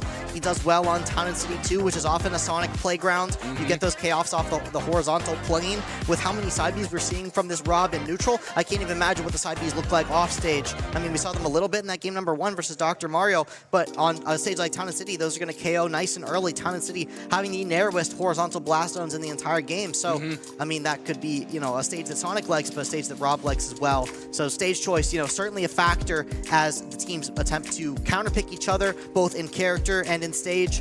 You know, those are the two factors that you can control besides the game in front of you. Yeah, you say the narrowest stage in the game too. In 2018, Smash Me is like, wait, WarioWare's a thing? And I'm like, well, you know, WarioWare is a thing. Take us back to 2018 and Cineroar side B, KOing you at 30% on WarioWare. That's a fun mechanic to have in the game. And you know, spin dash fair from Sonic, you know, that KO you like 15. Yeah, have a fun time going 5 feet off the stage and then dying immediately. Yeah. I mean, to that point, though, speaking of going 5 feet off the stage and dying immediately, we have some characters in the lineup that don't have phenomenal recovery. And so I'm interested to see what is chosen next from both teams. It will be, since Galax took that stage, it will be them claiming their character and player first. Yeah, I mean, it's up to Woodside to make the counter pick happen here. I mean, they have some options on the table, right? I mean, we have seen some great secondary potential come out from many teams today. I've even seen teams go for a third character, almost to the point of it winning. I haven't seen a third character win yet. That's pretty deep, but I have seen it chosen. So I mean, these pockets are deep here at VHSL, so it's up to you as the player, you know, what matchup do I want to go into that gives me the best chance of improving my odds here? And as the 10 seed, I mean, Woodside has to make those kind of plays happen in order to take down this match that they are seeded to lose. You know, that's another great point, too. It's not like we have 3rd seed versus 4th seed here. It is the 10th seed versus the 3rd seed, creating upsets and making room, making their own place in this bracket. Yeah, I mean, Woodside taking out the number 2 seed at this tournament with that really strong Luigi player on that squad. I mean, that was an amazing win for them. So really good to see Woodside come out on top there. But I mean, Galax presenting them with a new challenge with this Rob, I mean, the only player we've seen on the field thus far. But I mean, Woodside coming in here with Ganondorf and King K. Rool also. I mean, after the Dr. Mario, I mean, I don't know if I have to be the one to tell you, but I mean, these characters do not have a lot of strengths versus Rob. So you're going to have to hope that these other matchups are a bit more favorable. Getting a sneak peek over here, I mean, we look like Bowser Jr., Samus on the side of Galax, so that's going to be the matchups to choose. So, you know, you do at least have the Bowser Jr. as, you know, K. Rool or Ganondorf could do fine into that character. I'm not very happy about Samus versus either of them. I think approaching could be quite difficult, but as someone who has a lot of time on Samus myself, I would definitely rather play K. Rool into her than Ganondorf if I have to pick at straws. But I mean, yeah, this Woodside High School is not playing from a matchup perspective, as we alluded to earlier. They're playing from a player perspective and understanding habits perspective. That's what you must do if you're going to win versus a character that, you know, has greater tools than your own. Yeah, a matchup perspective is something you take a look at the very beginning of the season, right, Avery? That's when you're deciding what characters to put into your pool and what covers what strengths at the very beginning of the season. At finals, you're locked in, right? Yeah, you know what you know, and you're going in as adaptive as possible. To that point, though, we have our next 2 characters selected for the upcoming set. As a fun little side quip as well for those of you at home that don't know, 2 of the players that are on the rosters today, Caleb and Walter, are brothers. And they're twins. So they play on the same roster. Yeah, so we had Caleb first. Now we have Walter playing Bowser Jr., and we'll see Jalen on the Falco.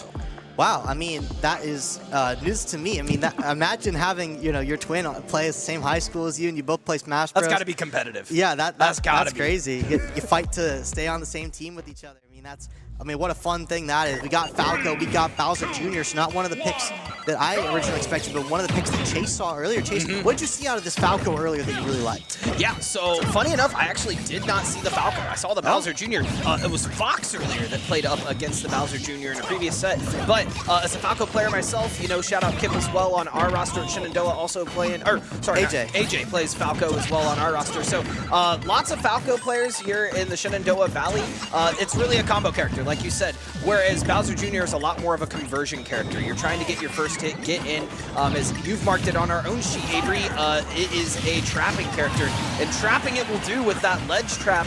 That was a great tech from JR, however, not going to be able to make it back up to stage. Yeah, excellent ledge trapping already showcasing from Galax, but great combos, like you said earlier, Chase. I mean, Woodside here on the Falco, Bowser Jr. has a very large frame, and I must say, I've actually trained AJ in the Bowser Jr. versus Falco matchup, and that's exactly what you want to do as Falco, is you want to combo this Bowser Jr.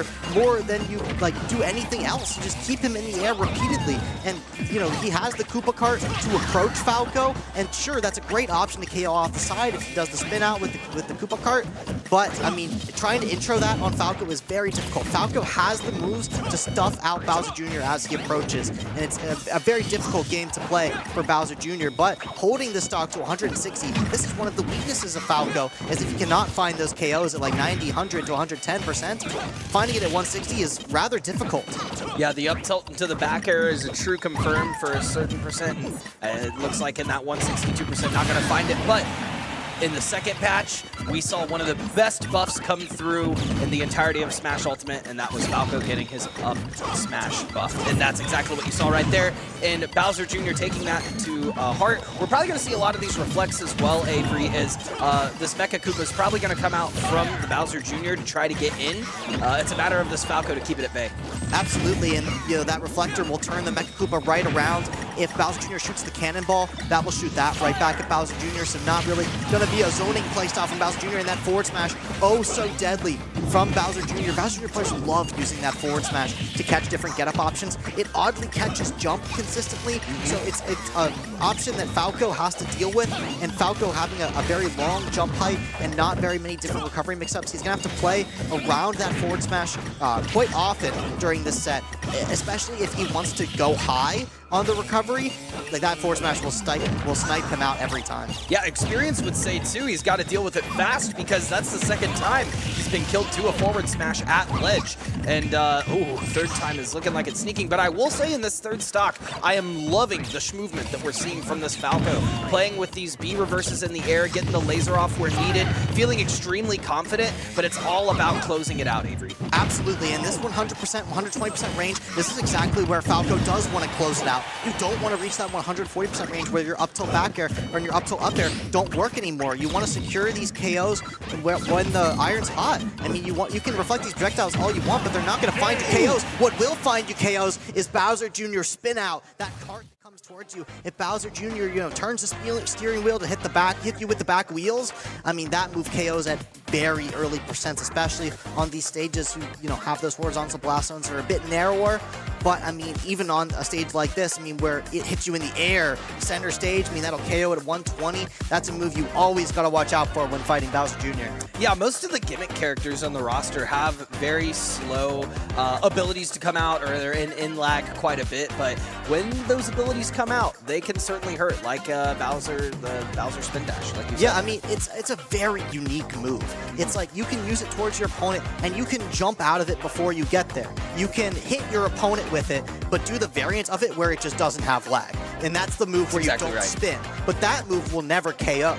It will, pop the opponent up maybe, potentially even for a combo, but it will never KO. If you want to KO with Bowser Jr. side B, which is a very potent move to KO with, it's either forward smash or that. That's really the options Bowser Jr. has in the arsenal. You're going to have to commit. Or hit him with a stray, right? Yeah, like stray whatever. Like 140. Yeah. You're going to have to commit to a move that is much laggier. So if you can manage to shield it, you understand when Bowser Jr. is going to go for that big play. That's when Falco can get really cheeky things like short hop down air, like onto the Bowser Jr., and then big combos happen. Oh yeah, if you can get the end lag canceled with that down air and get a up air conversion or a back air, even sometimes an up smash if you're just reading them not doing anything, then you can play off that. But going into this next game, we're seeing a character switch, and this is a character that I was anticipating earlier, Avery. Ganondorf makes his appearance. So you don't have to worry about the combo game anymore because of how hard you out-straight hit Bowser Jr. now. I mean, now you don't have to worry about your opponent ever getting to 140, and if they somehow do, any of your aerials will take it. So it's a different problem now for Woodside. Instead, now they have to worry a little bit more about the recovery. The forward smash is still pretty potent on the ledge trap, but they don't have to worry as much about Bowser Jr. living to these long percents and not being able to KO.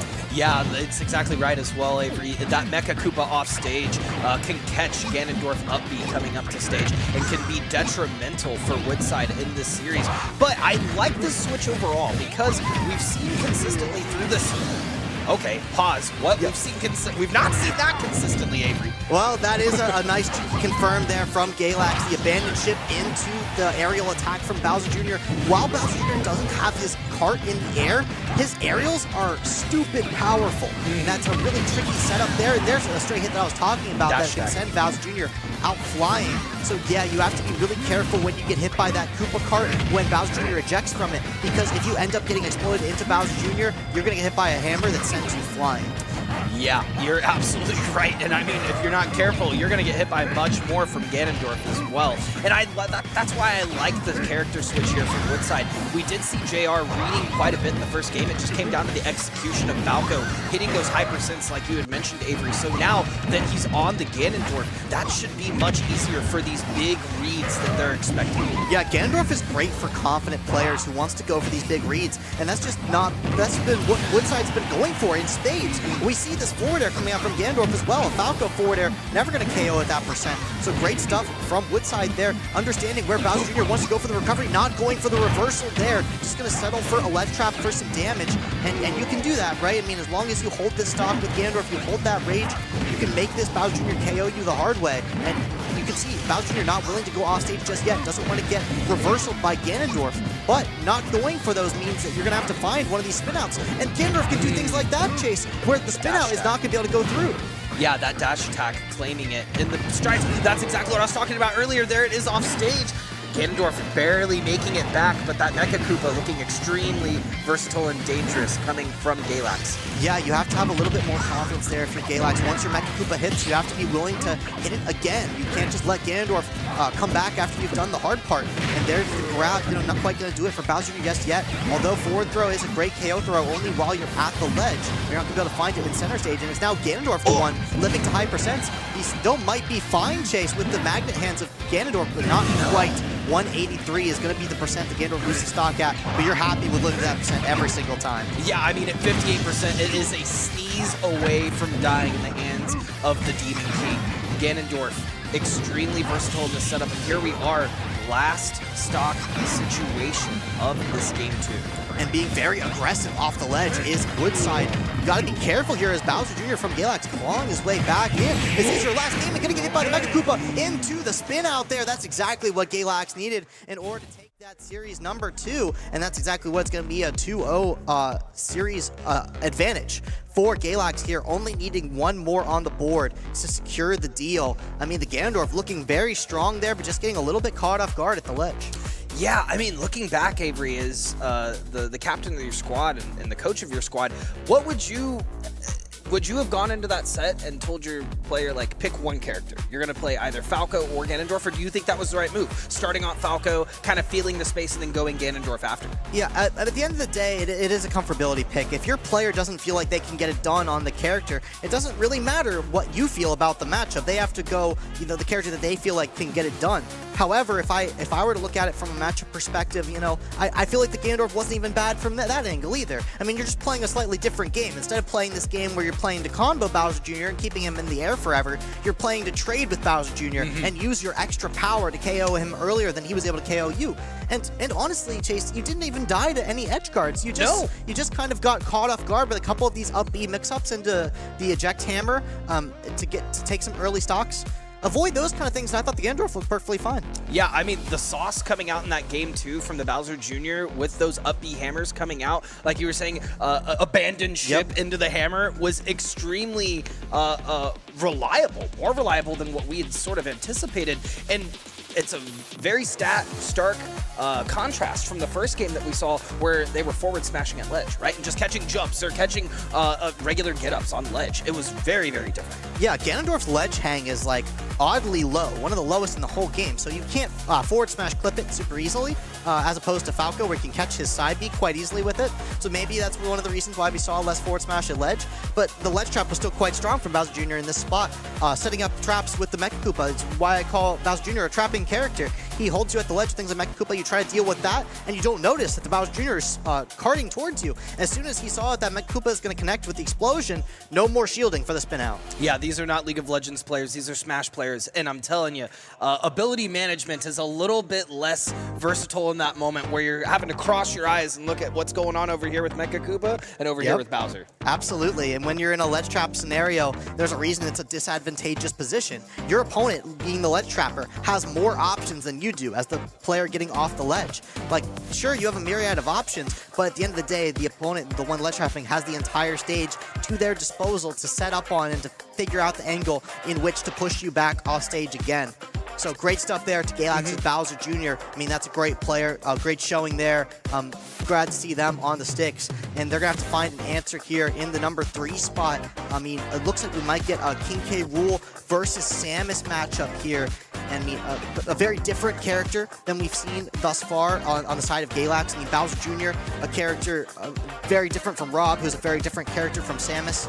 So it's going to be, you know, new game plans every day that Woodside has come up with to win. This is going to be a funky matchup. It will. I'm very, very excited for it because K. Rool has a lot of gimmicks in K. Rool's kit. There's a lot that K. Rool can get through, and Samus is just a top-tier character. There's a lot of out-of-shield options that Samus has at their disposal to sort of punish if this K. Rool, they catch him on the in-lag, right? If they catch him with a forward tilt or an up tilt that's mistimed, this could spell disaster. And this could be, you know, all that's said for the entire series if Galax takes this. Yeah, at the end of the day, this is the last series that Galax has to take. And, you know, Woodside taking this series would mean they have to defeat either this Bowser Jr. player or this Rob player, or, you know, even potentially the Samus player again in game number 4 if they want to take the series. So, you know, one step at a time here. I agree with you, Chase. This matchup is quite weird. I spent a lot of time on Samus. I spent a lot of time fighting King K. Rool. This character is quite common online and apparently in the high school space. I've seen a lot of King K. Rool players here today. So a lot of his tricks, you know, these high school players may be familiar with, but he does have a lot in the bag. He has that belly armor, and that's going to be the one to really look out for. Whenever you hit King K. Rool's belly, he can armor through a lot of moves, and even though you hit him, he actually doesn't take any knockback. He'll still take damage, but if he's using it, especially while during an attack, he will hit you back and not take any knockbacks. That's a really big deal. You have to be careful when you're hitting that belly. You have to be careful with how you juggle King K. Rool, because he can often land with it and disrupt your juggle. Yeah, the super armor is incredible from K. Rool, and you can tell that's denoted by cracks on the belly as well as we go through the set. You'll see those cracks come through, and it can be broken just like any other shield. Yeah, and oddly enough, Chase, that used to be much easier to break, but later on in the game here, they made it harder for that belly armor to be broken. So, you know, difficult thing to do, but it is very possible if the King K. Rool uses the resource just too much. And the first thing I've noticed, Chase, is just how fast this K. Rool is playing. I think maybe too fast. Yeah, maybe a little too fast in that off-stage option. Certainly, I think they meant to they didn't mean to fast fall, and unfortunately, that fast fall will take the stock. But at 101%, the Samus is hanging on by a thread at the grips of the Terror Crocodile King K. Rool. You know what I'm happy about, Chase, though, is that this K. Rool is playing fast off stage. You know, very unfortunate has to be there to lose their stock at 30. But I actually think it's one of the main win conditions of King K. Rool in this matchup is to threaten Samus off stage. You might not think she has the worst recovery in the game, and she certainly does not, but she does struggle to get off of the ledge. Yes. And one of the things that K. Rool does quite well is hold the ledge with that blunderbuss and a footstool combo to boot. Yeah, this Woodside King K. Rool is playing very fast, very in Samus's face, and it's what you must do. It's up to Galax to create as much space as possible. Yeah, and Samus, like you were saying off stage, a lot of their options, like they have a very incredible spike that is pretty much negated by K. Rool's recovery, having the spin top on top of their heads, a helicopter, to do minimal amounts of damage. It's going to be very hard to get through that. Like you said, oh my gosh, this K. Rool is moving, and you need to see that out of heavy characters, the confidence to get from point A to point B on the stage and maintain the neutral. Absolutely. On the contrary, King K. Rool spikes work quite well versus Samus. Yes. Her up B not going to be enough to disengage the King K. Rool, and confirms like that, like the berry into the up tilt. That is a true combo that will put Samus in big trouble. And with that SD at 30, still holding on to the lead is Woodside. This is the momentum swap they needed to get themselves back in the series. I loved the faux crown grab, right? He turned around, he acted like he was going to go crown, and then turned back around and up tilt for the, or grab, down throw, up tilt for the kill. That was incredible. Yeah, a lot of tricks up the sleeve, and able to tech that at 180, not yet untechable. Great awareness from King K. Rool from Woodside and keeping on the pressure. Not scared at 191. This is maximum rage chase. Another up air just might do it too high up. Yeah, I mean, at this point, you're fighting Samus. A sneeze will take you out. Back air, up B out of shield. Even an up air might kill here. So this K. Rool's got to be careful in getting in. And back throw won't do it. Back throw won't do it at 200%, I guess. Yeah, you wanted to up throw there if you're Samus, trying to catch the DI with the back throw, but not going to be guaranteed there. Woodside understanding the situation there and understanding where to DI, finally getting caught with this up B out of shield. And that's a very, very potent tool for Samus in this matchup. Hit her shield wrong, and you will for sure be taking that 13%, as we just saw there. Yeah, Siskiyou fans are standing in chat right now. Oh, for sure. The best player from Spain, Siskiyou, loves that move, I will say. Yeah, the up B out of shield is real. We haven't seen that much coming out of this game. I really like that, too, because it's a mix-up option if you're not expecting it. That's certainly what they saw, but at 129%, there's not much left not to expect in this game, Avery. No, there certainly is not, and swinging back against the King K. Rool as to not get hit off stage, but the ledge trap, oh so strong. You have to be careful coming back to stage here. What's the ledge trap? No, it gets hit by the little propeller. As you mentioned earlier, Chase, you cannot edge guard K. Rool from directly above because that propeller will disrupt it. Yeah, and it's going to keep disrupting it. K. Rool keeps going for these blunderbuss options, trying to get the grab out, just kind of letting the cannonball go. Dash attack going to take it. K. Rool taking this game. Galax Samus getting uncomfortable on the ledge there. We've seen a lot of these KOs from King K. Rool come off of these ledge traps from these blunderbusses, so Samus did not want to engage with that option. So they just kept re-grabbing the ledge, just kind of trying to not deal with it. But the K. Rool didn't commit. They just like kept holding on to the ledge trap. Well, Samus is like, I guess I'll try to like swing through it with something like forward air. K. Rool saw that coming. You're going to get a dash attack to the face. That's going to be 1-0 for Woodside. Yeah, I mean, at this level of play, you have to be adaptive. And if you're not in semifinals. It's just where we're at. So these players managing all of the stuff going on around them, like I mentioned earlier, like with Bowser Jr., it was the Mecha Koopa, and whether or not he's up-being you and ejecting from cart. Now with K. Rool, it's crown management, right? And paying attention to what's going on. It's blunderbuss management. Has the ball been shot out? Is the cannonball still in the air? Can he grab me? There's so many things to manage in the moment, and unfortunately, you have to get out of disadvantage, or those are just going to compound. Yeah, at least King K. Rool, must be relatively stationary during his blunderbuss. Like, sure, he has the mix-up of being on the platform and then dropping through it, but once he's like on the stage itself, he can't move once he's committed to blunderbussing. So you have to just kind of find the timing to navigate around it. But might I say, Samus on the ledge trap, not a character that's stationary by holding a charge shot, for example, at that same kind of distance. What a tool that has been that I've not yet seen from Galax Samus. That can be brutal for K. Rool to work around. Use that strength that has been working so well versus you against him. Yeah, I mean, even something that we didn't really see much is drop down from ledge Z-grab and air from Samus, at least to do the damage. That could come out fast enough to stop K. Rool blunderbuss, right? If K. Rool's blunderbussing further away from edge, you have that option in your disposal. So it's thinking creatively in the moment while also executing it is incredibly difficult. Yeah, it's a different thing to know what you should do and to be able to execute it in real time, to be able to recognize the scenario where you can do a given thing versus a scenario where you're not allowed to do a given thing. And we can see with how fast this K. Rool is being, that's very intentional to make sure that this Samus does not have the time to make those decisions. Whereas some players will be able to recognize that very fast. Samus players are used to having more time on their hands, especially versus these big characters whose really only option is to play with this speed, or else, take too much time to think about how you should approach, and you'll never get in. Yeah, and that's exactly what we saw earlier with the Ganondorf, right? We said he needed to play reactionary. They needed to get in, and you're kind of dictating the speed of the match when you are playing reactionary, but even the Ganondorf was playing aggressive at those times.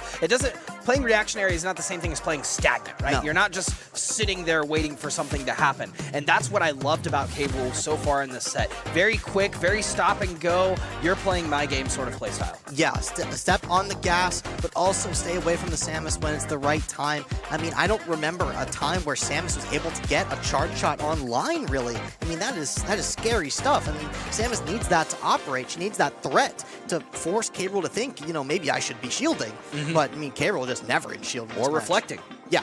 Or reflecting, Absolutely. Which is also very scary as a Samus player when you're holding that charge shot and you're like, it's something you think about in the character select screen, right? As soon as you lock in, they're like, oh, okay, they have a reflect. I have to play this game entirely different. That is absolutely, as a Samus player, that's absolutely one of the things that Samus players think about when they lock in characters is, first thing you think about is, does this character have a reflector? And then, there's other things to think about too, but that is like probably the first thing that you consider.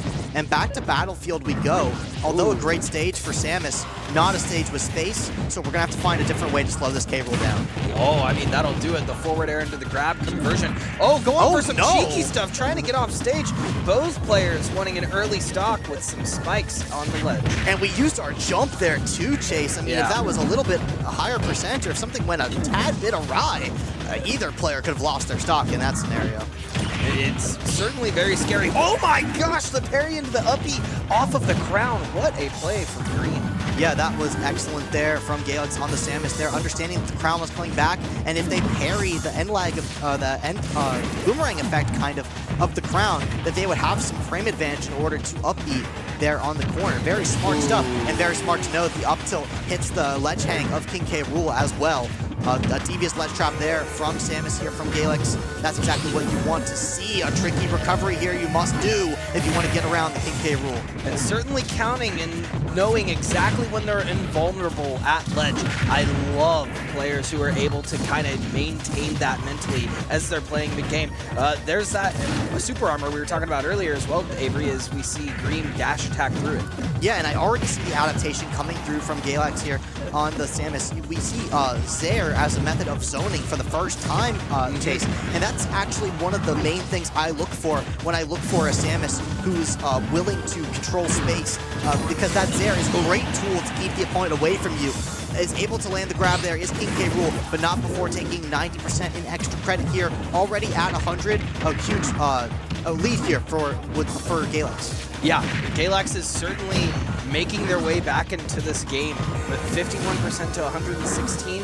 K-Rool may be at 128, but can still survive, as we saw earlier, up until 200%. So it's a matter of how they get back into neutral, which we saw as an immediate flip, already maintaining the stage control, trying to throw out this boomerang crown and maintain this distance. That dash attack is going to kill early. Unfortunately, Green not finding the right DI. Yeah, and Tricky to DI that move in that certain case scenario actually caught the Zaire tether coming back to stage. Samus not having a very strong ability to grab the ledge out of her Zaire, oddly enough. You would think, it's a more consistent move than it really is. Finding the edge guards here, not able to find the ledge trap, or the charge shot rather, is able to find the ledge trap. Galax and Samus has been doing a great job at remembering just the many tools that Samus has at her disposal to ledge trap King K-Rool, but it might be a little bit too late, as King K-Rool has built themselves a nice lead here. Another back throw will send the K-Rool off stage, going for the stall there with the up air, reacting accordingly is the Samus from Galax. A little bit of ground to make up here, but it can certainly be done. Oh, and trying to go for the counter. We've seen that a couple of times from this K-Rool. 94%. Once again, like I said earlier, a sneeze will take it. So Green needing to be careful. The up B out of neutral, going to put some percent on K-Rool, currently at 31. That's the second time now they've been hit by charge shot. K-Rool did a great job earlier of neutral air dodging it a few times, but Green putting themselves in disadvantage is not going to help their case. I mean, it's tough to play disadvantages, both of these characters. I mean, both of them are so exploitable while they're in the air, and some scrambles happening here. It's going to be Woodside coming out on top, finding the back air in the spot they needed to, they're going to extend out this series. We're going to a game number 4. All the players now back into the pot. It's going to be another best of 3 with a blind draw. Who are we going to send out to take the series if we are on the side of Galax? I mean, only one player needs to win in this scenario. What's your anticipation? What is your prediction? What do you think? My opinion, Chase, I don't think it's very hard. I think you send in the Rob player and you get it done. I mean, I have not seen an answer yet from the side of Woodside to deal with that Rob. I mean, you almost certainly have to match the K roll into him in order to make something happen, because that K roll is able to play very fast. Maybe we're able to match this Rob's pace. I mean, that's really the most difficult part. Yeah, no, I would have to agree with you. I think the Rob is certainly the one to get thrown in, unless if they feel like there's momentum shift. There are some players in the space and some teams that will play around the mentality around a momentum shift and let the other team ride it out just to crush it at the end. So certainly you should play smart. Obviously, we're in semifinals. You should throw out your best player and your best character. And certainly looking at the stats, that would seem to be Rob on the side of Galax. Now on the side of Woodside, they've had quite a character pool to choose from. So I could see really any of the characters come through. The Falco Ganondorf or the Mario Sonic. Yeah, I mean, I could make some arguments. I could say, like, you want to send in Falco because you anticipate Rob. I mean, that's going to be a great matchup for Falco. Just keep Rob in the air with those juggles. But, I mean, it's a dangerous one. Falco is a light character. He can get KO'd very early off the side of the stage with moves like side B, moves like Rob down air. And, you know, with the grab, I mean, that can KO Falco early as 90%. Yeah. I mean, that's not... it is an easy matchup on paper for Falco. Rob should never get a hit. But when you see it, you know, it play out, really at all levels of play, it doesn't really work that way. Rob can earn his stock. There's a reason he's such a strong character, and it's because despite his juggles, his neutral, some of the strongest in the whole game, his edge guarding, some of the strongest in the whole game. Yeah, it definitely is. I mean, that's why he's a top tier character, right? So it's coming through now, and we are going to have Bowser Jr. versus King K. Rool. So I think what they're going for here, Chase, is a bit of what I like to call anchoring like the most mentally strong player. I think so too. If you believe that your Rob is, you know, the most experienced, really experienced is the word, tournament player, which is what I've observed so far. You want them in the spot where when the lights are on and you have to win, that player is going to come in and they're going to win.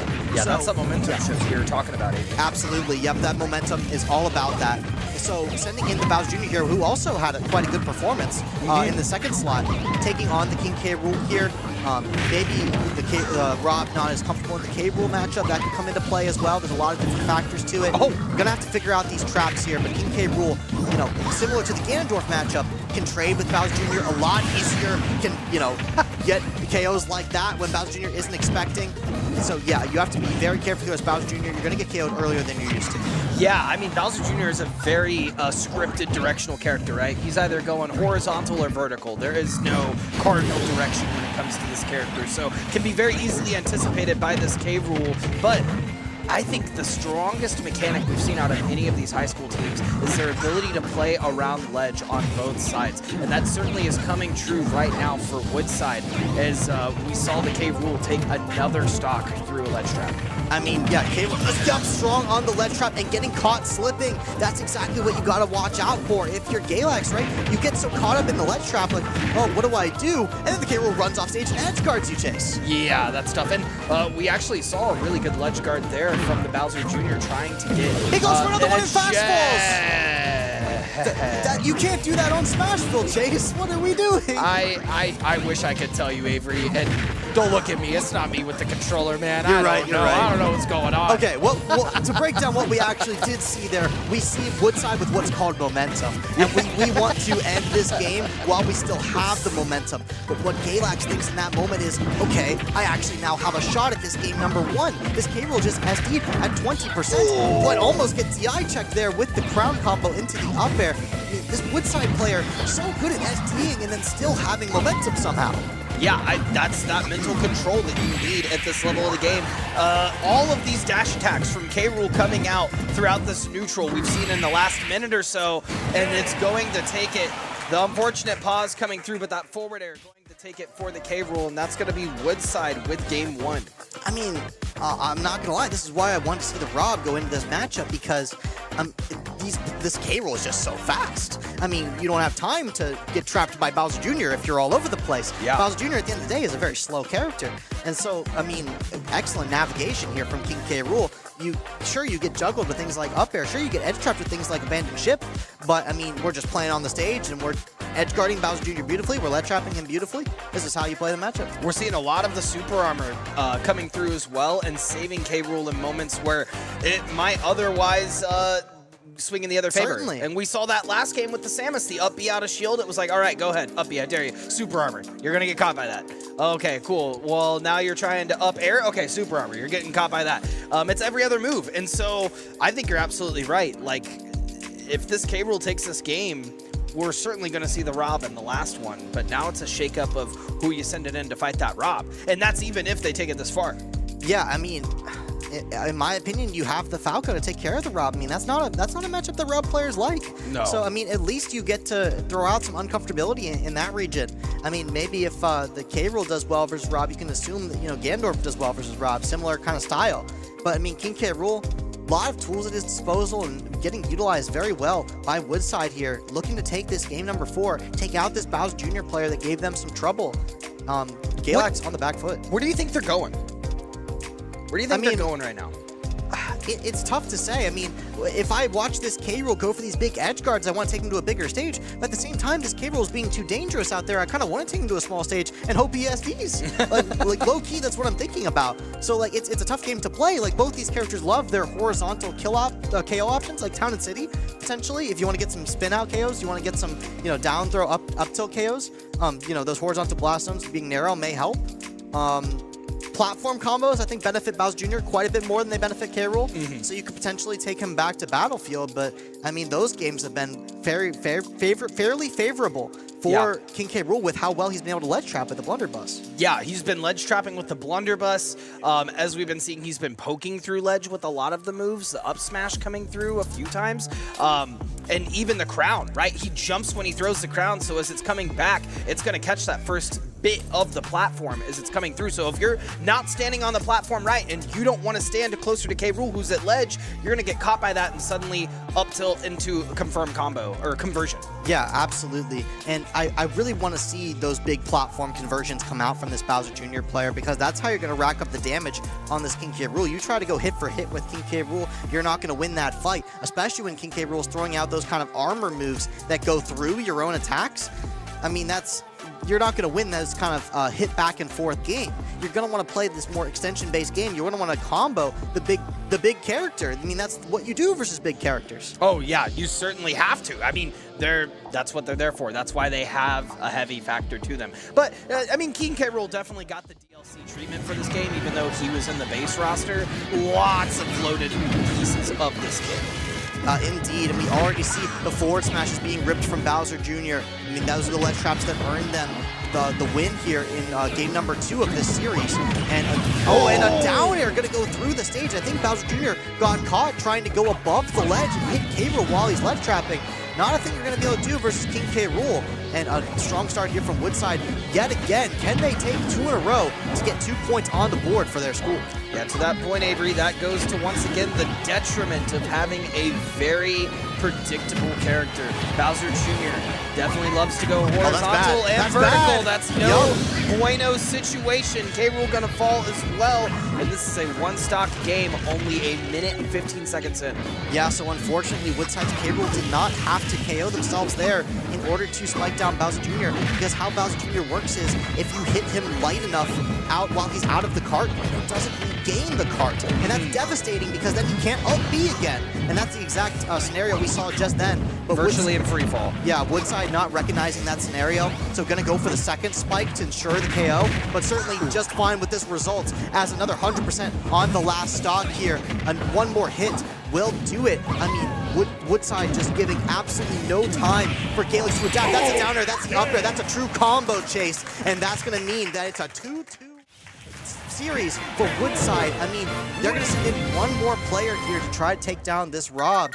If they can get it done, they can find this reverse 3-0. What a play from Woodside's own King K. Rool, the king of the Koopas, or opposite king of the Koopas, king of the Crocs, coming through. That was Sengbei Jackson coming through for Woodside. And an incredible spike mid-stage into an up air conversion that took the whole game. So, yeah, going into this last game, I think it's all but confirmed we're going to see this Rob. I mean, if we were certainly to see the Samus, that would be a surprise to me. So it's more of the matter of Woodside. Who are they throwing in first? And since this is game 5, this kind of goes into that mental game that I was talking about earlier. Specifically, Woodside is now, even in the set that was down, they now have to declare their character first. I mean, it doesn't really matter because you know what you're playing against. That's the thing. So, like, at the end of the day, you're going to have to, play this Rob matchup. It's just who's going to get the job done. At least that's how I see it. Unless you give the freest Samus matchup in the world, I really don't see not giving this Rob another shot after what we saw from that Game 1 performance. It was an incredible performance. So now it's a toss-up in between 4 characters. We're either going to see Dr. Mario, Sonic, Falco, or Ganondorf, through precedent being set. I mean, obviously there is the option of them picking a character that we haven't seen or know about, but usually you have your main and you have a secondary. Yeah, I mean, I feel like going anyone but Falco here, I just don't agree with, but going Falco is a volatile game to be played. The Falco is going to have to play very fundamentally sound, if you hit me, I lose. That's just kind of how Falco goes. You send him off the stage, Rob has the tools to edgeguard him very consistently. He doesn't really have to worry about getting reversal spiked with Falco's side B because of how long his up B goes. So and he has so many lingering hitboxes, right? The side B, if you get caught, Falco tries to come in and you get caught by a Rob side B, you're just getting cut in a cutscene over and over. And even you try to go low with something like Firebird. Firebird, recovers the same timing every time. Like, sure, there's like some mix-ups with like hugging the wall, but at the end of the day, he's going to grab the ledge at approximately the same amount of time. And I bring up Rob down air. What a brutal move to try to work around. Very, very easy to time around those as well, to that point. I mean, even if you try to horizontal recovery, whether it be side B or it be Firebird, you're going to get caught by something. You get side beat or neutral beat. Exactly. So it's to the point of Falco, though, you do have tools in your kit. You have drop down from ledge, forward air into an up tilt conversion if you drag down. You have your reflector to utilize against any gyros that are being thrown at you or lasers that are being thrown. So there are tools in Falco's kit, to your point. Exactly what you said earlier, that he could manage and deal with this character. It's just still, I would say a -1 matchup in favor of Rob. Yeah, I mean, experience plays a large role in this. Who, has more experience versus the other character. We have not yet seen that matchup. We have seen the Sonic take on the Rob as well as the Dr. Mario. I mean, same player, sure, but 2 different characters take on this kind of pick. So, we've at least seen the Rob play once. Granted, they were able to earn themselves 2-3 stocks. So, not a lot of time on the board to be able to analyze the play style. What we know is that it's very fast, and we know that it's not afraid to go off stage with these side Bs. We know it's not afraid to see your defensive options and punish them with ever so punishing side B with Rob, even, on the stage. So those are really the few things I can pinpoint that you've got to watch out for. Yeah, we also haven't seen a whole lot of this Rob using down tilt conversions, which you see a lot of at the top level of play for Smash, right? They're going to down tilt, lag forward, forward, down tilt, lag, move forward, down tilt, and we saw some spurts of it. We saw some spurts of it, and if we don't see them versus Ganondorf, I'd be surprised. I definitely disagree. I definitely disagree with this pick, Chase. I mean, I think this is probably quite bad for Ganondorf. Okay, we'll see. The Warlock Punch, though. So he's going for a very, I think this may be some kind of button check here. We're getting that figured out here. But, I mean, Ganondorf has to play some sort of neutral game with Rob. If he ends up off stage, he somehow has an even worse time than Falco would. Instead of having 2 recovery options, Ganondorf has 1.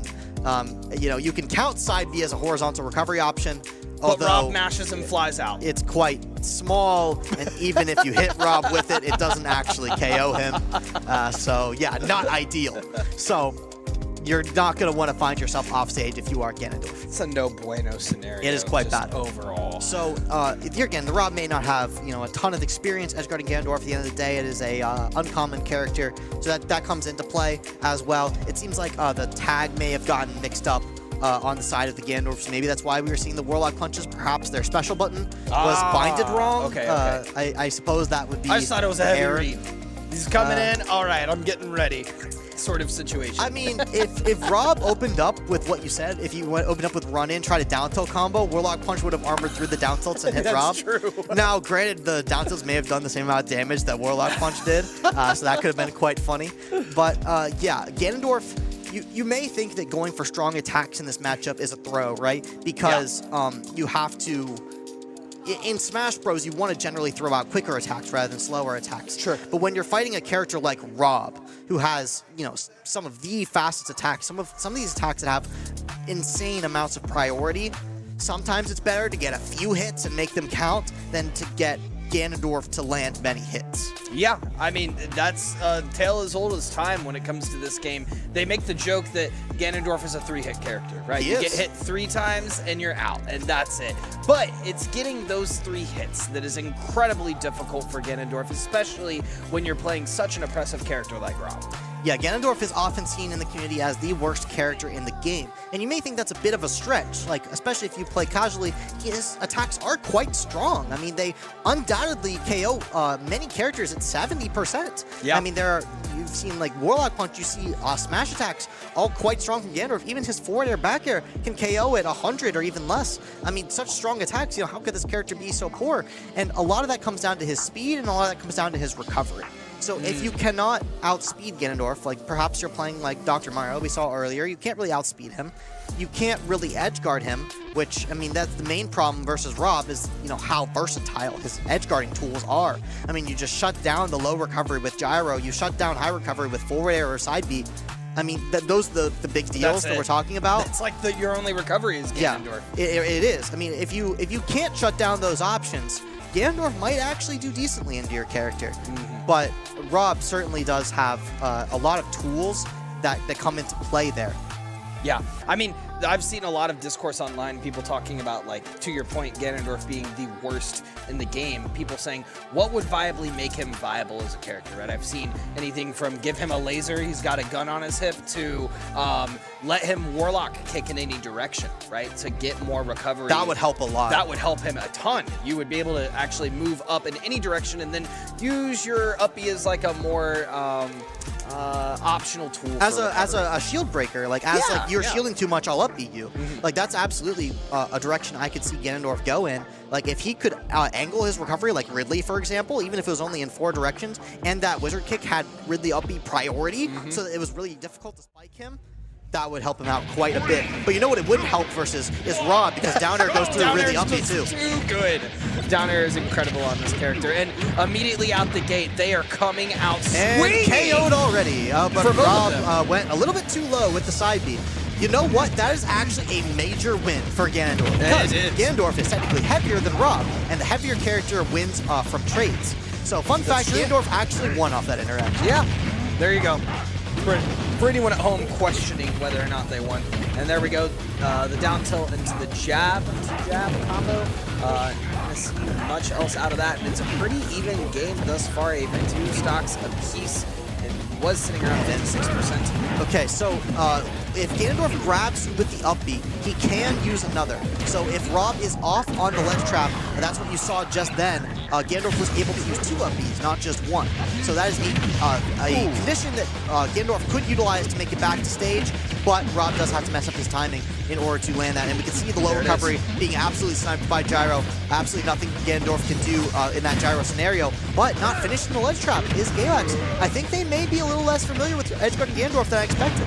Yeah, honestly, I mean, I don't think that they understood that Ganondorf was going to be able to make it back because it saved the jump and they air dodged in to recover there. So now at 135, though, this Galax might go down. Nope, we're not going to see it. But like you saw earlier, Ganondorf likes to get these side Bs off and put you in a tech situation to then wait, right? You're seeing right there, going for the dash attack, but it's countered by the neutral get up. So we'll probably see quite a bit of that going into this last stock. Ganondorf trying to put the Rob in a tech situation and determine what to do from there. Yeah, that's absolutely a great option for Ganondorf. That can be a great way to deal a lot of damage and quickly. and I actually really like what I'm seeing from this Ganondorf. This is not a terrible spot to be in. Getting that Rage on deck, only a few more hits, and this Rob just might get KO'd, and the edge guards have not been coming to fruition. Gets caught dropping shield there. But for example, if Ganondorf holds shield there on that back air, that would have been unsafe, and that's another 2 hits for Ganondorf. I mean, that puts Rob at 60%, gets KO'd by a smash attack. I actually would not swap to Falco here, Chase. I feel like this Ganondorf, with a few adjustments, looks like it could take it. Yeah, I mean, to that point, I think both of these players were playing, there is such a thing as playing too fast. I think in that instance, we saw the Ganondorf play a little too fast. I'm going to anticipate he was going for a parry. He saw the back air come out. It has a lot of lag before the back air actually hits. So I think he was waiting for the back air, going for a parry and do a grab, and unfortunately dropped the shield a little too soon, and that was the entire game. So now we're going into game 2, and once again, this is round 5 of the whole set. So this is the kit and caboodle. You're locked in this next game, and I'm sure, like, if you play Ganondorf and it works, you're not going to switch, right? The same is true with Falco. If you play Falco and it works, you're not going to switch. So it really comes down to this selection. Yeah, you have to understand whether this is worth a switch right now, and it's a difficult call to make. If you're going to swap to a character like Falco, you're going to have to earn more hits than you earned that set. Yeah. You're going to have to utilize your speed to work around Rob's hitboxes and find a way to hit this character way more. If you're Ganondorf, you got edge guarded like maybe once, but no more than that, and you got to be pretty happy with that. You got Rob to last stock 20%. Not a terrible spot. Unfortunately, you do have the Rob SD in there to factor in. That's what I was going to say. Like, we saw the edge guard from Rob, but I mean, was it really an edge guard? But if that was forward air instead of side B, Rob lives that. That's true. That's very true. So, and didn't need to side B. They were so low. That's exactly what I was talking about. I think this Rob may be less experienced with edgeguard and Ganondorf, maybe not understanding how much they need to commit to those edge guards. Speaking of edge guards, a stage like Smashville, you're going to be spending a lot of time off stage, and I see why Ganondorf goes here. His smash attacks actually hit through the platform. Gonna miss the gyro confirmed there off the side. Yeah, if you can live those kind of scenarios as Ganondorf, and you can find these early KOs off the side, Smashville makes a lot of sense. Yeah, just better frame data overall. We saw Ganondorf trying to punish after the grab, or after the conversion, and got grabbed from that. Yeah, Rob going for the up tilt into the up air, gonna miss. Instead, Reed moving in for another up tilt up air, gonna grab the gyro, and there's the edge guard. That goes too close to the stage there to get hit by the gyro. Could have been a bit avoided there from Woodside, but just not understanding how big that gyro's hitbox was, getting caught off guard. And now this is a miserable scenario because now Ganondorf has to be the one to approach. You're getting ledge trapped. This is all but over, Chase. Yeah, I mean, 23%, that is not the situation you want to be in for the second stock. You want to be in a much, much higher percent range so you can get that third hit, that crucial hit we were talking about. Great parry coming through, but even the dash attack caught by the back air. Avery, like you said, this is not looking great for Ganondorf. And look at the options covered.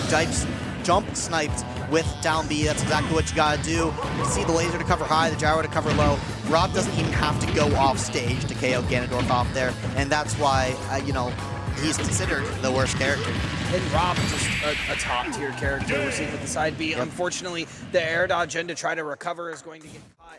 Instead, getting thrown through the blast zone, and that will be Rob taking the set for Galax. Moving on to the finals. Yeah, big congrats to Galax for their win there over Woodside, a hot Woodside at that, winning 2 games in a row and a huge upset versus the #2 seed. So you got to be happy with Woodside's performance there, especially their King K. Rool. I really hope to see more out of that player in the future. I mean, what a fast player, what an explosive player. And I mean, to that point, coming in as the #10 seed, you can't be disappointed with the semifinals finish. Yeah, I mean, that's an incredible performance. Certainly unexpected from a seeding perspective. And, I'm sure they played a great season and had some tough losses. But to come here in person and be able to put it all on the table and say you did, this performance today, you got to be happy with that. So Galax, although taking the victory here, they will face up against Frank W. Cox's gold team in the grand finals of Super Smash Bros. And what an exciting match that will be. But we are going to have to take a break before then. Make sure you go ahead and check out the rest of the League of Legends action,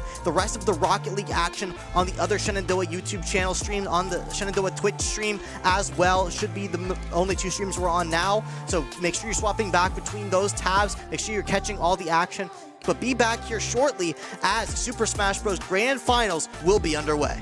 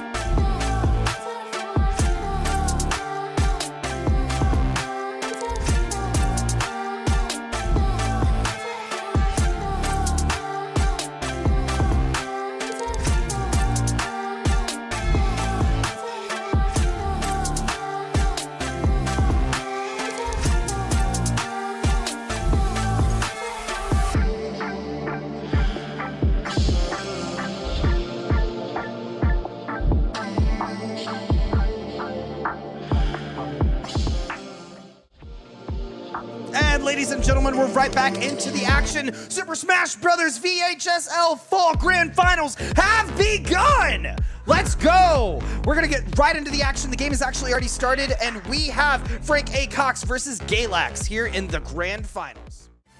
Chase, I love the energy here. We already see going on here. Just to jump right into it. It is the Samus player, Frank Galax, versus the Isabel from Frank W. Cox Gold team. And after these two teams have, I believe, well, not Galax, but Frank W. Cox Gold made an incredible upset versus, Osbourn, the #1 seed, as the #4 seed after a very nail-biter Game 5. And we'll have to see how this plays out here, as the Isabel from the Frank W. Cox has a great lead versus a Samus. And I actually do like this pick here, as Isabel can do some tricky setups while also pocketing Samus's devious charge shot. Devious charge shot indeed. I love that vernacular, Kip. And for those of you that have not been paying attention, yes, we are no longer joined by Avery. Now we have Kyle, Dexter, Kip on the microphone, on the headset, ready for Grand Finals. What are you feeling about this Isabel so far? I'm liking what I've seen so far. I like this counterplay with the just with the good buttons that Isabel has. That Nair, it's such an incredible move, just so fast and feels so safe for some reason. And I love to use that jab as a bit of a pressure.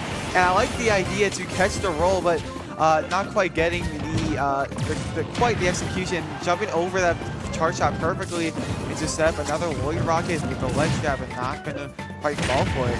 Yeah, for those that didn't see at home as well, there was two pockets right as we got in. There was the first pocket and then the second pocket to take it. Looks like the fishing line is going to take it with the up throw. And so Samus now on their last stock of this first game, while this Isabel does have 2 stocks remaining. Right. Isabel sitting pretty comfortably right now, as they seem to find a way to get through the Samus's zones with the use of their own pocket, their own projectiles used against them. How ironic for Samus. This character has such good zoning, getting out-zoned by her own projectiles. Oh my gosh, and the up tilt conversion, this is why we love to see small battlefield, the better of the battlefields, many would say. Trying to run up and get the net, unfortunately going to be met with the Z grab from Samus, out-zoning this Isabel a bit. Now Isabel can fly, so a literal safe option coming back to ledge and kind of just setting up shop here at 107. The Samus has got to be careful on how they recover. I did not know that F-tilt hit ledge chain like that. That's certainly new to me. I've had so much experience in this game, and sometimes you just you learn things that you never knew would have been possible before. And Isabel doing really well at catching that aggressive landing, just playing that mix of that aggression with the mix-ups with how you land with the forward airs, and also breaking through the Samus' zones, using her own projectiles against her with the pocket, while also catching those aggressive lands like you just saw to get that last KO. Yeah, those big reads for Frank A. Cox, it's the party poppers, and for the Galax squad, they see that as a party pooper, unfortunately. Not going to be safe option for them. Going into this game too, though, we saw small battlefield first. We could really see any stage, and in my opinion, I think we could see a triplat, we could see regular battlefield, we could see town and city, might even see a Smashville, but it is the determination of Galax to kind of decide what stage they're going to go to next. It's hard to say what the Samus would want here, because I'm noticing that the Isabel is blocking a lot of the charge shots as they're either mid-range or across the stage, which is normal, as that's usually where you want to pop it at when you're playing Samus at that point. But you have to rewire how your brain would work using charge shot versus these characters like Isabel and Villager, who can not only just negate your own charge shot, but use it against you and almost one-shots because of the reflector multiplier that they have. Yeah, that's a very good point with the reflector multiplier. I had not even considered, Kid. And I mean, overall, when you look at this matchup, it's really 2 zoners, right? At the end of the day, it's who is getting this first hit, who's able to get in faster. But this Isabel, the way that they've been playing, putting Lloyd Rocket down on ground, just kind of waiting for the Samus to approach, and then pocketing everything Samus is throwing at them, it's becoming increasingly difficult for this Samus to get in. Right, with the slingshots as well, right? That seems to be the main issue on Samus trying to get in, because they would try to approach on the ground, and Isabel just keeps shooting those slingshots and showing a lot of disappointed with sticking to the game plan, and we do see a bit of a switch here. The same as swapping to Sephiroth. I did not know about this character they had in their back pocket from Galax, but I do like the idea here, though, because using the big sword that Sephiroth has to kind of try to break that zone that Isabel constantly tries to set up. Yeah, I mean, it could certainly happen if you're not in disadvantage, but one thing about this character that not a lot of people know, Kip, is that Sephiroth is pretty light. Sephiroth can die to a lot of the antics that come out from Isabel. So whether it be charge shot, you know, like you mentioned earlier, these slingshots have been oppressive because they do stagger. They are so difficult to play around. Same with the villager play. The roll into the Lloyd Rocket almost broke shield there. You have to be careful. That stop sign can catch you at any point. Oh my gosh, and oh wow, you see the body block to push them off. How smart. He was dead anyway, but that's just flat out disrespectful at that point. But another thing, Chase, just to talk about how light Sephiroth is, I'm pretty sure this is correct. You can correct me if I'm wrong, but would you believe me if I told you that this very tall, like, muscular man is lighter than the small dog? Yes, yes, yes, lighter than Isabel herself.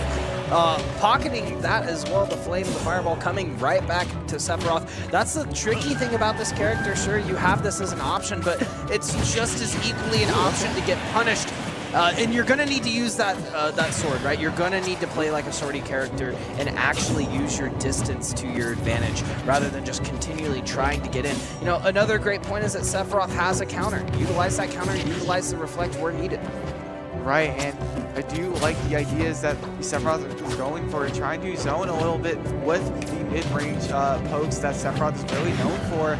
But still, it's just so light, and there you go, catching that lazy recovery with the fishing rod that this Isabel player is very known for. You know, something else I'm considering right now as well, Kip, because I played Villager for years, is that Sephiroth is one of those characters, because he's so tall, Villager Isabel actually does not need to do a landing forward air to hit with the slingshot. They can do a rising forward air, and it will hit as well. Right, because Sephiroth's just so tall. Exactly. So the slingshot oppression that we saw very early in this set, we might continue to see as we go through, as you saw with that rising slingshot there, but at 60% in game 2, the Sephiroth is on their last leg.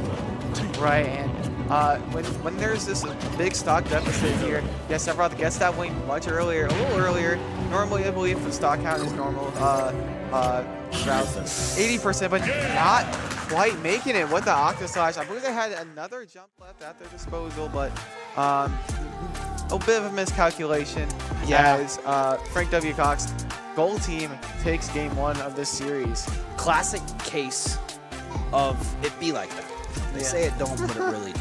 And that's just one of those cases where, you know, you're going to ledge, you think you're going to make it with the Octave Slash.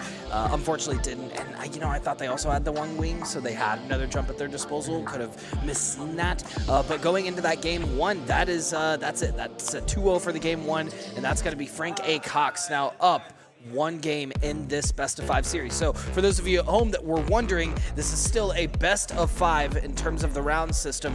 The way that we do it in VHSL is a tennis system, so you get points, at 1 game point dependent on these individual sets, best of 3 that we're playing. Right, Chase, and it does make me wonder. I have not seen as much gameplay from Galax compared to schools such as Frank W. Cox's. When I was here on the casting booth, I would see this team all the time, and I've seen the things that they pulled off. I've seen what kind of strategies they tend to go for, and it's hard to say who, like, we do know from what we've known from Frank W. Cox so far, excuse me, is that Robin is their #1 player, Isabel their #2, and their Violet is their #3. And as far as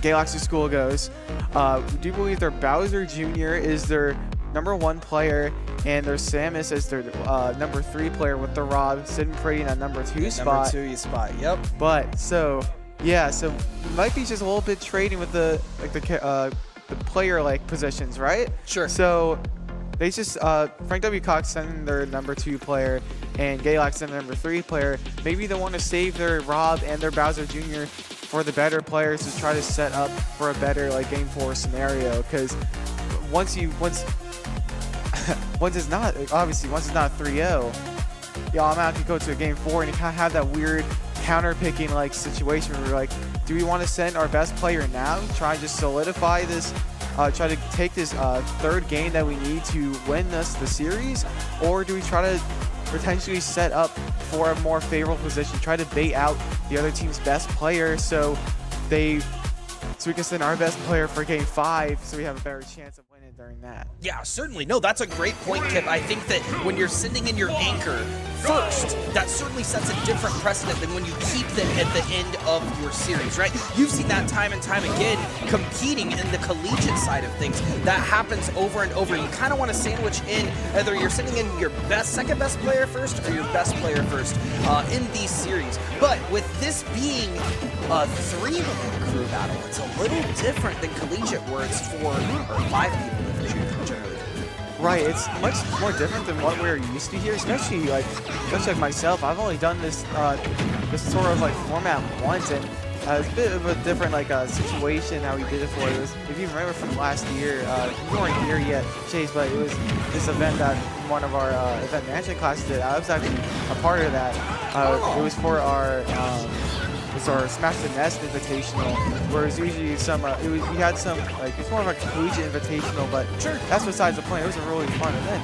But let's get back into this game here. Violet, the number 3 player from Frank W. Cox Gold, into Galax's Bowser Jr., the number 1 player, and you know, Frank W. Cox getting that good punish in with that rapid jab. I think that was a misinput taunt from Galax's Bowser Jr. I think so too. Sometimes the nerves hit in, sometimes you hit buttons that you don't need to hit, and Bowser Jr. just swinging with those up beats and hammers as well as that down smash. They are forcing a way to fall back into this lead as this is kind of snowballing a little bit. As the Violet, okay, as I say that, yep, commentary curse. Yeah, the classic. As I say that, Bowser Jr. finds a way, catching that roll away with the down smash. Very strong move. You don't really see that move not very often, but catching the jump in with the up B, I love the idea. Yeah, you know what else I'm loving here, Kip, is the patience that we're seeing from this Violet player. Just absolutely allowing this Bowser Jr. to get in and playing that distance exceptionally well. The edge guards have been immaculate, and that's showing through. This Bowser Jr. now being at 144%. A sneeze will kill. So it's time for the Galax squad to open their fridge and show the sauce, because it's got to come through with 1 stock left. Right, and as they find that that second KO, I do like what you were saying about the Violet playing so patient, but you have to, if you want to win this match, you kind of have to play patient.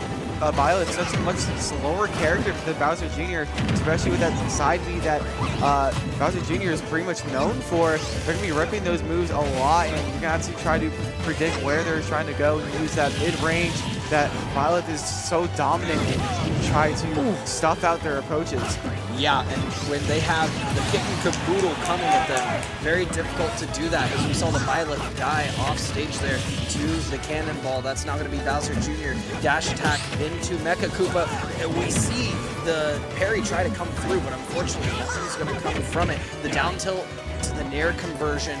The Violet's trying to get something here, add some percent up, and not allow this Bowser Jr. the distance that they need to keep this game in their advantage. Right, and you see Violet maybe losing a little bit of patience here, but trying to use some frame traps that Violet can do with the available moves like the up tilt and the up smash, but not quite getting the punish from the Bowser Jr. Violet's still having a more favorable position here. It's just parrying the down air and jump in. Love the idea with the up B. Not going to quite get the most out of it though. Bowser Jr. trying to swing out of the corner with the up B, running towards the shield. How scary. Try to don't get grabbed there. And there you go, trying to find a way to secure this stock, get this last KO. They need to set another lead for this as they get the side B into up B conversion, but it was not the sweet spot, and I'm thinking it would have KO'd anyway, but that certainly will not KO either. But one more good hit should do it on the side from Frank W. Cox, but as I say that, Sour Spot forwarder will not KO.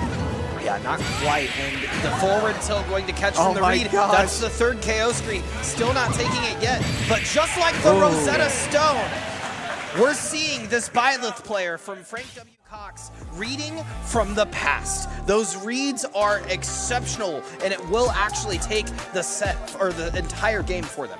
Right, and I love the adaptations that the Byleth is setting to deal with these uppy, like aggressive uppies. You see time and time again that Bowser Jr. player is just trying to swing to either try to get some more like momentum back with those clown car like eject and do hammer swings, but you saw there the Byleth player seeing that the Bowser Jr. player loves to just swing back from the corner to make it back into center stage, backing up with when they're about to swing. Dan hitting with the F-tilt with an amazing mid-range poke that Byleth loves using. Which we saw a lot throughout that set, the Byleth trying to read with the forward smash, which has a little bit more distance. So you feel like you might be a little safe coming in closer to get that distance, but I'm telling you, that forward tilt's so fast and it will catch. That's what we saw twice in that series. Right, and just that was just a great game already, that game one. Honestly, They came out swinging. Yeah, they came out swinging. Came out swinging, like, and the time was ticking, not because like there was inherently like so much camping. They were just struggling to find these KOs on each other, especially that last stock there. The Byleth kept getting those meaningful hits, but they just would not take the KO. It would always be those sour spot forwarders or back airs, and with how heavy Bowser Jr. is once he's inside his clown car, he has very inconsistent ways, because once Bowser Jr. is out of the clown car, he's a very light character. Yeah, absolutely, he is. And that's a very interesting point that we don't see with a whole lot of characters, is once they release a part of their character, they become lighter or heavier. That's a pretty unique mechanic overall. But we're going back to Small Battlefield here, Kip. So that makes now 3 times Small Battlefield has been picked in these 2 sets. Right, it's hard to pick what you want for this matchup here. I would imagine you want to go to Town and City if you are the Bowser Jr., but I would imagine the Byleth in this situation probably ban that stage that you do not want to get KO'd from the side, from a side B into up B, or just a side B crash out move that they'll spin out. Not going to quite get the down tilt with the 2 frames, but trying to find out these neutral, trying to find out how this Bowser Jr. going to approach from the air, dropping down from the platform, coming out swinging the Galax Bowser Jr. Not going to quite get those down smash KOs that we're trying to fish for. Not going to quite get anything out of that other than a little bit of damage. Yeah, and trying to come from above using the drill is not going to work when you have so much range in the Byleth up air. And look at that, the hammer's coming through, going all the way to the other side of the stage, hitting the other side of the blast zone, and Byleth still staying alive and jabbing with that back air. You're gonna need to see a doctor for that one. Yeah, that was some amazing avoidance from Frank W. Cox's Byleth player there. Just some amazing avoidance from the edge guard as well as the ledge trap.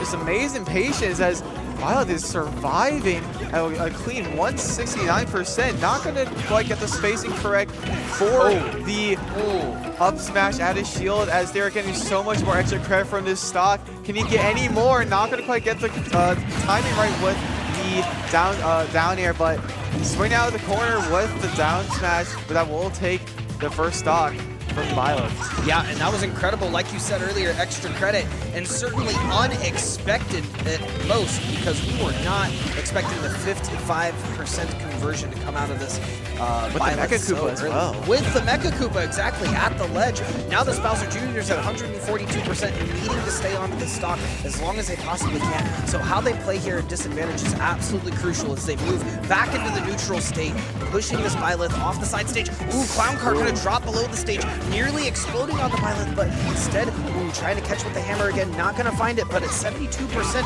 this Byleth still has some stock left to give. Right, and now the Bowser Jr., it's their turn to survive with this very high percent here, but catching the aggressive option that this Bowser Jr. is very known for from what I've seen so far, and this Byleth seems to recognize that this Bowser Jr. very aggressive, loves to just swing out of the corner with either these uppy hammer swings or the side Bs. Yeah, I mean, we're seeing the setups are pretty clear now, right? You're seeing Cannonball, then you're seeing Mecha Koopa, then you're seeing Dash, and then from there, that's really the engagement for a lot of this. But looking at this Byleth has been a lot more unpredictable and kind of reactionary, waiting for the Bowser Jr. to do their setup and kind of going from there. That makes, I think, the third time that they've also picked up and utilized this Mecha Koopa just because it's been at their disposal. Fourth, utilizing it as much as they can. And that's the thing about Byleth. Sure, it's a sortie character, but there's so much range. Right, I love it when people try to use item counterplay towards characters have items, because some people don't realize that you can use their own items against them in ways that you would normally think is not possible with your own character. Like, I always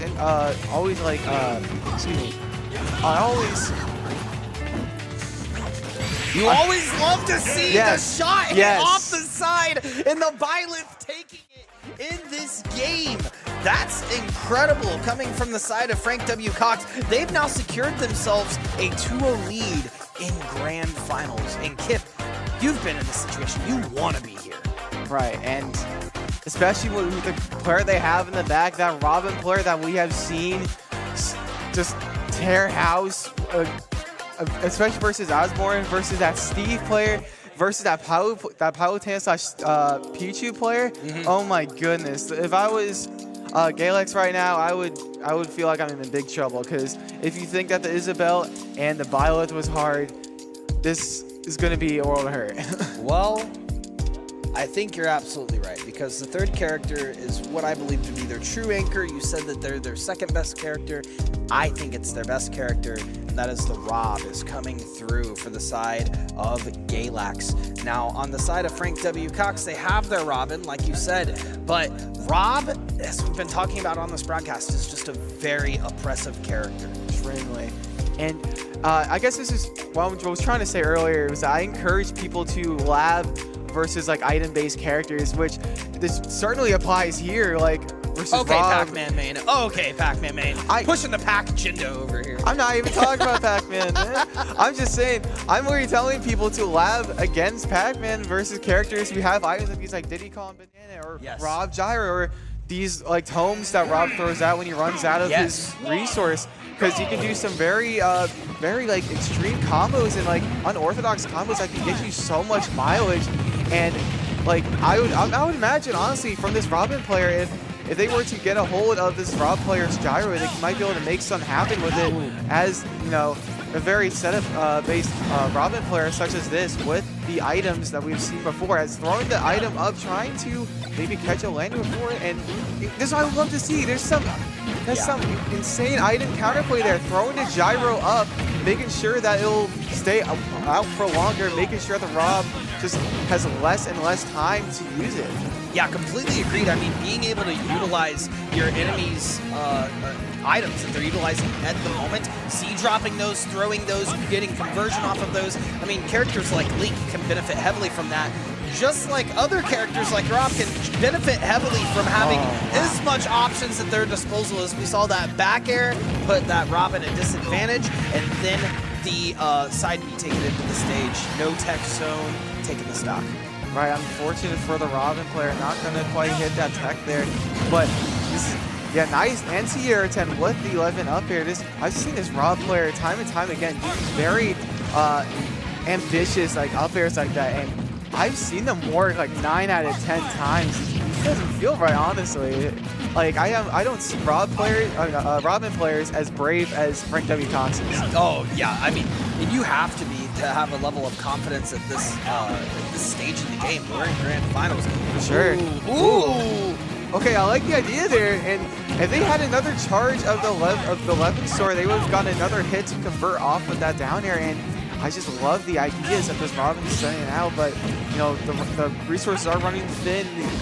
We just ran out of the Arc Fire. I think we're really running out of the Thunder Tome. Yeah, we are almost out of the Thunder Tome, and the Rob trying to stall a little bit as to trying to find a way to try to catch these landings, but learning the hard way, that is not how you want to land versus a player like this Robin player right here. You do not want to try to recover high, as that Robin player 3 out of the 3 times able to catch that aggressive landing.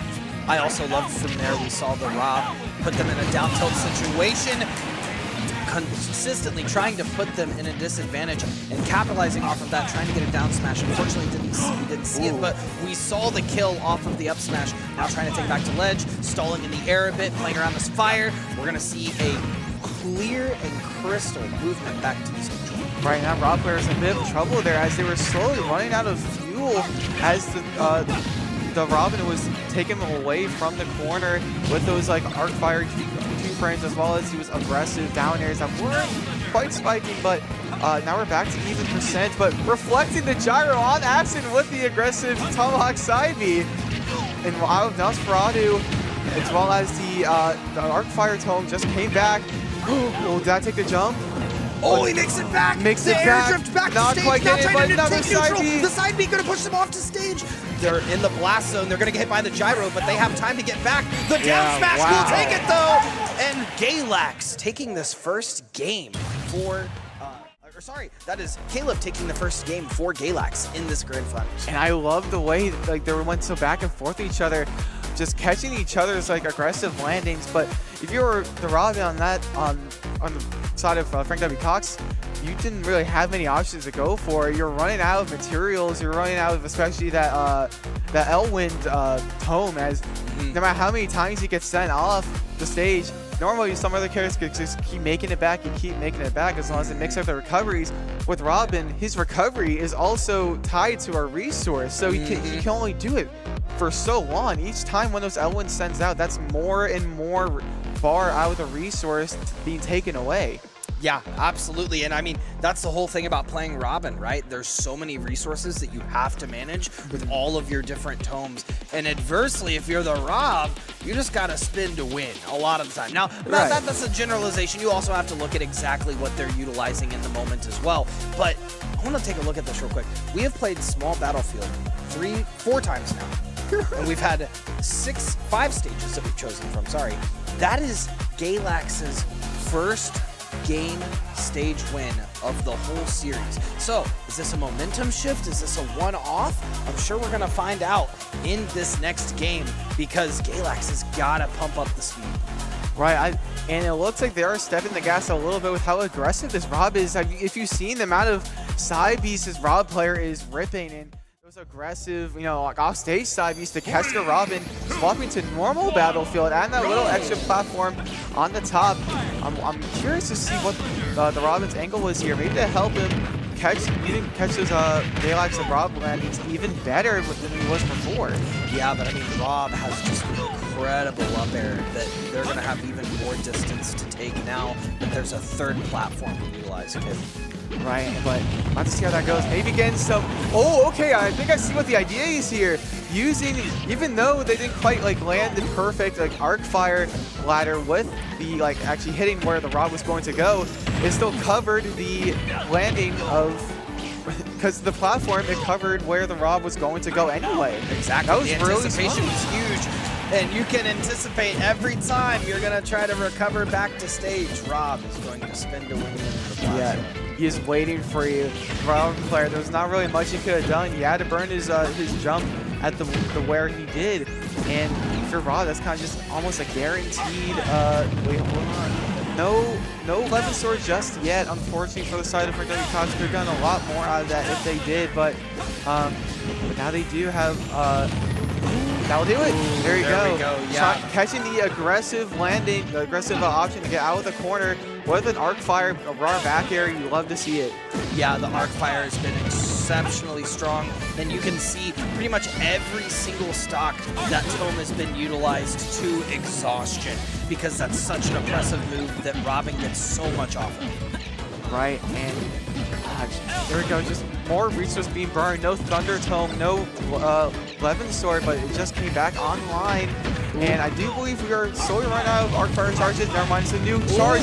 Catching the panic air dodge, catching that the lazy gyro, killing them. Getting the KO at about 75. That's huge tough. Momentum shift for Frank W. Cox. Yeah, that's tough, but that all started from catching an aggressive back air from the Rob. So it is playing to this Robin's benefit to be patient and just wait to see what this Rob is going to throw out. But at 144%, they need to make this stock last. Right, and the down throw into the up throw, charging that up smash. A little too nervous there for the side of Frank W. Cox, but still extending that massive lead they have with the with that second stock they have.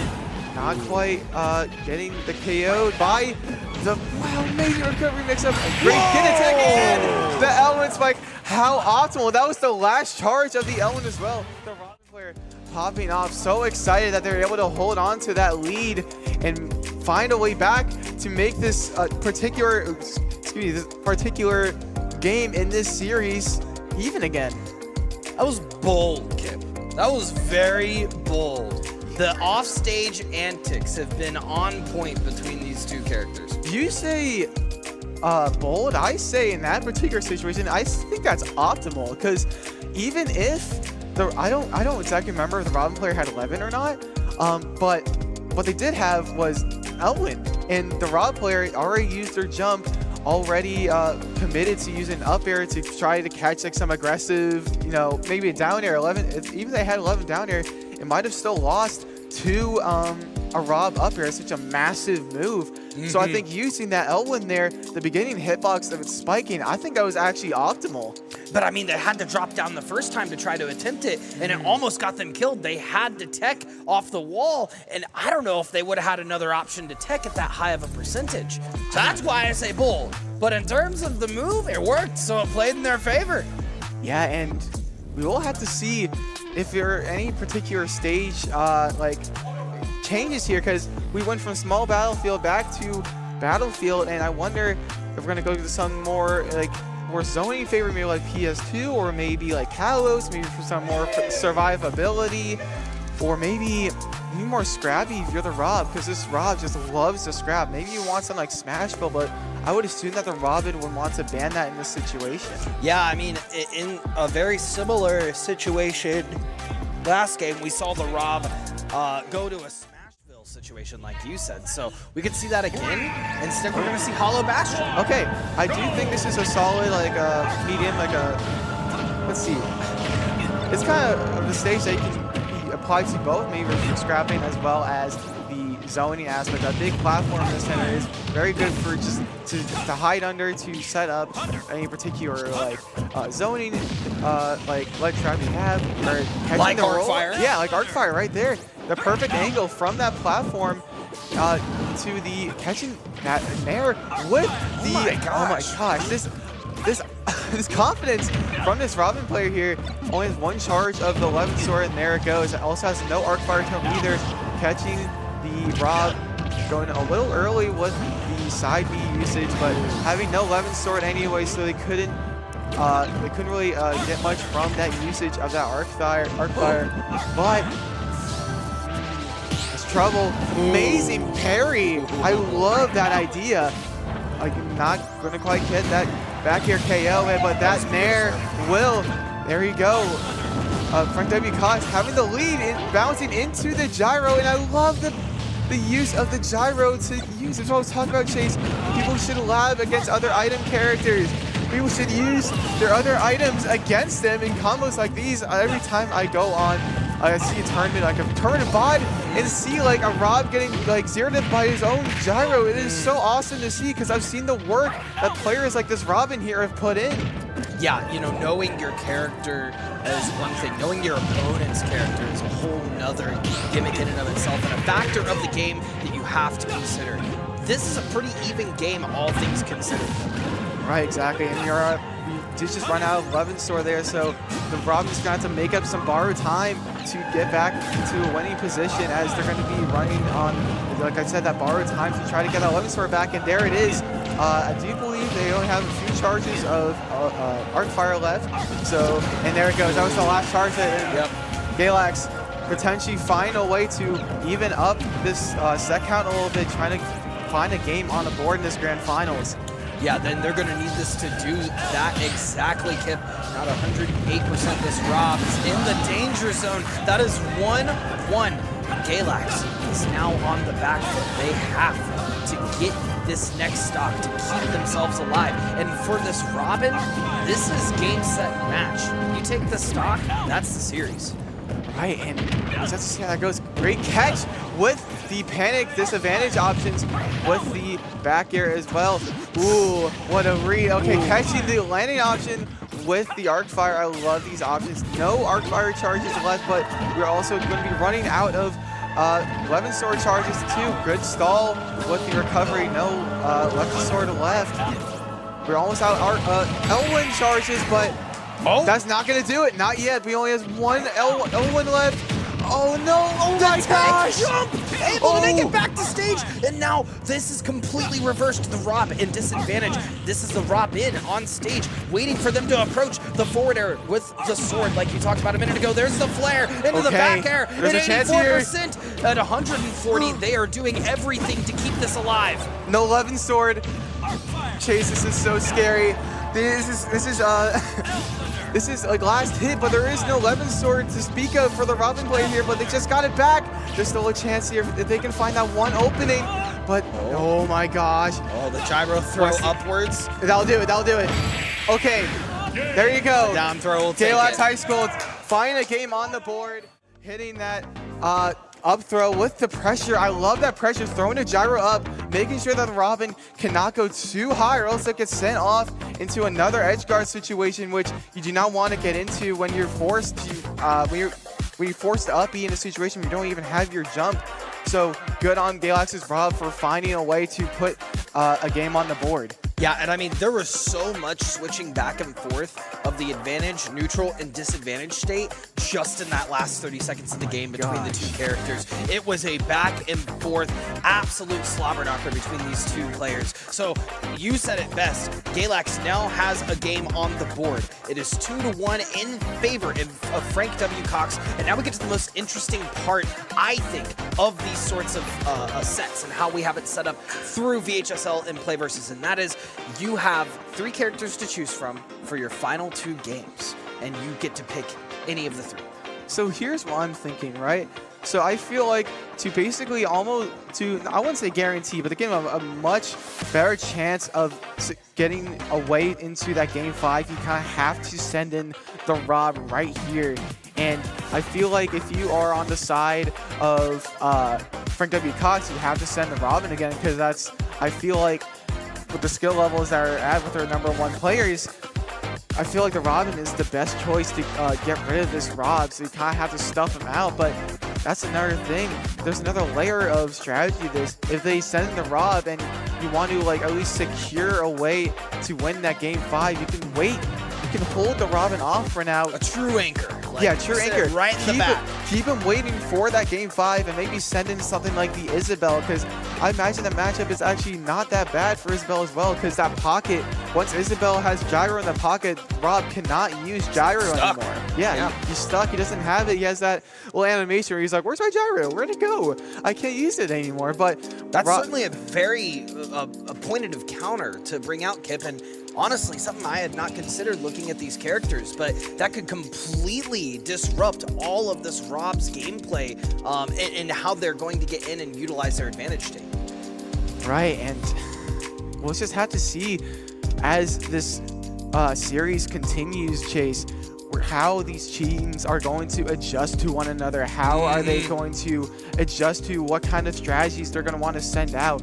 I do believe from what I'm looking at that I am correct on what I was guessing on earlier. It does look like Galax will be sending the Rob immediately, but a little uncharacteristic from what I've seen. Frank W. Cox sending in the Byleth. Now, I actually think this is a fine choice as well between the two. I think out of all 3 of their characters, Isabel might be a viable option, but Violet has quite a bit of distance that she can put between herself and Rob if Rob's trying to approach. A lot of that kit is all about, similar to what we saw with Sephiroth earlier, keeping you in a sweet spot about 5 to 10 feet away from your character. Right, and just like that, yeah, there we go. There's the Violet, the #3 player versus, I believe, the #1 player for Galax, as tried to make something happen either from the side of Frank W. Cox tries to either conserve the Robin for the back, or Galax trying to make something happen to force that Game 5 out with their #1 player. Yeah, I certainly hope that Galax stays alive here. I'd love to see anytime we go the distance in grand finals, that's a great day, right? But it will determine on how patient this Byleth is able to play and how much they're able to catch. Because look at this Rob, we've said it all day, even when we had Evu on cast earlier, just so oppressive, able to get in their extremely aggressive play style. It's going to be very difficult to play around. Yeah, definitely, with Rob definitely winning the scrapping war, because having not great range there for side of Violet, but catching the lazy gyro with the arrow. This Violet trying to find his way in, trying to abuse some bad disadvantage habits that this Rob player might have with Violet's amazing disjoints, as well as the mid-range pokes that he has to his disposal. Yeah, they might as well put a worm on the end of that hook, because that was extreme bait. Just going in, expecting there to be an aerial option and catching it immediately. Now at 175, unfortunately that tether is going to get caught out by the forward air, and Havard, aka Galax's Rob, is going to even up the stock count. Right, but here you go. Rob stuck in the corner, has to recover high, has no jump left to his name, but the fuel will run low a little bit, but that fuel actually charges pretty fast. It's hard. You don't normally see a Rob get KO'd because of a lack of fuel, but landing that unsafe dash attack, Frank W. Cox recognizing that, getting that up smash out of shield, amazing for an out of shield option to secure a stock. And now they're up 1, and that was an unexpected stock they took for sure. 83% stuck in this disadvantage state on the first platform, a small battlefield. We're going to see the Byleth try to reset this neutral, get back in, maybe pick up gyro. Unfortunately, it's going to spin out, not find anything yet until they grab that back air. Trying to get a Z grab in the air off that gyro off the side of the stage. Rob not going to fight it. Instead, getting back into this neutral state, trying to even things up as fast as they can, because they do not want to be sitting at this 55% for too much longer. That's the down tilt into up air combo. Now at 79%. This Rob is in the danger zone, but not as dangerous as getting caught by that back air. Byleth now evened up. Ooh, there we go. Oh, getting caught in the corner like that. Very scary when Rob has that gyro in his hands. Something devious could have happened from the side of Galax, but Frank W. Cox not getting hit by it, but will be taking some percent, but still has the percentage lead. Maybe one good back air from this Byleth here will take the first game of this Game 4. You see this, Kip? You see this? This Rob trying to be real sneaky, like you said earlier, trying to dive very, very high and fast fall neutral air dodge back to stage. Unfortunately, going to find themselves on the back end of that spear. It's going to be Byleth taking Game 1. These next few games are going to be absolutely crucial too, because if you're Galax, you want to stay alive. You got to take this the full distance, and now you're down a game. So you got to win the next 2 and then a majority of the next games in order to win grand finals. But if you're on the side of Frank W. Cox Gold, you're vibing, you got 1 game left to knock it out. You have so much momentum by your side. You have so much energy flowing through your veins here, and I know you said that when you're talking about the position that Galax is in, but you have to remember they have to think about the game that they're playing currently, because this is their tournament game. If they lose this last game, they will lose this series, and Frank W. Cox will be your VHSL champions. Yeah, so if you're Galax, you are taking that to the drawing board. You're going, how am I playing around this Byleth with Rob? It's like I said at the very beginning of the series too, I thought Byleth was the right choice here. There's so much distance that you can put between you and the Rob, and it's all come down to a matter of these micro interactions and the micro spacing between the 2 characters in terms of who is taking these games. With that game, we saw some cheeky back airs take stocks on both sides, but it's a matter of who is coming out on top and who is evening out this neutral faster.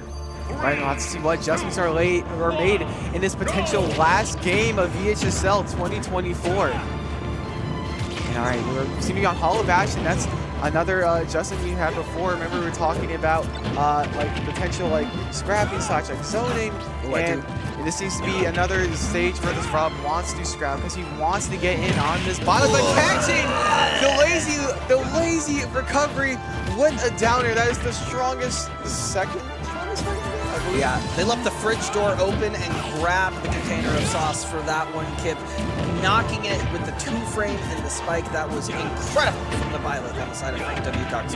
Right? No, it's just snowball a little bit, catching another lazy recovery with the forwarder, getting the stock KO at 75. Already, not even a minute in, Chase. Galax is on their tournament stock. Yeah, things are really heating up here, Kip. And this is Galax's Rob trying to do everything he can. That's the 3rd berry in a row. Will catch that one with the up air, putting this Byleth at 136, but the tether going to bring them back to stage. The gyro, no. The gyro knocks them out of it, but that down smash going to put them back at a disadvantage. Tether bringing them back to stage, and they were going for something cheeky there, Kip. Unfortunately, they're not going to find it. That's going to be the berry into the... I think an up air would have done it there. I think the up air would have done it too, but unfortunately, we're not going to know what would have done it because it didn't happen. Okay, definitely, yeah, up throw definitely. Okay. We'll take the KO there, but still not a good position in the form of Galax. But you're going to see Galax maybe fishing for a 0 death here. Okay, but not getting the 0 death as they throw the gyro on wake up, but at 40%. But it is very scary on the side of Galax because this is determined stock now.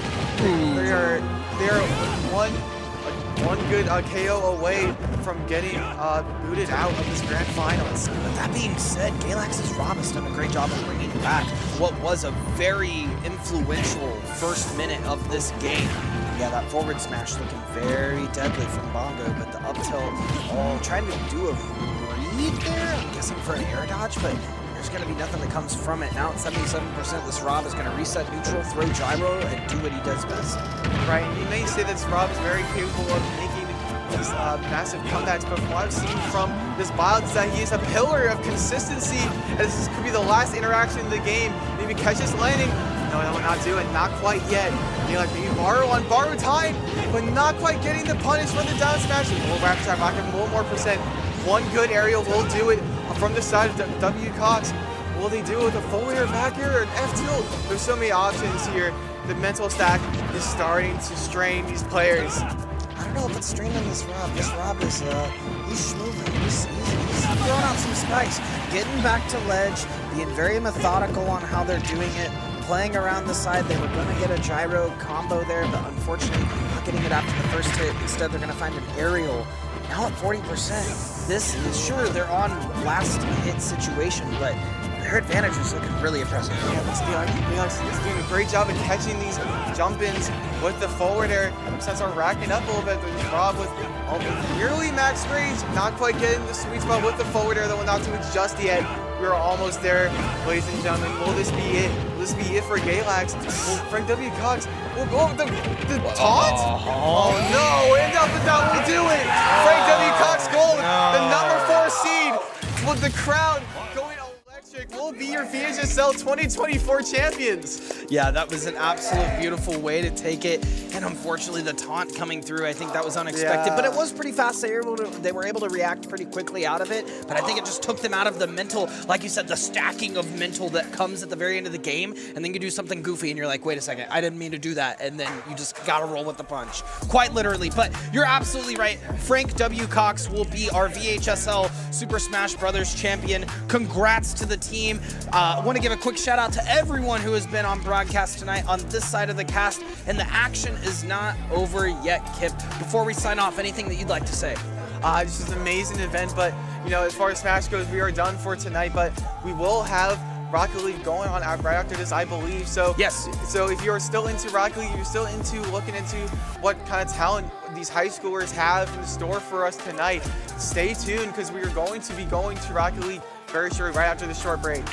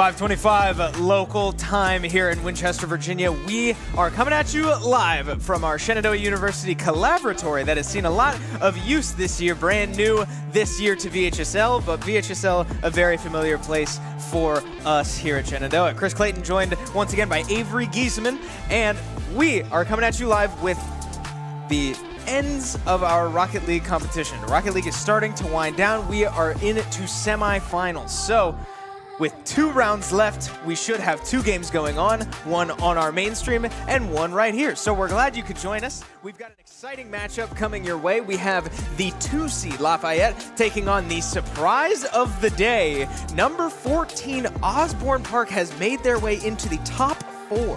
Yeah, I mean, if you can remember back to the spring final, Chris, Osbourn Park actually going to be our champions of the spring final. So to see them come in as the 14th seed, a bit of a shock here. But then even to multiply that shock, they beat the number 6 seed in York and find themselves in the semifinal here. Now, a great opponent awaits them here in Lafayette. And then, another match to be played after that. So a lot to be played for here in this semifinal. And as you can see, I mean, dark outside already. I mean, we've been here since the light was too bright for our players to see in here. And for our casters, we had to have these barriers out. So these guys have been going at it all day, just nonstop Rocket League action. So, I mean, they got to be itching for this grand final nice and soon. Yeah, we have certainly had a lot of fun today. We hope that you have been able to join us for all of it. But no matter what, you're here now, and that's what matters, because we've got a big-time matchup coming up. You said it, a lot on the line. Grand finals on the line, an opportunity at grand finals on the line as we prepare to load in here. Worth mentioning, you said it, a strong opponent in Lafayette. 7-1 on the regular season. Their one loss coming to the heavy favorite coming into today in the 1 seed as Woodson, yes. Yeah, so, as you mentioned it, Chris, I mean, we already have a kickoff goal here from Cryos here. I mean, not to be messed up with Cairo on Woodson, which is going to be a bit of a mix-up here. But yeah, we do have Lafayette taking a nice early lead here in game number 1 in the best of 7, notably, throughout this entire tournament. Yes, different players, Cairo and Cryos, but both very talented, but worth separating because they are both incredible players on different teams. One on the 1-seeded team, Woodson, the other finding their way to semifinals on this pretty Cinderella team on Osbourn as they look to defend that one, but unfortunately, Lafayette finding their window in Osbourn on the back foot to start, not even, well, just a little over 30 seconds into game number 1. Yeah, coming in as this Osbourn Park team, you want to keep that momentum flowing as the underdog here. You want to make sure that you're putting, quick goals on the board, but it's actually Lafayette who's doing that to you, and that is just not the start you want to have, because as the lower seed, you want to keep this momentum flowing. You want Lafayette to feel like they're the ones on the back foot, and that's exactly what Osbourn is looking to do here as they turn around a goal in a minute, Chris. I mean, only 44 seconds off the clock, and yet 3 goals have been scored. Yeah, what a shootout. I mean, we've got some exciting Rocket League gameplay on our hands. It has been 44 seconds so far, and what a response from Osbourn to not back down, right? Certainly not the start you're looking for to drop 2 goals that early, but keeping it a 1-score game now as they do find their way back onto the board, and we finally get a little semblance of calm after a kickoff, right? A lot of these goals so far have been just the chaos of losing a kickoff. One team gets possession with a really rattled defense, but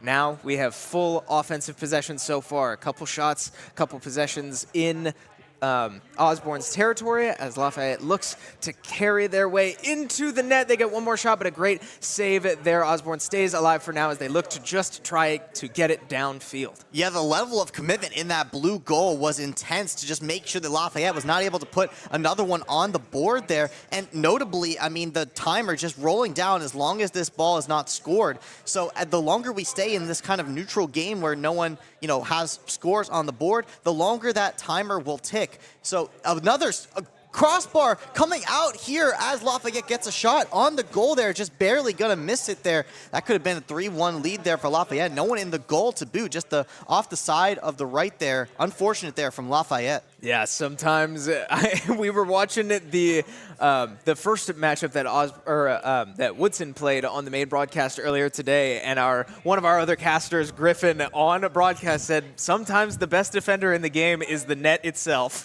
Yeah, he would know.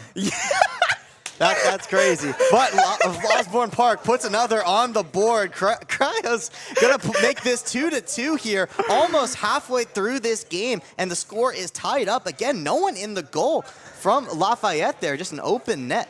Yeah, a bit of an awkward moment there. I couldn't tell if it got pinched or just snuck through an opening in the defense there, but an awkward touch nonetheless, and definitely one that Lafayette was not ready to respond to. So just like that, we have a tie game right as we tick down toward the halfway point. 2 minutes and 30 seconds left in game number 1. It's worth mentioning that all of these series, from the start of playoffs to the very ending grand finals, are all best of 7s. These are long series, and that's a lot of time to adapt. So as these teams sort of poke each other and feel how the other team likes to play, I expect to see a lot of gameplay changes as we move further into this series. Oh, for sure. I mean, the absolute speed in which this first game is being played is certainly something we're going to look to see if it continues in the later games. I mean, are the defenders going to be able to figure out these rotations in time to deal with this absolute onslaught of offense that these teams are both putting onto each other? But yet, I mean, no team able to find a lead here in the latter half of this game, just sort of ping-ponging it back and forth, seeing who will bite first.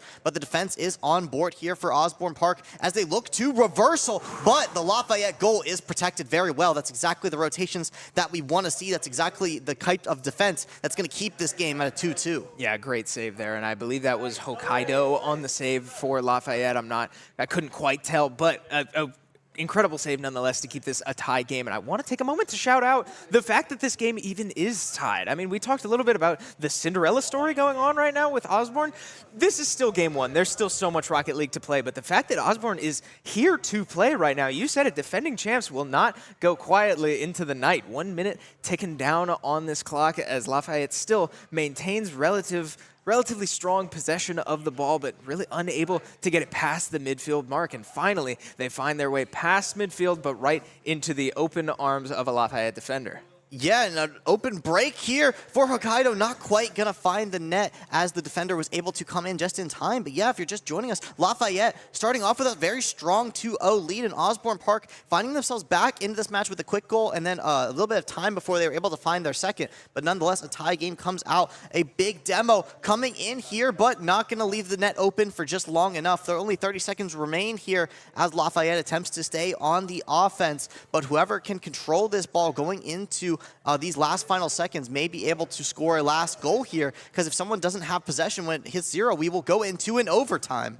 Yeah, clock ticking down. 15 seconds left on the clock as we now approach 10 seconds. The boost is looking good for Lafayette, but the ball is on the wrong side of the field. 3 seconds left on the clock. A tie game. Can either of these teams score? They will not. A nice little handshake there saying we will opt to reset, take the kickoff, and try to get an opportunity here. Hex with a window, but well defended. Nothing too crazy there as we now get fully underway in this overtime period. Yeah, and I might say that was quite wise there from Osbourn Park just to make sure that that ball didn't go in the air there before that overtime, because that ball was essentially in their own net already. So making sure that they get a fair kickoff, a fair shot, and even playing field ball. And that is the case scenario we're seeing right now as Osbourn Park attempts to go on the offense, but gets past all 3 of them, Chris. I feel like they were all in the general vicinity, but not quite sure who was going to defend that ball. Lafayette makes the play happen. Yeah, Osbourn just got caught cheating up a little too far and then was forced to just backpedal all the way back to their net, but that's such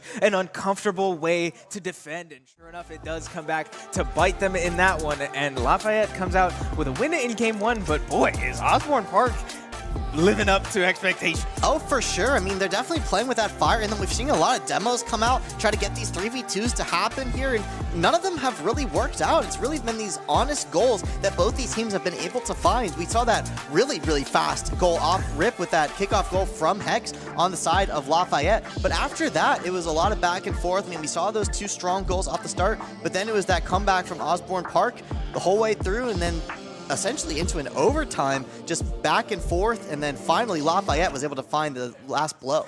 Yeah, strong showing no matter how you flip it, but ultimately Lafayette does come out on top. And I mentioned it during the game, this is a 7-game series. This is a lot of Rocket League that needs to be played. And now is the time that we're gonna start seeing some of these adaptations come to life in a full game too. We saw the chaos of the start of that game, offensive threats everywhere, right? 3 goals in the first like 45 seconds of that game.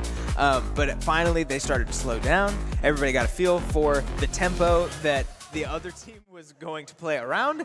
The defenses started to settle in and we got underway. So as we prepare to get underway in game number 2, can Osbourn bounce back and tie this series up, or will Lafayette have the opportunity to start pulling ahead in this series? Indeed. I mean, that is the question to be answered. And another kickoff goal getting flown at the net, but a nice save there coming in from Lafayette. Good on them to be aware of just the offense that this Osbourn Park team is willing to go for as they get another opportunity here. Not quite going to be able to make it happen off that back wall there, but yeah, I mean, this Osbourn Park team looking to play just as fast as they have been before, as they have to defend a critical goal. And the support here coming from Hokkaido, I mean, amazing job just being aware that their teammate may have just missed on that right side, but being right in the center. I mean, that's just fundamental soccer skills right there. Being in the middle of the field is the best spot to be to get those assists off from your wings. I mean, beautiful stuff there from Lafayette. Yeah, and I was just about to point out, too, that so far the offensive attempts from Lafayette have been pretty individual, but man, I can't talk too long before Osbourn strikes back. A lightning quick response there, and a great play, great setup off the kickoff, and Cryos just waiting for it, right? That perfect lob, and he knew exactly where he needed to be. Team play from Lafayette, team play from Osbourn, a great response, and we are right back to a tie game. Yeah, these teams are being very aggressive off the kickoff. Both teams are reaching the ball at similar times, so this ball is awkwardly popping up kind of in the middle of all of the chaos, and it's whichever team is capitalizing off that seems to score a goal within the first 10 seconds of the game. I mean, we saw that in game number 1, and now in game number 2, we're seeing a similar pattern come out as another open goal is going to be on the table, but Cryos able to find the spot where the ball is going. So great stuff there. The demo coming out from Lafayette there, not able to capitalize on the offense. Going to have to rotate back here to defend the net once more because this onslaught of Osbourn Park is in fruition, and there it is. Osbourn Park takes the first lead of the series. Yeah, that was a little scary. I was keeping an eye on the boost values for Osbourn as the ball started to trickle its way into Lafayette territory, and it was very low. Yar was really the only player that had a shot at scoring there, but he does find his window, find his way in, and find the goal. So way to capitalize off of a suboptimal situation and turn it into a great outcome with a goal, pulling ahead 2-1. Now with 3 minutes and 40 seconds left, Lafayette looks to strike back, can't quite get it just yet, and now Osbourn with an opportunity to dribble across the field. Demar looking to get it in the corner, can't quite get it centered as Cryos comes to help and save the day with an opportunity to lob it up to Yar, but just wide of the goal. They cannot capitalize, and now they just look to regroup as demos fly both directions, and both teams just need a minute to get settled back in. I mean, I would too, Chris. I mean, the offense is so strong for both these teams, and getting the backboard on the goal there. I mean, Osbourn Park, you know, even though Lafayette was able to find the defense here initially, they were ready for it off the bounce. I mean, both players were right there. It's just whoever was able to touch the ball first was going to be either goal or not goal. And you have to be so careful because the offense has the advantage there because you don't want to accidentally self-goal. So great awareness there from Osbourn Park. Just capitalize exactly where they need to. That resource management, so important. That positioning, so important. And they're able to capitalize every time, it seems like. Yeah, this is an exciting turn of events. And you know this, Avery. You know I'm a pretty big sports guy, and that is textbook. We talk a lot of soccer terminology in Rocket League, and for obvious reasons. But that's pretty common in a lot of sports, but especially basketball, man. Following up your own shot is a big part of the game, and Rocket League is no exception. Being there to follow up on your own offensive rebounds and try to capitalize off a missed shot or a deflected shot. Osbourn takes advantage on the last goal, and a scary opportunity to potentially score again, but Lafayette comes out unscathed for now. Down 2 goals with we are now over halfway through this game. Lafayette trying to find any offensive success to try to get back in this game, but just can't get it in the net just yet. Yeah, definitely. I mean, the ball spending a lot of time in the air now. Both these teams expending a lot of boost to keep it that way also. Just trying to find a way to pass it to their teammates to make those power plays happen. I mean, haven't seen a demo in a while to see that kind of offense come to fruition. We're just meeting the opponents in the air and contesting them at that point. And, that's one way to defend. And the other way is, stay in the goal, try to react to where your opponent's trying to put the ball. I mean, it's difficult to do. And these teams, expending a lot of boost to just kind of navigate around the field. But, the open net trying to get found by Osbourn Park. But yeah, both defenders able to get there during that point. And that's what we see from Lafayette. If you're able to creep forward like that, you're able to make those rotations happen. You will find the defense in that instance. Yeah, Osbourn is playing really smart here. They're not really looking to make the offensive plays that they've been making all game long so far. They are playing a great game of keep away so far.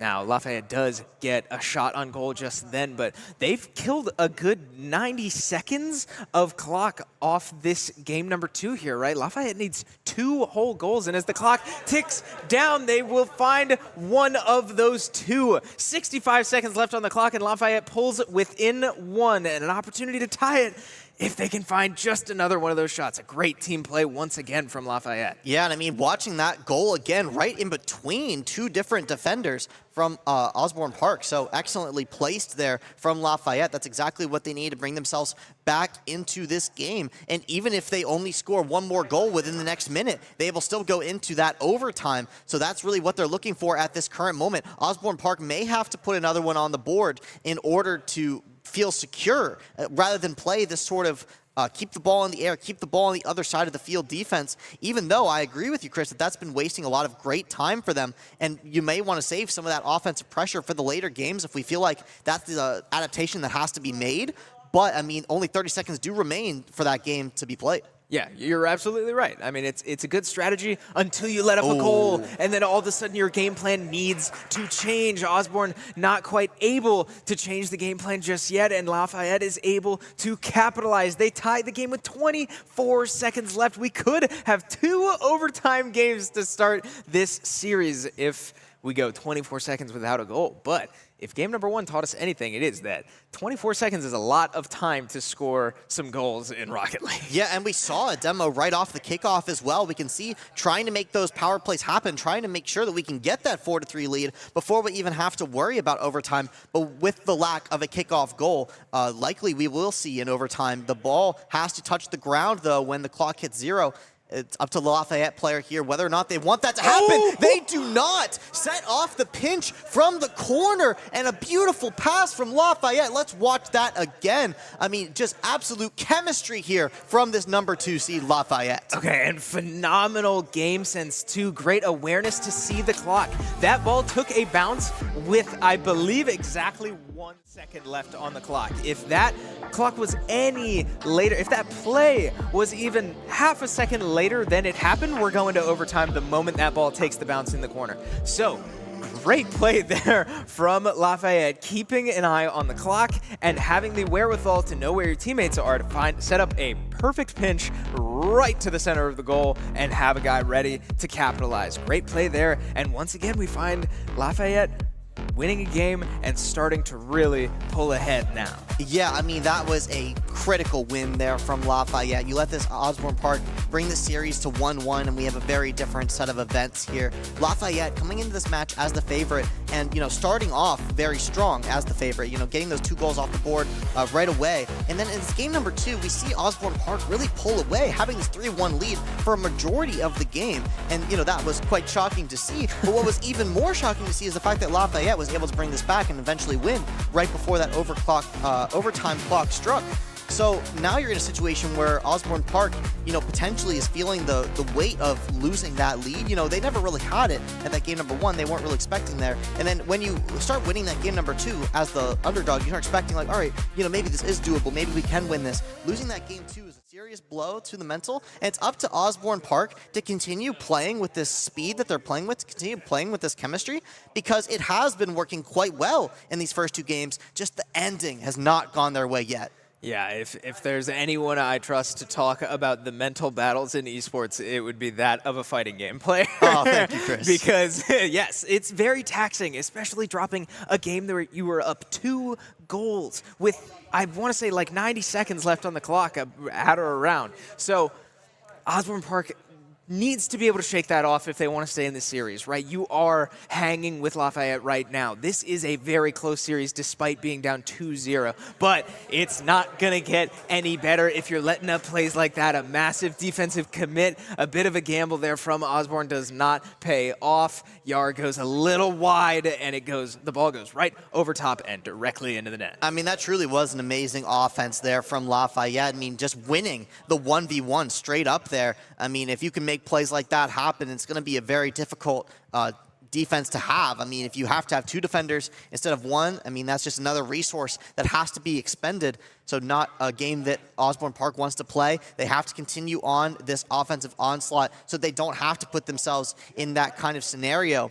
But, you know, just keeping it in the air for now is Lafayette. They don't have to, you know, put on any pressure just yet, but this team just so willing to do so. I mean, just look at the ball just getting pounded back to Osbourn Park's side, and the teammates of Lafayette just waiting in the center for these defenders to overcommit here on the side of Osbourn Park. If they mess up just slightly, it's another goal for Lafayette. Yeah, tough clear there, right back into the corner, and Lafayette just waiting with open arms. Once again, a tough clear there from Yar, and Hex with a perfect lob and just ready to score. Once again, Lafayette just making the better plays, the more coordinated and more set up moments, right? The more planned out plays. So Lafayette finds himself up 2-0 once again, but we have seen Osbourn stay competitive in this exact setting. This feels a little too familiar for both of these schools based off game number 1. Yeah, what is going on here, Chris? This goal is crowded, and yet Osbourn Park able to find the perfect spot to weave around and put a goal on the board. I mean, that's the kind of boost you need. Yeah, definitely. And pulling back within 1 goal is a big deal. A lot of time still left on the clock, and I mean, what did we just say last game? 24 seconds is a lot of time in Rocket League, let alone 3 minutes and 20 seconds. So plenty of time, plenty of Rocket League still left to be played. Lafayette with a 2-0 lead in the series. Great defensive stand there from Osbourn, not panicking in the one-on-one, finding a clear there, and now an opportunity to go the distance. The demo in the air leaves a loose ball, and Hex is going to try to take it himself, but once again, well defended. A double commit there from Osbourn, but it does pay off in the end, and now the ball will find its way back to the Lafayette side, but not for long, man. Both of these teams struggling to really control the midfield. Yeah, not quite able to make that double tap happen there on the side of Lafayette, almost tilting the car in a way that you can bounce it off the wall and off of yourself into the goal there, but just not quite getting the angle there. But I mean, really close there on the offense, and you can see this ball just playing in this orange goal. An excellent defense there from Lafayette, kicking the ball out of the very corner. Oh, so close there to an even matchup. But Osbourn Park has not yet let up the offense. We have all players in the goal here. It's going to be a backwards, Chris. Will they be able to defend it? They will. Osbourn Park cannot get it in the net, Chris. Good Lord. Avery, so many shots, little shots. Everybody crowded the goal and just created chaos. But nothing comes of it. Lafayette finally able to boom the ball out of their own side of the field, and now 2 minutes left on the clock. I feel like I just lost years off my life. Quite an odd scenario. You don't often see the ball have such little momentum and be behind the offensive player. So you have to decide whether you're going to try to like backflip it in or whether you're just going to let it roll. And by the time they decided something, every player was in the goal and nothing was scored. What incredible defense we saw there, but I think everyone was a bit confused as it was just an awkward scenario. Yeah, and just a tough break for Osbourn. I'm sure you'd really love to have that one back. It was such a golden opportunity, but just a little too much confusion. Oh, no. And Lafayette able to lob one right over top. Osbourn just slightly misjudged, a little too late to get up and defend it. Yar just a little too late, goes right over top, and he ran out of boost as well. He might not have been able to make it.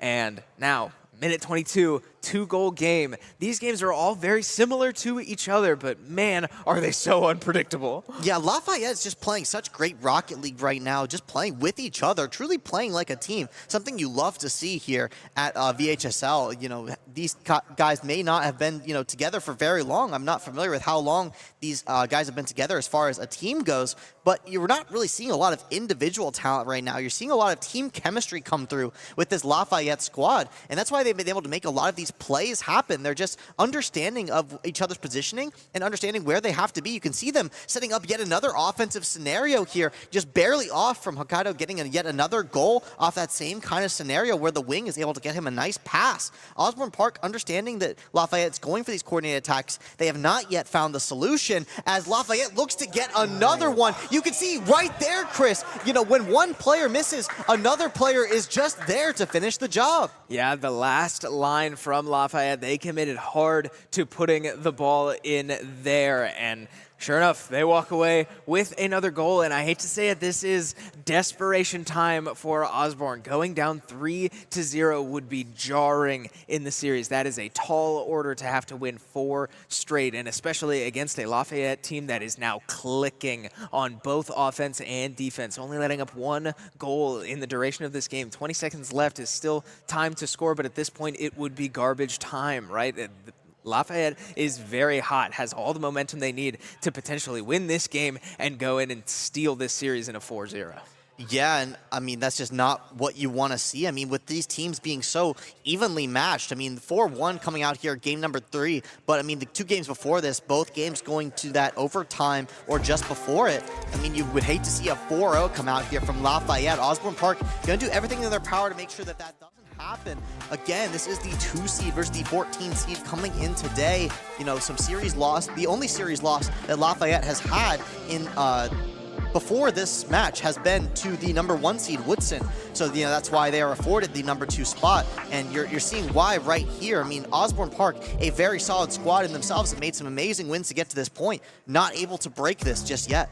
Yeah, and it is worth mentioning, I believe Osbourn Park lost in the regular season to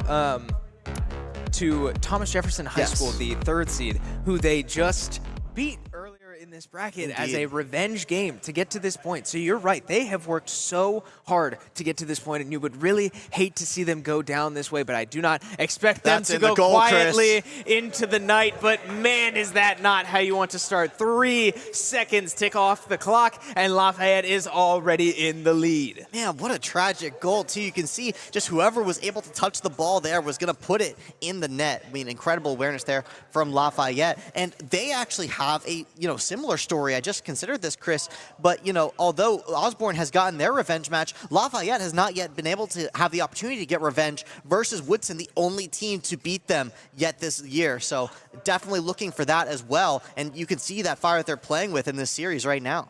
Yeah, Lafayette is here to win. Right, they are the 2 seed, and they are certainly here to try to make a statement. And to get through Osbourn is just another hurdle on their way to revenge against Woodson. So both of these teams with their objectives laid out in front of them, but circumstances heavily favoring Lafayette. A massive hill to climb for Osbourn, but not an impossible one. Can they manage to claw back? 4 minutes left on the clock, and now every single second that you are down matters more than it ever has.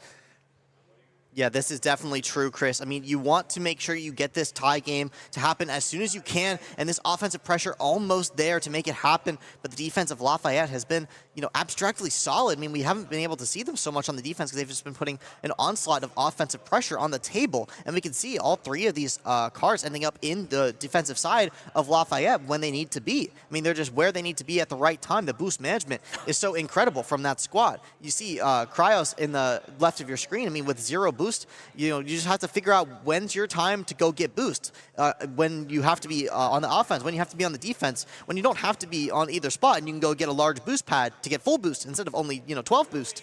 You know, it's big deals like that because it can make a big difference as far as positioning, and the positioning is the reason that Lafayette's been able to make these offensive plays work so well.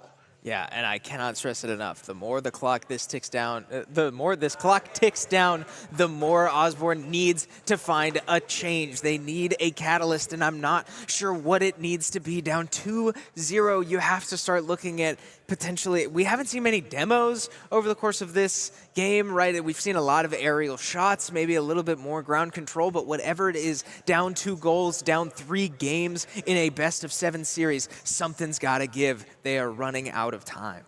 Yeah, I mean, that's going to be another shot at goal for Osbourn Park, but they're just not going to be able to get it in there. I mean, it's the same story every time. It's incredible. I mean, the one time I remember Osbourn Park contesting Lafayette in the air with that demo, it was a successful defense, but we have not been able to see the boost really as a resource to be able to continue to contest in that way. I mean, they've been going for these more coordinated attacks off the center, from the pinch, off the walls, and you can't defend that with just boost alone. I mean, you have to have the positioning, and that's just not something Osbourn Park has been able to have in these past few games particularly, but they've been so close. I mean, especially these first 2 games, that they were just seconds away from being able to pull out a game for themselves, and they're certainly looking to put one on the board here with still over 2 minutes left in the game. I mean, plenty of time to score, but I mean, this ball is just being stalled right now by Lafayette. Yeah, and you said it, with 2 minutes left on the clock. I do want to give a quick update on the other series. We have Woodson awaiting the winner of this series. They took a 4-0 win over Kempsville. So, like we said earlier, an opportunity for Lafayette to try and find revenge in their next series, and boy, do they look like they want it. Taking a 3-0 lead, 2 minutes left, and Osbourn would need a miracle. They have not scored since early in game number 3, struggling to find offensive success. You said it, a lot of bad beats, a lot of really close calls, but call it what you want, it's not getting the job done. Lafayette is playing lock down and confident Rocket League. Yeah, I mean, Chris, I neglected to remember the fact that Osbourn Park has not scored since early game 3, but you're absolutely correct. I mean, as much as you want to compliment the offense from Lafayette, the defense is almost equally as impressive, and that's, you know, tough to go against. I mean, where are you supposed to find the cracks in this armor? I mean, you see the demos attempting to come out here, but it's actually on the side of Lafayette finding the demos. So, you know, you can't make offensive plays happen with only 2 players, or at least if you're going to, it's going to be quite difficult, especially when you have 3 players on the side of Lafayette who's just been defending so well. Only a minute left on the board here, 3 goals yet to be scored. I mean, it's looking desperation. Yeah, and once again, we see Lafayette playing a great game of keep away, right? Employing this strategy that we saw Osbourn try to use in game number 2 and come back and bite them. And Lafayette doing a great job of it, though, finding possession without aggression, maintaining control of the ball without letting Osbourn even really have an opportunity to set up a play that they like. Under a minute left in the game, 3 goals at least to force overtime in game number 4 here before Lafayette has an opportunity to take this game, take this series in a 4-0 sweep. You'd hate to see Osbourn go down like this after playing so hard, after working so hard to get to this point, but with 30 seconds left on the clock, it would take a miracle and make that for a tough pinch from the far side, or not even a pinch, just a great launch there from one end to the other. Lafayette finds their 4th goal, and desperation does not fall Osbourn's way. Yeah, I mean, that goal was 30 seconds left in the game, and you're down 3-0 goal, right? Yeah. I mean, you want to make sure that you get that ball in the net, but, I mean, with the defense just slightly off there, Lafayette's going to find yet another score on the board. So although it's another one on the board, you love to see Osbourn Park trying to make those plays happen, and you're going to see more plays just attempt to be made happen here, because you have to score, you know, too many goals than are, you know, physically possible at this point, and Lafayette just doesn't want you to score a single one at this point. Yes, 0s on the clock, and the ball will hit the ground. Lafayette walks away as a 4-0 winners, taking a sweep in semifinals, and will await Woodson in the grand finals of Rocket League here at VHSL. Yeah, I don't want to steal the grand finalist commentator's storyline here, Chris, but you have to talk about the fact that both these schools are going into the grand finals after a strong 4-0 finish. I don't know how close the games looked on Woodson's side particularly, but I know that the first 2 games were much closer than the second 2 games on our side, and I have to say Lafayette has at least some sort of momentum going into this grand final. Sure, they are now going to be playing from the underdog position, but with the chemistry and with the momentum that this team is playing with, I mean, you're certainly going to want to not miss this grand finals. It could be very exciting. Yes, it should be very exciting because we know that we truly believe that these are the 2 best teams, Rocket League teams, that walked in the building today, right? They are the 1 and 2 seed. Woodson undefeated, Lafayette 1 loss to Woodson. Yeah, right? Nobody has been able to take down these teams except for the one time that this series was already played. So, with an opportunity to change history, Lafayette will move on to grand finals on our main stream to try to take down the unbeaten Woodson squad. Well, I believe that will do it for this stream, right? That is the end of our side stage action here. We are winding down all of our competition here at Shenandoah's VHSL Championships. So, with all that, we have one final Rocket League series remaining, and it will be on our main stream at twitch.tv/Shenandoah Esports, as well as our main YouTube stream. So, no matter where you're watching, be sure to tune in to the proper stream to get that series, because this stream will be ending after this. Thank you so much for watching. Congratulations to all of the teams and all of the players behind us that competed in any of our 3 titles. It's been a lot of fun here today, but we are not done yet. So go tune into our other stream, and we will see you there.